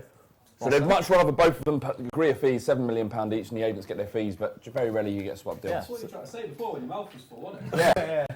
Should I say it with your eyes? Yeah. I also sent out and said to people, quote this tweet with your club and who you think they've done in the transfer window. So we've got a couple of those to read out. We've got at Ben Rowley says Stoke Alona is dead. Yeah. Which is a strange one. We haven't done too much business. Henriquez @_LF Seawall says there was a transfer window. Didn't even know there was a transfer window for Liverpool. Oh, yeah. At King Lewis says Chelsea have done well in terms of keeping Costa and good money for Oscar. Ivanovic and McCall, but feel a proven striker in reserve is still needed. Well, they've got about 40 minutes to do that. And then Ryan Cunningham says, Palace, I think, have done well. Got some unknown Serbian centre midfield tank. Finally got a left back in Van Aanholt, and Schlupp's decent too. Just need them all to gel now. Who's the Serbian tank they were talking about? Don't make me pronounce his name. It's got late in the day. My mouth's gone to jelly. He's from Olympiacos, so he's essentially the edge man replacement. Oh, that's the one, yeah. Big physical guy. Sorry. So the bottom 6, after those results, that's changed it. Well, actually, it hasn't changed it at all. Swansea with 2 wins on the trot, beating Southampton. Obviously, we saw Ugly Inside's reaction to that. Not too pleased with that. Swansea at home have conceded, well, full stop, have conceded so many goals. Inclement, have they got a manager who can turn it around? There's something going on here. I'd definitely say so. Carlo Ancelotti's number 2 for how many, 3 or 4 seasons. So he's obviously learned a lot from Carlo in terms of how to defensively organise a team and then bam, switch into that counter-attacking football. But I think it's Gylfi Sigurdsson's the key man. He's been directly involved in 50% of Swansea's goals in the Premier League this season, and he's already beaten his record last season of goals and assists. So if he can get him playing, I thought he had a better season last year. Yeah, it's quite interesting. He's gone massively under the radar, and quite a poor start. But then, when November came, he started scoring the goals again, scoring the free kicks, getting the assists. How many's he got? I think he's on 7 and 7. 7 goals, 7 assists. So it's a decent output from a central midfielder. Yeah, an attacking midfielder should be. But I think in Bob Bradley, he saw him as the gem of that team, and he was almost playing him up front. The problem was you couldn't sort out the defence, and they just conceded so many goals. They brought in a few players, Olsen, Tom Carroll, because you know a bit more about. Yeah. What do you think of Tom Carroll? Do you think he can make any kind of impact there? Tom Carroll's a very tidy, technically very, very good footballer. I used to think that out of every midfielder we had that could play for Barcelona, none of them could. But he would most likely fit into that Barcelona team just because he's just very neat, very tidy, doesn't make mistakes, but didn't have a great deal of penetration. I like you could say. Well, yeah, thanks. Completely understand. He's a good player, I've seen him. And he's gone to Swansea in his first game, 2 assists, one of the very best crosses that I've seen this season. So I was probably being a little harsh. It would have been very difficult for him to break through at Tottenham. Swansea's a very good club for him. Clement likes to play football. And I really hope he does well because he's stuck around for a long time and he's been at Spurs for a long time. He was on loan at QPR as well and just seemed a bit weak. He's tiny. Yeah, he is tiny. He's absolutely I tiny. guess, yeah, but if he's not going to grow anymore. I know that. He's little. Yeah, he's a little man. Okay. But if he could grow a bit, then who knows what they can do. I think he's slightly more dynamic Leon Britton in that sense. Yeah, he's not the biggest, but his passing's very good. But the one thing about Britton is, I never really saw him making many forward moves. Whereas you look at the game against Liverpool, the goal from Sigurdsson, it's a big slice of luck, of course. But it's Carroll taking that chance and doing something. Carroll never did that. He never did it at Tottenham. So what's it? So Tom, it's a confidence thing, surely. I think that's the problem. I mean, we talked about playing for your club before and how the fans can give you sort of a little bit more time and leeway. I think there also comes a point where the pressure gets to you and you think, this is my club, this is the team that I've played for, this is the dream, and it's got to go perfect. And I think he's someone that got in his own head a little bit. Almost he didn't want to make mistakes. Let's play it simple. Yeah, I guess you. Elliot had his hand up. Elliot, what's going on, mate? There's been a transfer. What? Been a transfer. Hull have signed Alfred Ndiaye on loan from Villarreal. Incredible. Ndiaye. Tell us about him. It was at Sunderland. It was Martin O'Neill that signed him. Awful. From Bursaspor, if memory serves. He wasn't the greatest, but really bad. He went to Spain and had a massive turnaround in his career. Did really well. I think it was at Villarreal. Yeah. So big physical midfielder. For the whole fans that don't know, tell us a bit more about him. What kind of footballer is he? Great terrace chant. And I will always love you. Nice. That is good. Worth the fee alone. Worth the fee alone. Sing it. Nah. I believe it's only a loan, isn't it? A loan, yeah. Yeah, so 6 months of trying that. If you get bored of it, you can just send him back. Non-committal. So I've been told to sing a song that I don't want to sing. It's a Brentford song and I refuse to sing it. Adam is a Brentford fan. He's waiting in the wings. Adam, if you're ready to sing the Brentford song, feel free to come on board. But if not, then we'll stick with the bottom 6. Middlesbrough, Leicester, Swansea, then the bottom 3 of Palace, Sunderland and Hull. Palace got that win today. Am I right in saying that? Yes, I am. Sorry. 2-0 against Bournemouth. Bournemouth, should they be slightly concerned? They conceded a hell of a lot of goals. 14th, 26th to the 7 points off that bottom 3. You'd imagine they'd have enough quality. Bournemouth can often go, I think, a bit unseen because you'll only kind of concentrate on those guys when they're playing the Liverpool or whatever, and you see them beat Liverpool after being, was it 3-0 down or 3-1 down, and then you go, oh, they must be having a good season. But they're hot cold. I think that's the best way to describe them. They will go and beat Liverpool, but then they'll get turned over by a Crystal Palace team that's still finding their feet under Sam Allardyce. But, it's the 2 probably classic goals. Scott Down, Christian Benteke, you imagine they're going to be headers that Bournemouth aren't that physical. I think that's something that Eddie Howe's not really had in his team, is that physicality. So maybe that's something that he could address in the last, half an hour or an hour we've got? Essentially, they need 14 points from 16 games. So, Bournemouth are going to stay up. They're fine. I think with that sophomore season, you can tell a lot what a club's going to do based on who they let go in the summer. Matt Ritchie, Tommy Elphick, fairly industrious players, if not always the most... Players that maybe didn't just give you that sprinkle of quality, but a lot of effort and energy as well. And to me, it suggests that Howe is trying to change things, make them a little bit more flash and try and switch things around. Ready? Half an hour to go, the transfer window, just 30 minutes. Get your deals in now. QPR, a striker, please. Who would you We've like? got Matt Smith, quite happy about Ravel Morrison. We needed flair, Flav, we needed it. We've got a bit of it. But is Ravel Morrison a guy? I don't know. Alejandro Fowlin, if you're watching this, come home. I miss you. Right, this is no word of a lie. On our desk, there's a picture of James hugging Fowlin, and he's framed it and drawn a heart round it. Wow. And no word of a lie, you get annoyed about that because it's not you me. wish, So just change it. No. You don't know him. I feel like I do. No, you don't. That's a dream, my son. And what we've got is very real. Nice. Feels like a very different chat all of a sudden. Yeah. Well, we've hit 10:30, so we're fine now. Confessions of a Bull Street presenting pair. Anyway, bottom 6. Palace get that win, that 2-0 win. brought in a few players. Scott Dan, a guy who was there. Too hot! Scott Dan. And Christian Benteke. Two players who obviously didn't come in January. But Benteke he does split opinion in a big way. But I tell you what, any other team in that bottom six would love to have a Christian Benteke in their team.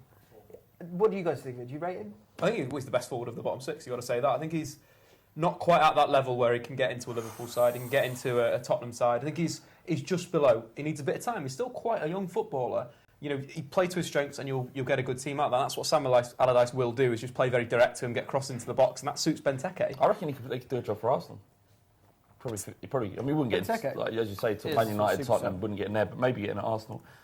But I think you got a Giroud. It offers a similar solution to the problem than what Benteke would do. But obviously, I think you need faith in him as well. You need to really trust him. If you look at the clubs where he did well, Villa, and where he didn't, Liverpool, it's because he had a lot of confidence putting him.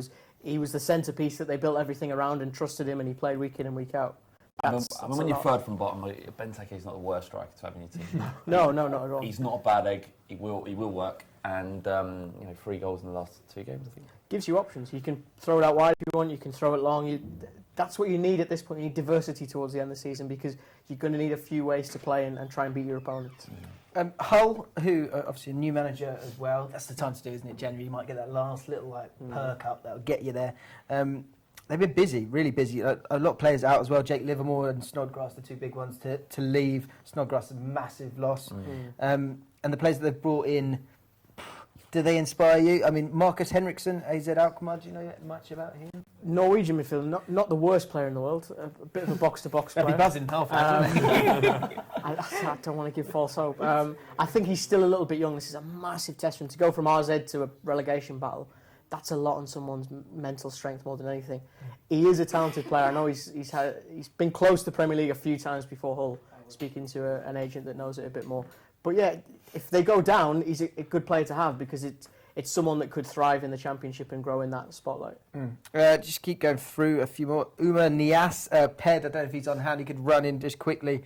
Not a fan of his. Yeah, good thing you asked that after 9 he o'clock, couldn't I believe. think. He said he couldn't believe that they got a £10 million potential to buy. The fee would be £10 million if the loan goes well, which is unlikely.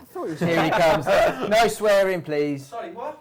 Nias, gone to Hull. Should Hull fans be excited by that? What kind of player are they getting? Can you see him? Yeah, I'll sit down for a bit. I'll eat some pizza. Nias, what are they getting? I think what they're getting. Played well the other day, to be fair. Don't keep the half, man. You've got no right to judge a good player. What they've got is basically someone who should be driving a long-haul vehicle. Basically, he's an appalling footballer. Why is he appalling footballer? Christian's looking at me like I've just done something appallingly to a small dog. No, that wasn't the memory I was drawing on. No, you disagree? I think he's got a purpose. I don't think it's for a team like Everton. I say this because I think he has got a purpose for a team like Everton, but it's to sell stuff in the club shop on a Saturday. I say that because I think Everton are a lot more technical team than Hull. No, that's the thing that comes with it. People say he's raw. No, he's terrible. No, honestly. Honestly.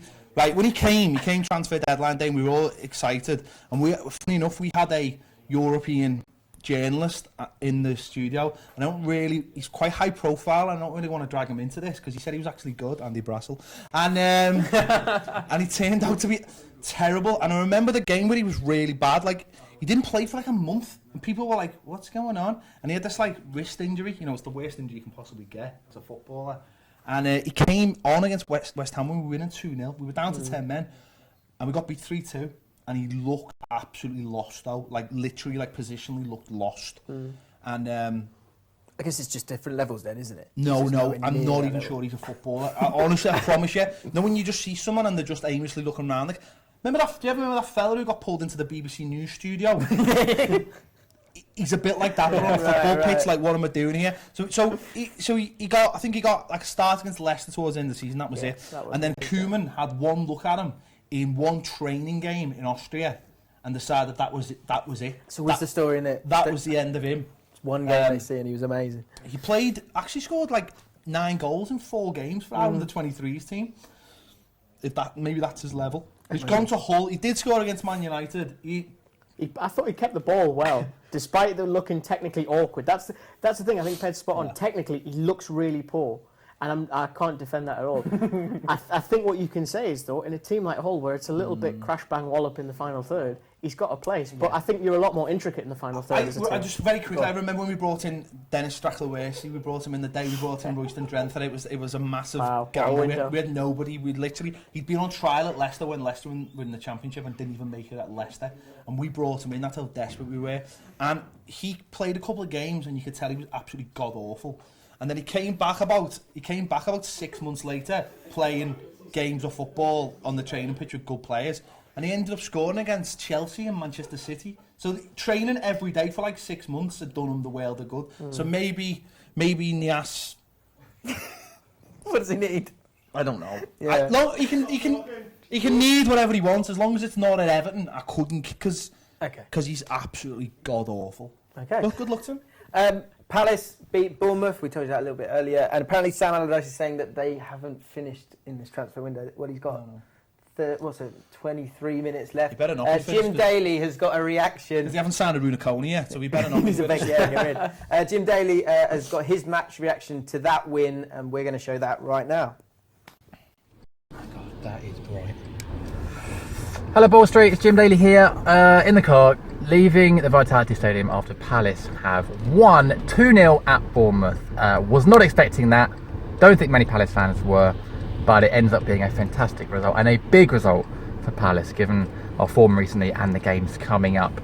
First half was pretty even, and I think we'd have all taken 0-0 at that point, but second half they came out, I don't know what Big Sam said at half time, but it clearly did the business because they were like a different team. Benteke was a different player, not literally, but was a very different player second half, looked uninterested in the first half, and second half was putting himself about winning every header, and rightly, deservedly got a goal at the end of it as well. So it's a big result for us, big game, because we've been looking over our shoulders and we've slipped into the bottom three recently. But if we can take that into Sunderland at the weekend, maybe things aren't looking so bad. And our transfer dealings haven't been too bad. Van Arnholt played his first game, looked quite good. We've potentially got this Serbian midfielder in, Luka something, and maybe getting a defender in as well tomorrow, Caceres, or however you say his name, the guy from Juve. So that wouldn't be too bad. So in the end, I think we might be rounding off deadline day actually quite happy as Palace fans. So there you go, that's my match reaction. Enjoy the live show. See you guys soon. So Jim Daly, obviously happy because they've won 2-0. That's how football fandom works. Players that they brought in, Palace, Schlupp and Van Arnholt. Let's talk about those two, and then Sakho's not done yet. Aruna Kone not done yet, but yeah, someone's hoping he does. I just want the number 9 shirt back at Everton. Whatever idiot gave. Oh yeah, it was Roberto Martinez. I tell you what, on Twitter, get your goodbye messages to Aruna Kone or Sakho, and Elliot can read them out if it does go through. Let's talk about Van Arnholt first, because I think this kind of triggered other moves. 14 million for Patrick Van Arnholt. Scored a few goals last year, which I think got him in front of people's eyes at Chelsea, so there's a bit of pedigree there. How good do you think he is, and is he worth that kind of money? I think it can work in this system with Sam Allardyce and with Christian Benteke, something that Van Arnholt is very good at. What do you mean by that? What's the system then? If they were potentially to switch to maybe playing wing backs, going through at the back and playing with wing backs, Van Arnholt would be absolutely perfect. Or even as a fullback in a flat four, he still gives you a great outlet on that left-hand side to just get balls into the box. And I think that's what they're going to do with Jeffrey Schlupp as well. A simple player, but a player that gets wide, beats players and crosses the ball. And I think it's two players that work on that left-hand side together almost, because Schlupp has played left-back in his career as well. So you could see that sort of double left-back interchanging the positions, quite fluid for Sam Allardyce. Has Sam Allardyce got the flexibility to play... I'm still trying to work out double left-back. Sorry. Don't you know? Has Allardyce got the flexibility to play a double left-back? Sam Allardyce is the horrendous manager, and I don't know how football clubs get themselves in this position. I just don't understand, because I know, like you've just nailed it perfectly there. They've bought a player to cross the ball for Benteke. So that works. No, it does. but it's the fact that it does work, but it only works for so long, and then it has a shelf life of like half a season, and then Palace have to reinvent themselves again. And that's what Allardyce is great at doing. He'll go somewhere else then, and then he'll go. And I just don't understand how managers keep. This is why I'm actually really glad Swansea broken the mould by going after a progressive coach who's coached in Spain, in Germany, at top clubs. Okay, he had a blip at Derby County, but he wasn't actually doing that badly.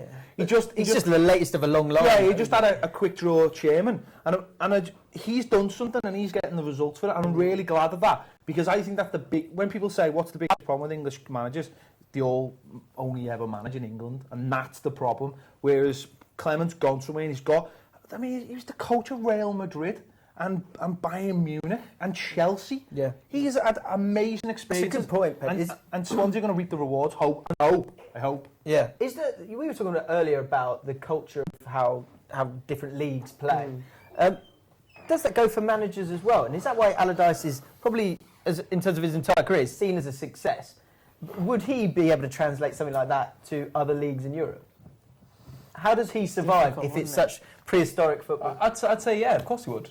Why Tony Pulis and Sam Allardyce continually get jobs? Because they can do a job for a football club. If you want to keep your team in the Premier League and be comfortably mid-table for a number of seasons, it's fine. The football might not be the greatest, but there's definite methodology behind what they're doing.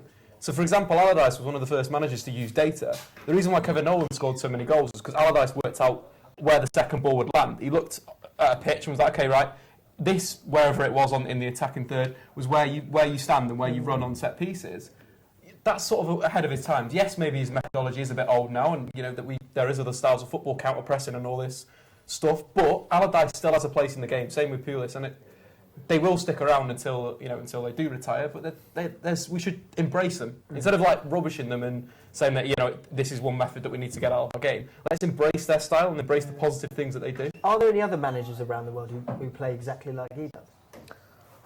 There's no one jumping out, if I'm honest. You used to be far too kind. You are far too kind. I mean, in many ways, that is equal parts compliment and insult that no one plays like him. I think what you can say is, Dave makes a really good point. Schlupp and Van Arnholt, they're interchangeable. They'll be able to slot in for each other and cover for each other. They will. So you give yourself that stability.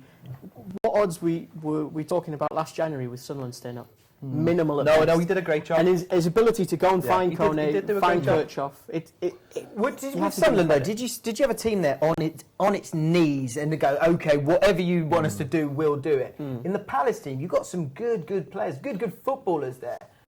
Can he?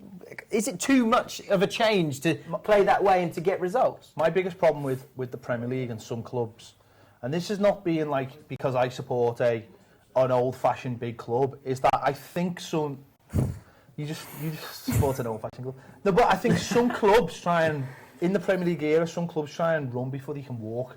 They don't get that stability of hanging around in the Premier League enough. They just try and change things far too quick. And I think Palace were doing really well. And then suddenly he goes and buys a Kabay, and then he suddenly tries to change what was working far too fast. And I think I don't know whether it's the prize money or the allure that European football could just be, and you just think, no, keep yourself around mid-table for a couple of seasons, like West Brom have done, and then try and push on. And the irony is, they're pushing on with a manager. They're pushing on with a manager who's always been seen, but maybe that's the point. Maybe he's bought into this concept of not having to firefight all the time. Whereas Sam Allardyce is always having to firefight, and I think just get some stability, stay in the Premier League, and then maybe after 3 or 4 seasons, then just crank it slightly. But that's what Pulis has done. We were saying that earlier. That can be the difficulty. Yeah. Blackburn had that. They tried to transition away from Allardyce, and it just didn't work. You've got to plan it meticulously, and as you say, do it in phases so it's one smooth. of the biggest examples for me, it was Reading. They had a great first season, and then they just it all just got to their heads, and it was almost like, we're going to do that again, and we're going to be great, and we're going that leads me on perfectly to Leicester, who've lost again tonight to Burnley. And is it, with the raise of expectations in your own team and how they can play and that they should be winning games, and you pair that with the teams that play them who go, right, we better be on our mettle today. That's the big problem with Leicester, who are right down there. I did say that at the start of the season. Do you know what I find really interesting about Leicester is? I don't understand why teams... Oh, some breaking news. I think, Palace have got Saka. There you go. That's a good. Damien Delaney. We knew that at 1 o'clock. Big Sam's got his ball playing centre half. There you go. There you go. There you go. That's right. As that is breaking news, Elliot, we're going to go to you, mate. Have you got more details on that? Oh, nice fine, sir. It's pretty much breaking, breaking Okay. right now. But I have got a few shout-outs and a few other tweets and messages. Carlos Zaldivar says, tell Chris and Dave Carlos says hi. Hi, Carlos. Good friend of ours, Carlos. Very good Wow. Any shouts for Ped? No. I don't know anyone called Carlos. We've also got at Rory and Jordan. He's watching the Bull Street stream on 3 different screens. I don't even know how that's possible. He's got a TV, he's got a phone, he's got a tablet. Is it 3 different accounts because they count as views? Maybe. Brilliant. Like each one Thank as you, well, Alex. please. That's good, Then some other stories. David Cotterill tweeted this the other day and he said, the Luke, when you get told you can leave with 24 hours left of the transfer window. Why would you do that? He's actually not left though, so... You know. It was hacked. What? yeah. It was hacked. It was his missus. Is there some good comment? Yeah, there's some people waving and stuff. Yeah, That's going to be awkward, isn't it? It's not On great. the training This is with Gerrard Jamal. after Gini Wijnaldum scored today. They won a Very game happy since he came man. back? They won a game since he came back to Liverpool? No, the answer's no.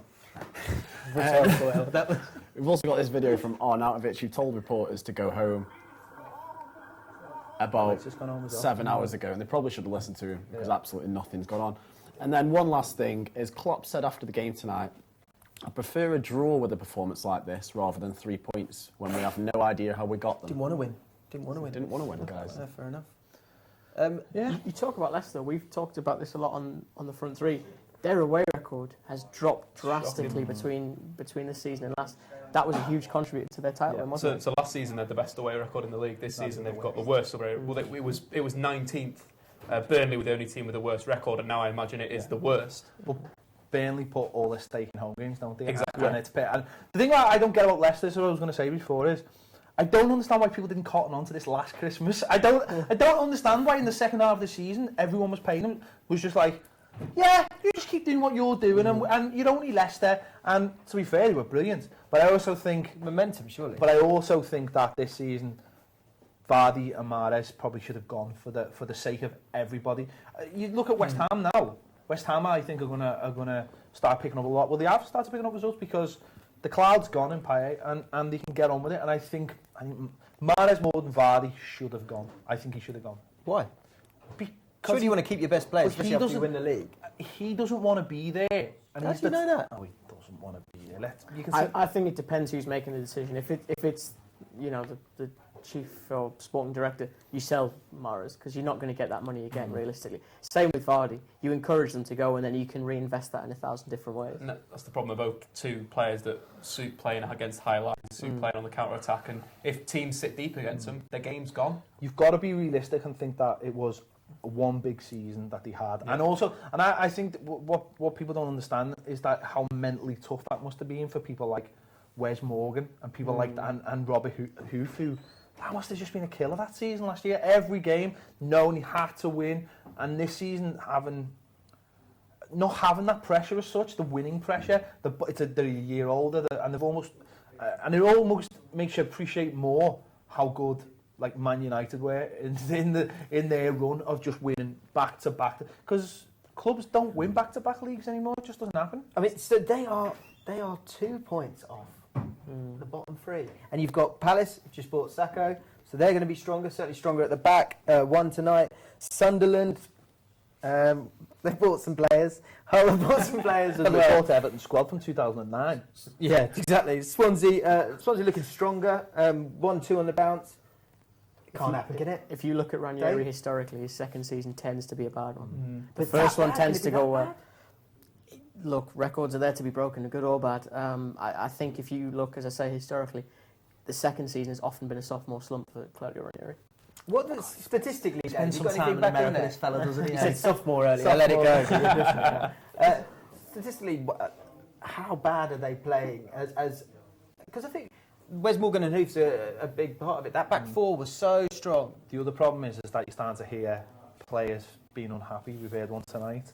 There was almost a move for Slimani going to China. Yeah, you know, there's, you know, so that's 3 or 4 players who seem to be unhappy with the situation. The replacements haven't been. I mean, replacing Kante was never going to happen, but they haven't. You've got to sort of try and replace him, maybe with a couple of players, and that really hasn't happened. I think that's what they're looking at with Ndidi. Yeah. I think they're looking at someone who can cover the ground. That's big for them, and yet they're still in the Champions League. Yeah, this month they will play a Champions League knockout. They're in the Champions League as long as Arsenal are. It's such a sharp contrast for them this season.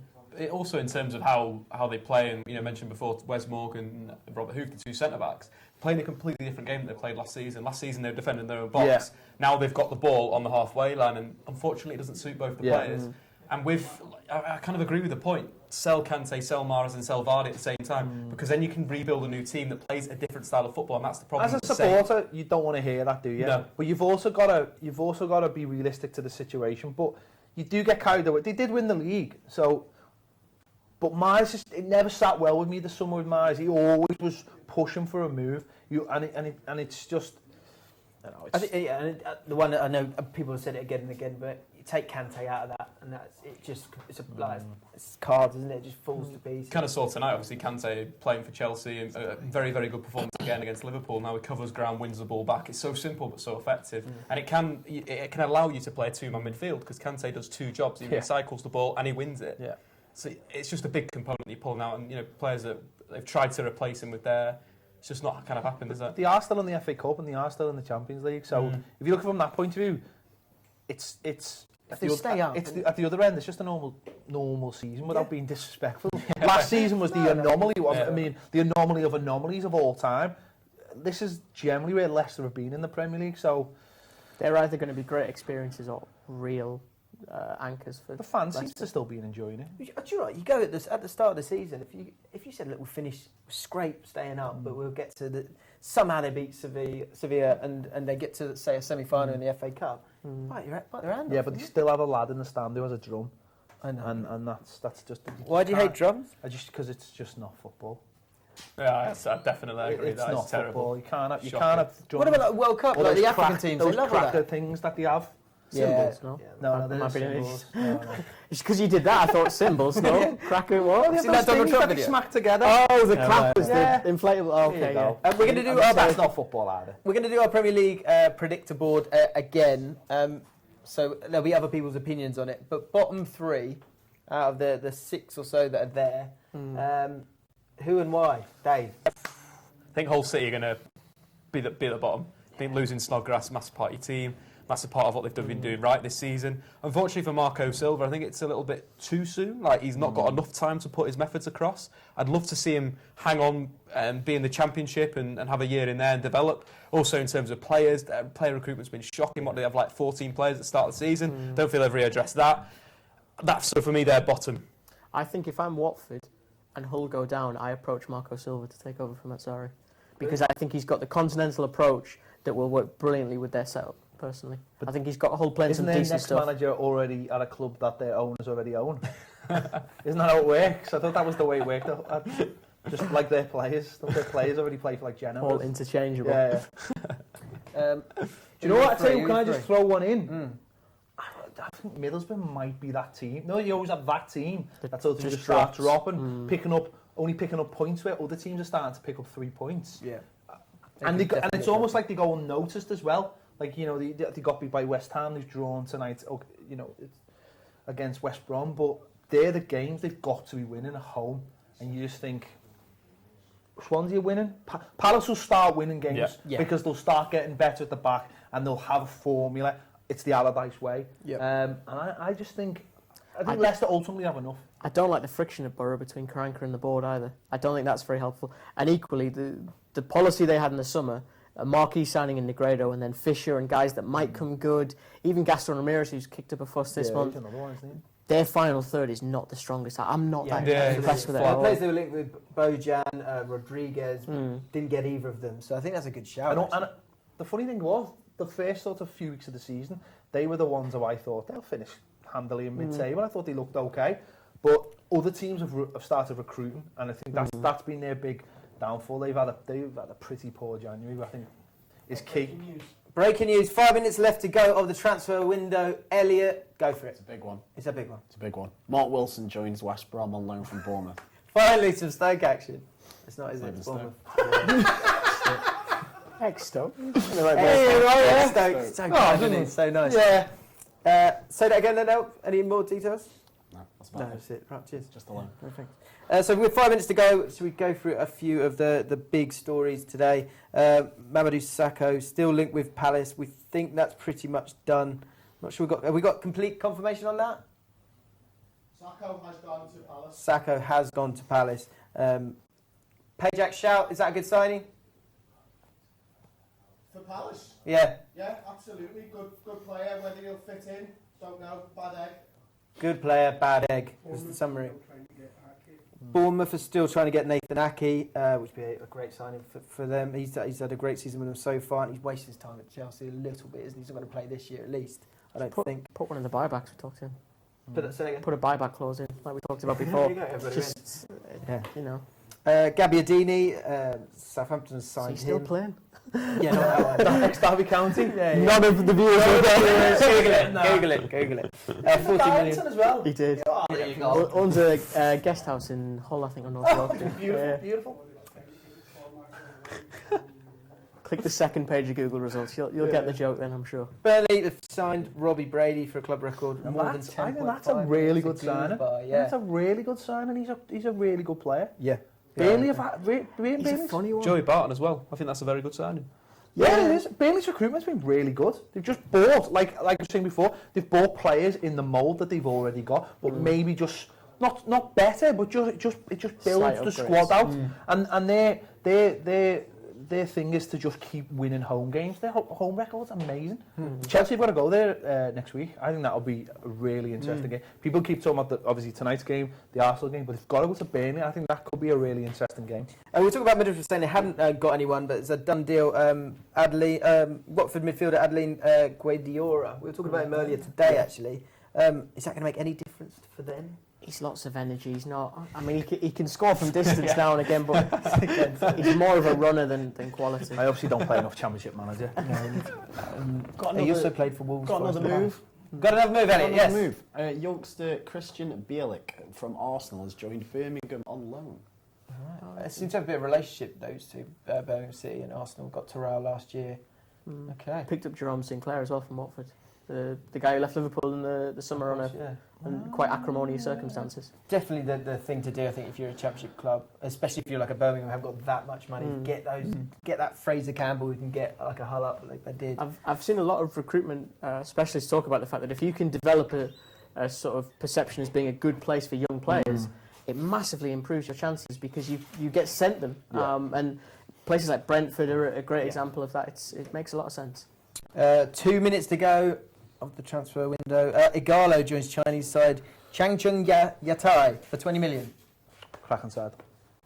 Yeah. Think he'll fit in there? Yeah, definitely. Yeah. Is that big of a loss to Watford? He had a purple patch and then it kind of died a bit. Great stat that came out earlier today was something like Igalo scored more goals than Costa last season and Sanchez, and this season Gareth McCauley scored more goals than him. Really? So kind of sums up his 5 minutes. We don't want that. his season. But no, again, Chinese Super League, it'd be interesting to see all these players that have gone over there. It's funny, this Chinese Super League, because people keep on talking about it like it's going to be the death of the Premier League. No. Yet, I've seen no concrete evidence of any half-decent... Oscar's gone. Biggest signing of the whole window, 60 million Oscar. Yeah, I think that says it all. I think it's that's not sustainable, really, is it? It's not that it's not. They're not signing any... They're not signing droves and droves of players, are they? They've been linked with a lot. They've tried to sign a lot. They've tried to get in the... It's almost like it's a publicity stunt more than anything else to just get the league recognised and maybe get a few TV channels going, oh, we'll throw that on instead of the A-League. I think it's kind of that, isn't it? Deadline day is over! Well, you hear the shouts from Chris Payet, but yeah, they was given emergency half hour. It's not, Chris. I think in Scotland, still half an hour to go, apparently. But... They've had to get their transfer sheets in by now. In Scotland, till 12. It's an hour, is it? Oh, right. Why is that? I don't know. That's weird. They get more daylight. We would have liked more. Which Premier League manager said that? Allardyce. David Moyes is correct. Are they going to more Everton players? Could have took any more Everton players. Jagielka didn't go through, did he? Imagine when they come to Goodison in a few weeks' time, we'll be spending the whole game clapping our players. You have that one, you go, yeah, great point. We'd be like that the whole game. I'll tell you when that did happen once. I was at Sunderland covering against Fulham, and Irby Emanuelson came on. He used to be at Ajax, I don't know if you remember him. And the Sunderland fans thought it was Kieran Richardson, who also played for Sunderland, so clapped him every time he got the ball, and he was in complete... It's kind of just, what on earth is this? The future of the stable players. Just random support. What?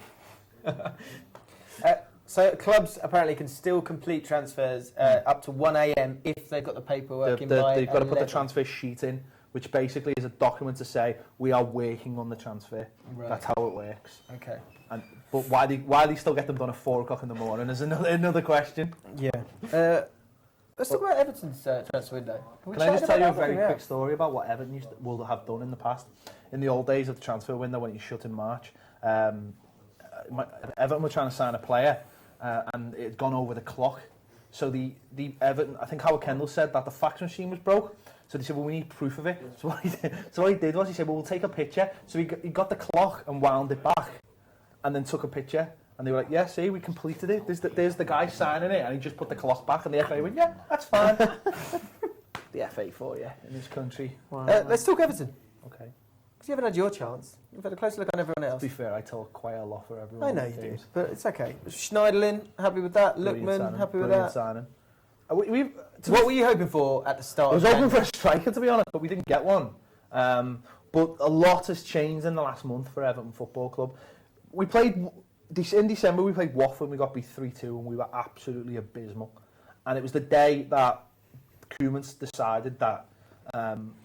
I called it the circle of shite, basically. It was... Every game, it was like... Morales would play bad, so Delafeu would come in. Then Delafeu would play bad, so Morales would come in. Or Alan Lennon, or Tom Cleverley, and Tom Cleverley would play bad, then another. And it just kept on going and going and going. And after this game, I think he just decided he wanted to cut 15 players, get rid of Cleverley and Nias and Ravuna Kone and Oviedo and Gibson, and he's just got rid of them all, which is what we've needed for a long time. He just got rid of all of them in one go. He seems ruthless. Well, he's been ruthless since December. He's just got rid of people like just not on the bench, nothing. He brought in Schneiderlin, which was number one target, kicked up a fuss about him because he couldn't get him in for the FA Cup game, which we lost. We've seen the emergence of Tom Davies, who's like a new player. He is like a new player. He is a new player. Holgate, which we've known about for the summer. Since the summer, is a good player. He's come in now playing 3 at the back. Morales has re-established himself. Ross Barkley's re-established himself. So because of the change of formation, I think that's meant we've needed less players. And obviously Snyder, Lookman, we were after Depay obviously, but Lookman coming in basically told the manager that he didn't need to mess about with Depay, didn't need to worry about paying a fee for him or trying to get him on loan. So it's been a great window for us. Elliot, you got some news? Yeah, breaking news. Norwich have signed Yannick Wildschut from Wigan for £7 million. Yannick Wildschut. No idea who he is. Formerly Middlesbrough. And Heerenveen in Holland. He's quite a big guy for a winger, actually. You know how David Ginola was quite tall and quite broad? Similar kind of build, not as talented, unfortunately. But yeah, it was decent enough at Wigan. I'm constantly surprised by Norwich's recruitment process. To sign him and let Sergi Canos go doesn't make sense to me because he's a fantastic championship player, Canos. Sorry, been told transfer news in my ear. That's how exciting this stream is. I can't understand a word of it, unfortunately. Callum Dyson has joined Grimsby. From Everton on loan. Leandro Rodriguez has joined Vars and Bevan. He's another one. Leandro was, I think, worked for the same haulage firm that Nias worked for. Honestly, they brought him in and no one had ever... Like, I doing my job, I listen to like the World Football Phone every week religiously. Tim Vickery is on it and people ring up and go, oh, have you heard about this fellow who plays in the 4th division of like Peru? Yeah, I know about him. It's like someone, do you know about this Leandro Rodriguez? Never heard of him. Who is he? Don't know. I've rung you up to ask you. Didn't know. And he came... There's a lot of pressure in that though, isn't there? Yeah, especially when it's not planned. He came in and that was it. No one ever seen him again. There's been a few of that ilk, isn't there? Mustafi was a little bit like that, wasn't he? Mustafi was a weird one because his path was just blocked, and then he was on a free, and he went into Serie B with Sampdoria and worked his way up. And a lot of people said, a lot of people said in the last couple of years, we missed out on that one. But he worked his way up from the second tier of Italian football to where he is. He wouldn't have done that at Everton. And the other one is Eric Dyer, of course, who played alongside Mustafi at Everton reserves. Now, we had him on loan from Sporting Lisbon, and there was an issue because he was third party owned, and because Lisbon were in financial trouble, had sold a lot of their players to this whatever company it was. So he was very dodgy at the time, and David Moyes, we didn't have much money either, and David Moyes just said, well, we can't afford to buy 13 players, so why am I going to buy this player from a third party and just let him go back to Sporting Lisbon? So they weren't as really as people go, two huge mistakes by Moyes, but they really weren't. It was just a complication of time of the. It's just bad luck, really. It was the position Everton were in at the time, and that's why people like Royston Drentford and Strachan got signed. We've got half an hour left. Well, 25 minutes left of the stream. We're going to do our Premiership predictors very, very soon. The guys are just setting up for that. But let's talk about some winners and some losers of the entire window. It's shut. It's slam shut. Who do you think has done the best out of the transfer window so far? Just a couple of stats, I guess. Most expensive signing, Oscar, going to Shanghai, 60 million. The busiest Premier League club was Hull, with 9 transfers. Busiest overall, Wigan, who needed some players, struggling at the bottom of the Championship, and Newport County, same in League 2. Who do you think has done well? Who are the winners of it? What do you think is the best signing that you've seen? It's hard to single one, but the winners for me in the Premier League are Everton and Swansea, because they've addressed key needs. For Swansea, it was getting Carroll and Olsen in, a proper attacking fullback that can contribute. For Everton, Schneiderlin's going to move. I think Schneiderlin, without being biased, I think Schneiderlin's the sign of the. Because 2 years ago, this was a player who was getting fought over by Man United, Arsenal, and Tottenham. But as a United fan, I think it was good to get rid of him. He definitely was that level. But I think it's good to have a player of his quality for Everton, because he's better than your Premier League average, if you get what I mean, but he's not going to be at that top echelon. So he's a good worker, can play football, can tackle, can win the ball, and so forth. So I think it's a very, very good sign for Everton. But also Man United did some good business. Depay's gone, Schneiderlin's gone. Trim the fat. Yeah. I think... See, I look at someone like Hull there, and I know they've brought loads of players in, but I don't think that's good. I don't think you should be upsetting your team dynamic that much. We played Hull at the end of December, 2-2 draw, and I thought they were really workmanlike. Defensively very poor, and you just think, address those key areas, get a centre-back in, a commanding centre-back in. Like Leicester a couple of years ago, they went out and bought Robert Hoof. He kept them up and then ends up getting a Premier League medal. And you just think, maybe if they could have done that and addressed the key areas, but it looked like they've just recycled the whole first team and got rid of their best player in the process in Snodgrass. I find it very, very strange what's happening up there. We'll do losers in a second, but first of all, we get to Elliot one more time. Can we have a round of applause for Elliot, please? The social man, the social Howard, done very, very well. Happy, El? My butt crack's sweating a bit from Is it? sitting here all day, yeah. But apart from that, good. Yeah. End on a high. You wear that out. Elliot, you got your present, mate. And there you go. Beautiful. People Absolutely need. beautiful. They must have been the shop Drink for that responsibly. because they haven't got any cider in the fridge upstairs, and I don't drink beer. But thank you for everyone who has watched the Bull Street stream today and sent in your tons and tons of comments and tons of retweets for that DT video, which has done exceptionally well. I've been thinking they were going to beat Watford. But now we're across to the Prem predictor, I believe. No, we're not back to me because we're not done yet. We've got to do What, sign losers, Elliot. We've got to do losers. What's been the worst signing you've seen? I think I probably know your one. Runa Coney hasn't gone through yet, actually. Dave, have you got a worst signing? What one that you just think, why have you done that? I'm not sure there's been so many that have jumped out as bad. I think there'll be some that we'll identify later on, like the whole 9 players. There'll be some real bad eggs in there. I think there's a few sides that haven't addressed issues. Arsenal could have taken themselves to a next level, potentially by bringing a few players in there. The likes of Liverpool as well.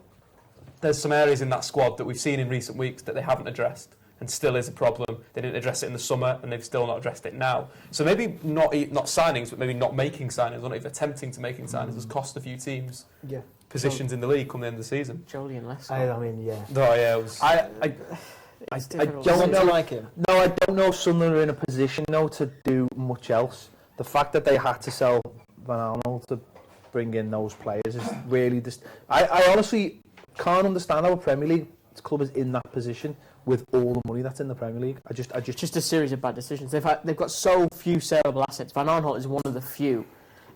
Other than that, you're looking to sell Defoe or Kirchhoff or Kone. Should you need sellable assets in the Premier League now? To bring more money in? Should you? You shouldn't. Well, the problem is because of all the money. TV money.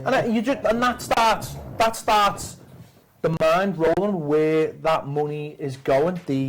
With a good crowd, like it's not sellouts every week, but there's enough season ticket holders in the record.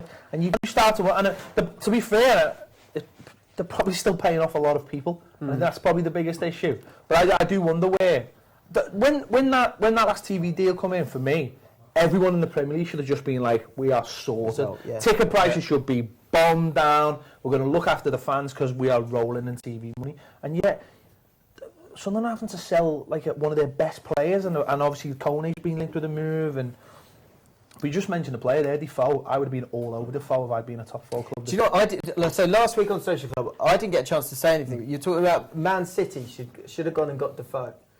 And people think I'm mad. People think you're mad for that. But I actually think, I don't think it would ever happen because Sunderland would go, look, we can't because that's literally committing suicide in terms of staying in the Premier League. But as a guy who, and would it work? And would he be okay playing once every 3 games? I think that would work brilliantly.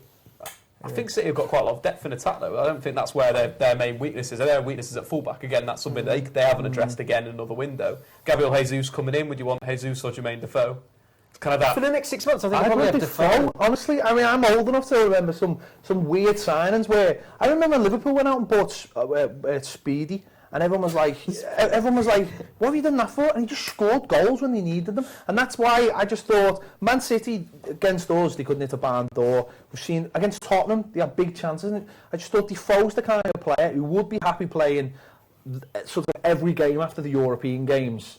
Coming off the bench, scoring goals. For me, that's a no-brainer. They're the kind of signings that Sir Alex Ferguson used to make all the time. And I know maybe they're more high-profile, but he used to make those. When he bought Cantona, people were like, what are you doing?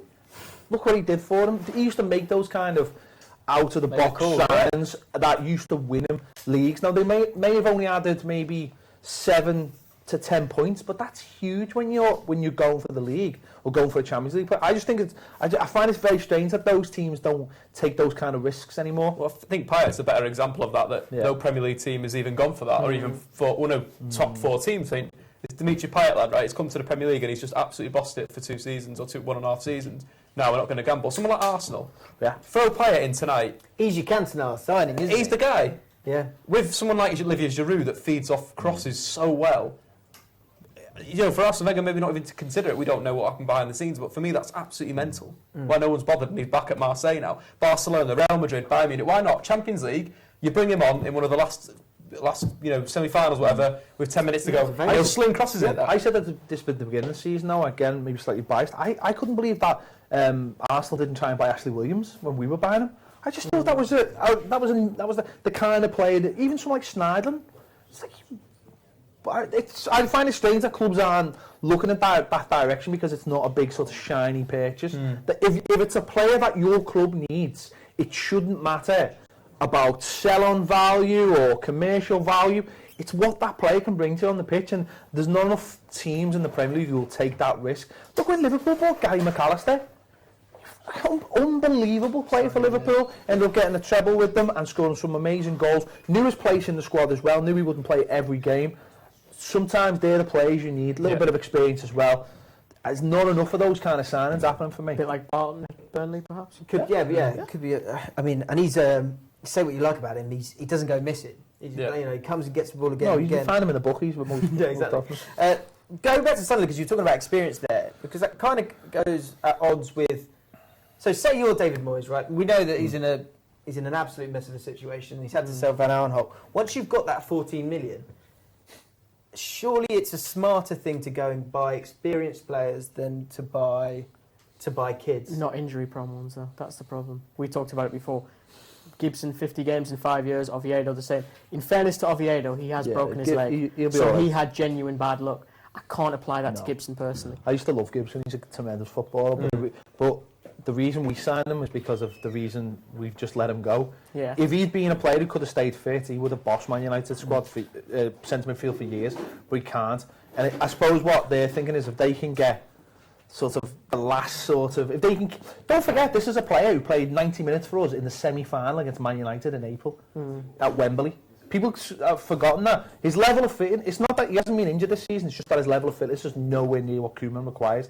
Now, maybe Moyes will say, well, we'll protect you, we'll get players round you, we'll get a few runners in there, and maybe that'll work. Maybe, because I tell you what, he's still a tremendous passer. Yeah. Still a tremendous passer. If I'd been Moyes, I would have not broke the bank, but I would have done everything I could have to get Jagielka in. Yeah, I think that would have been a big one, wouldn't it? That leadership. Yeah. Playing with Moyes would have been perfect, but again, Premier League clubs seem to have like our fan value or whatever angle we want to come from, and that disjoint thing. Like, you know, we were talking about managers before and all this type of stuff. It seems like we have a clear mind as a chairman of what to do, and these guys that are pumping all the money in seamlessly don't know what a team needs, what a club needs. Or what I would say is, though, it's a big statement for that a lot of those players, because Moyes has got this reputation, and it's because of the Man United thing and obviously going to Spain. But those players still want to play for him, and I think that's a big. I think that's a big thing. I think those players, you know, he's a tremendous manager for us, and for those players who still want to play. But it helps if they've got clubs. Obviously, they'll play for anyone. Yeah, and you know, a couple of wins, and then it looks different again, and it has, hasn't it? It's those guys have moved around a hell of a lot so far, and they still will do. But I guess if you want to get to 38 points, you're on 16. It's a lot. You worry for something because you worry that maybe they've already had that little run. That little spell, didn't they, before Christmas? But they beat nobody. No, but they beat rubbish team. But that's what you need to beat, though, to stay up. It's not about beating the top four. It's about beating the teams around you. It's 6 pointers. They're the games. We've seen the likes of Allardyce go into games and go, you know, I'm not even asked about this game. It's happened loads. Didn't think about Blackpool get fined for doing it once? Mick McCarthy, who Wolves did. A totally different team to us. Ollie got done in a Blackpool as well. It was a Premier League game. He had Chelsea, I think, on the Wednesday, and he played a whole sub-team, and they got fined, and he turned around and said, well, what's the point in having a 25-man squad if I can't play my players? Because I think they had a 6-pointer on the Saturday, and he knew he was going to Chelsea and getting beat. That's what they've got to do, but you just wonder whether he's had his little spell. I think there's been a lot of failed revolutions at Sunderland as well. You had the Defanti era, Di Canio, Poirier, O'Neill before that. He was very careless with money. Stephen Fletcher cost 12 million, leaves for nothing. Adam Johnson, 10 million, leaves for nothing. Rodwell, 10 million, will likely go for nothing, if not very little. So it's a lot of bad purchases and a lot of failed revolutions that got caught up in each other. We're going to go to the Premier League predictor in just a second, but final thing, sort of story of the night. Yes, we've had the transfer window, but you had that Liverpool-Chelsea game, Watford-Arsenal game, probably the two big results of the night. What are your kind of final thoughts on that? Watford, really. I watched the first half, and they absolutely bossed. Arsenal absolutely bossed them, and could have got a couple of more goals. Arsenal really didn't know what to do. I mean, they were 2-0 down, and as I say, could have been 3 or 4. The worst I've seen Arsenal play since we beat them. So, Robbie said, I said to Robbie last week, and he was saying they just don't start very well. And I think that's a reflection. I don't want to go Wenger bashing, but that's a problem. If you're not up for it and going for it straight from the off, one, it means you haven't got a rhythm in terms of how you're playing, and two, you're not up for it, or three, you're probably afraid of losing a little bit. And I think that what's happened a lot of times, they've scored a hell of a lot of last-minute goals, more than anyone in the Premier League. And I think a big reason for that is they do have the quality, but I'm not sure they're that inspired. And when it gets to a point in the last 20 minutes, it's almost panic that I think a little bit that's getting them over the line. That and having someone like Sanchez. Liverpool, Chelsea, and they weren't able to see it all, but massive point for Chelsea, isn't it? Yeah, big point for Chelsea. I quite like this Italian style that's come into the Premier League, a very defensive style, but very difficult to break down. And yeah, Liverpool dominated a lot of the games, but I quite liked at the end where he switched to a 3-man midfield from a 2-man midfield and just saw the game out. But N'Golo Kante, probably the best central midfield in the Premier League right now, and he's up there in the world. In terms of tackles, he won 14 in the game, 14 tackles. Liverpool managed 15 together. So in terms of work rate, again, Kante is fantastic. But Liverpool, Henderson, impressed. Yeah, he played well. He's been very, very good this season. He's completed more passes than any other player, but I quite liked how he dictates it. And you have Lucas, who's absolutely rotten on the ball. And saying that Henderson is a massive upgrade, I think that's credit to what Henderson's become as a central midfielder. Definitely. The free kick is just incredible. I don't know what he was doing. And okay, he's never going to save that. He saved the. No, he could. You give yourself a chance if you're actually looking at the ball. you know, as a goalkeeper. I mean, but he saves penalty to Copper, and then he's a hero. So that'll probably all be forgotten. But Liverpool played well, but they didn't get the 3 points. That's massive at this stage of the season, especially after the month they've had. We've got 10 minutes left of our stream. It's time for the Premier League predictor. Flav is looking good. He's over there. The stubble's looking good. He looked like a mess this morning. He was so ill. I'm just going to tell you that because it's been a long day for him. But Like there a he young is, Jeremy Corbyn, smiling doesn't he? away like a young Jeremy Corbyn / Jurgen Klopp. You know, what we're going to do now is we've got the team that's there. The table that's there, and we're going to go through it in 10 minutes. This is going to be very, very difficult. I'll tell you what, Dave, we're going to nominate you to head over. Right, let's do this. Stats may play a part. I think there's going to be a lot of bias here because we've got some people who are football fans, and that's how it works out. Flav is going to lead proceedings. There's a really good little man high five, and now I can stop filling and go over there. Flav, off you go, mate. All right, so everyone remembers the Prem Predictor. At the beginning of the season, we predicted exactly where we thought all 20 teams would finish in the league, and we got into a lot of trouble.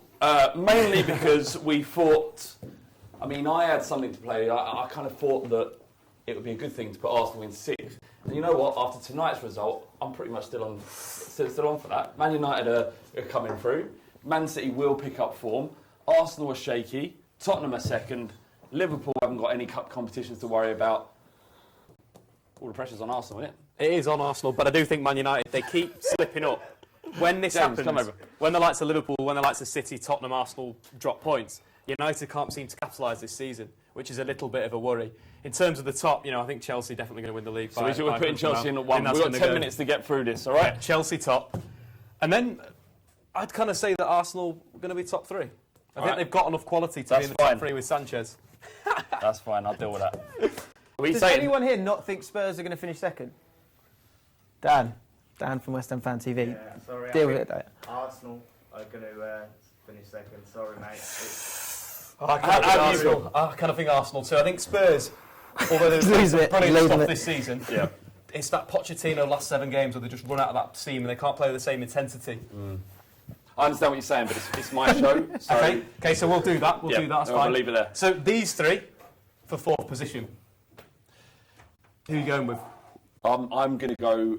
Oh, man. What do you think, James? Because I don't know. I honestly think that it might be Man City who will finish 4th. I think they've got enough quality to bully a hell of a lot of teams, and I think they have a bit more consistency than Liverpool and Man United, but it'll be close. Liverpool with Mane were in good form. That's true. That is very true. Although he did injure himself warming up. Which is so, I mean, that's good for us. Yeah. I mean, we're not laughing at other people's injury, but it is good for us. Louis, from top of the pile, what do you think? Who's going to be? I think it'll be Liverpool. I just think Man City. Guardiola, for me, he's gone from a man who's had the light shine upon him as the best manager. He's proven for me that I personally still don't feel he's not the best manager, and I feel Jurgen Klopp has got something out of Liverpool. And like you guys said, Mane is when he's playing, Liverpool are on fire, and he pulls that team and they get results. Right. I just think Liverpool are going to get it. So who said you said Liverpool? You said what? I'm going to say Liverpool too. I think City though.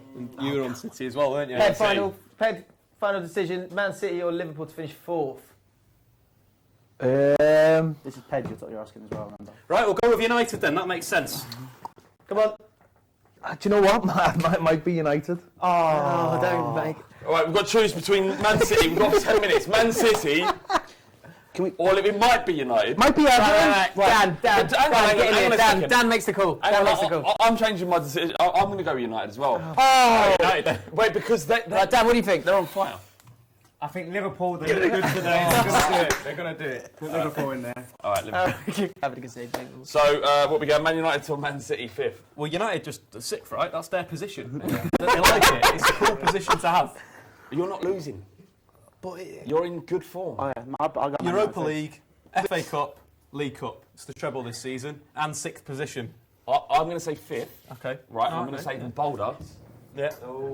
Guardiola sacked in 6th. Oh! How about that? Guardiola sacked. United have been very comfortable in 6th, though, haven't they? Yeah, they do like it around that. I still think Arsenal 6th. But should we crack on? Because we're running out of time. Everton, I think, are going to have a really strong Everton, end to the season. seventh. If anyone's going to go in there, obviously. Are you happy with 7th, Ped? He's Doesn't care. We're finishing 6th. All right. All right. And it's just Too late. And where do we go from here? West Brom, I think. West Brom. West Ham. West Brom. I think West Ham. Bournemouth. No, let's go with the usual position. I think Stoke will finish 9th. That's bang on there. But they're doing all right. Southampton. Oh, hold on. No. We always finish Ooh. Yeah, that is true. 3 years on the trot. All right, the Stoke fan has spoken. Is that correct? Grab it.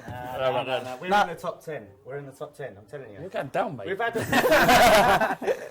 Fuck you. in your dreams. Maybe.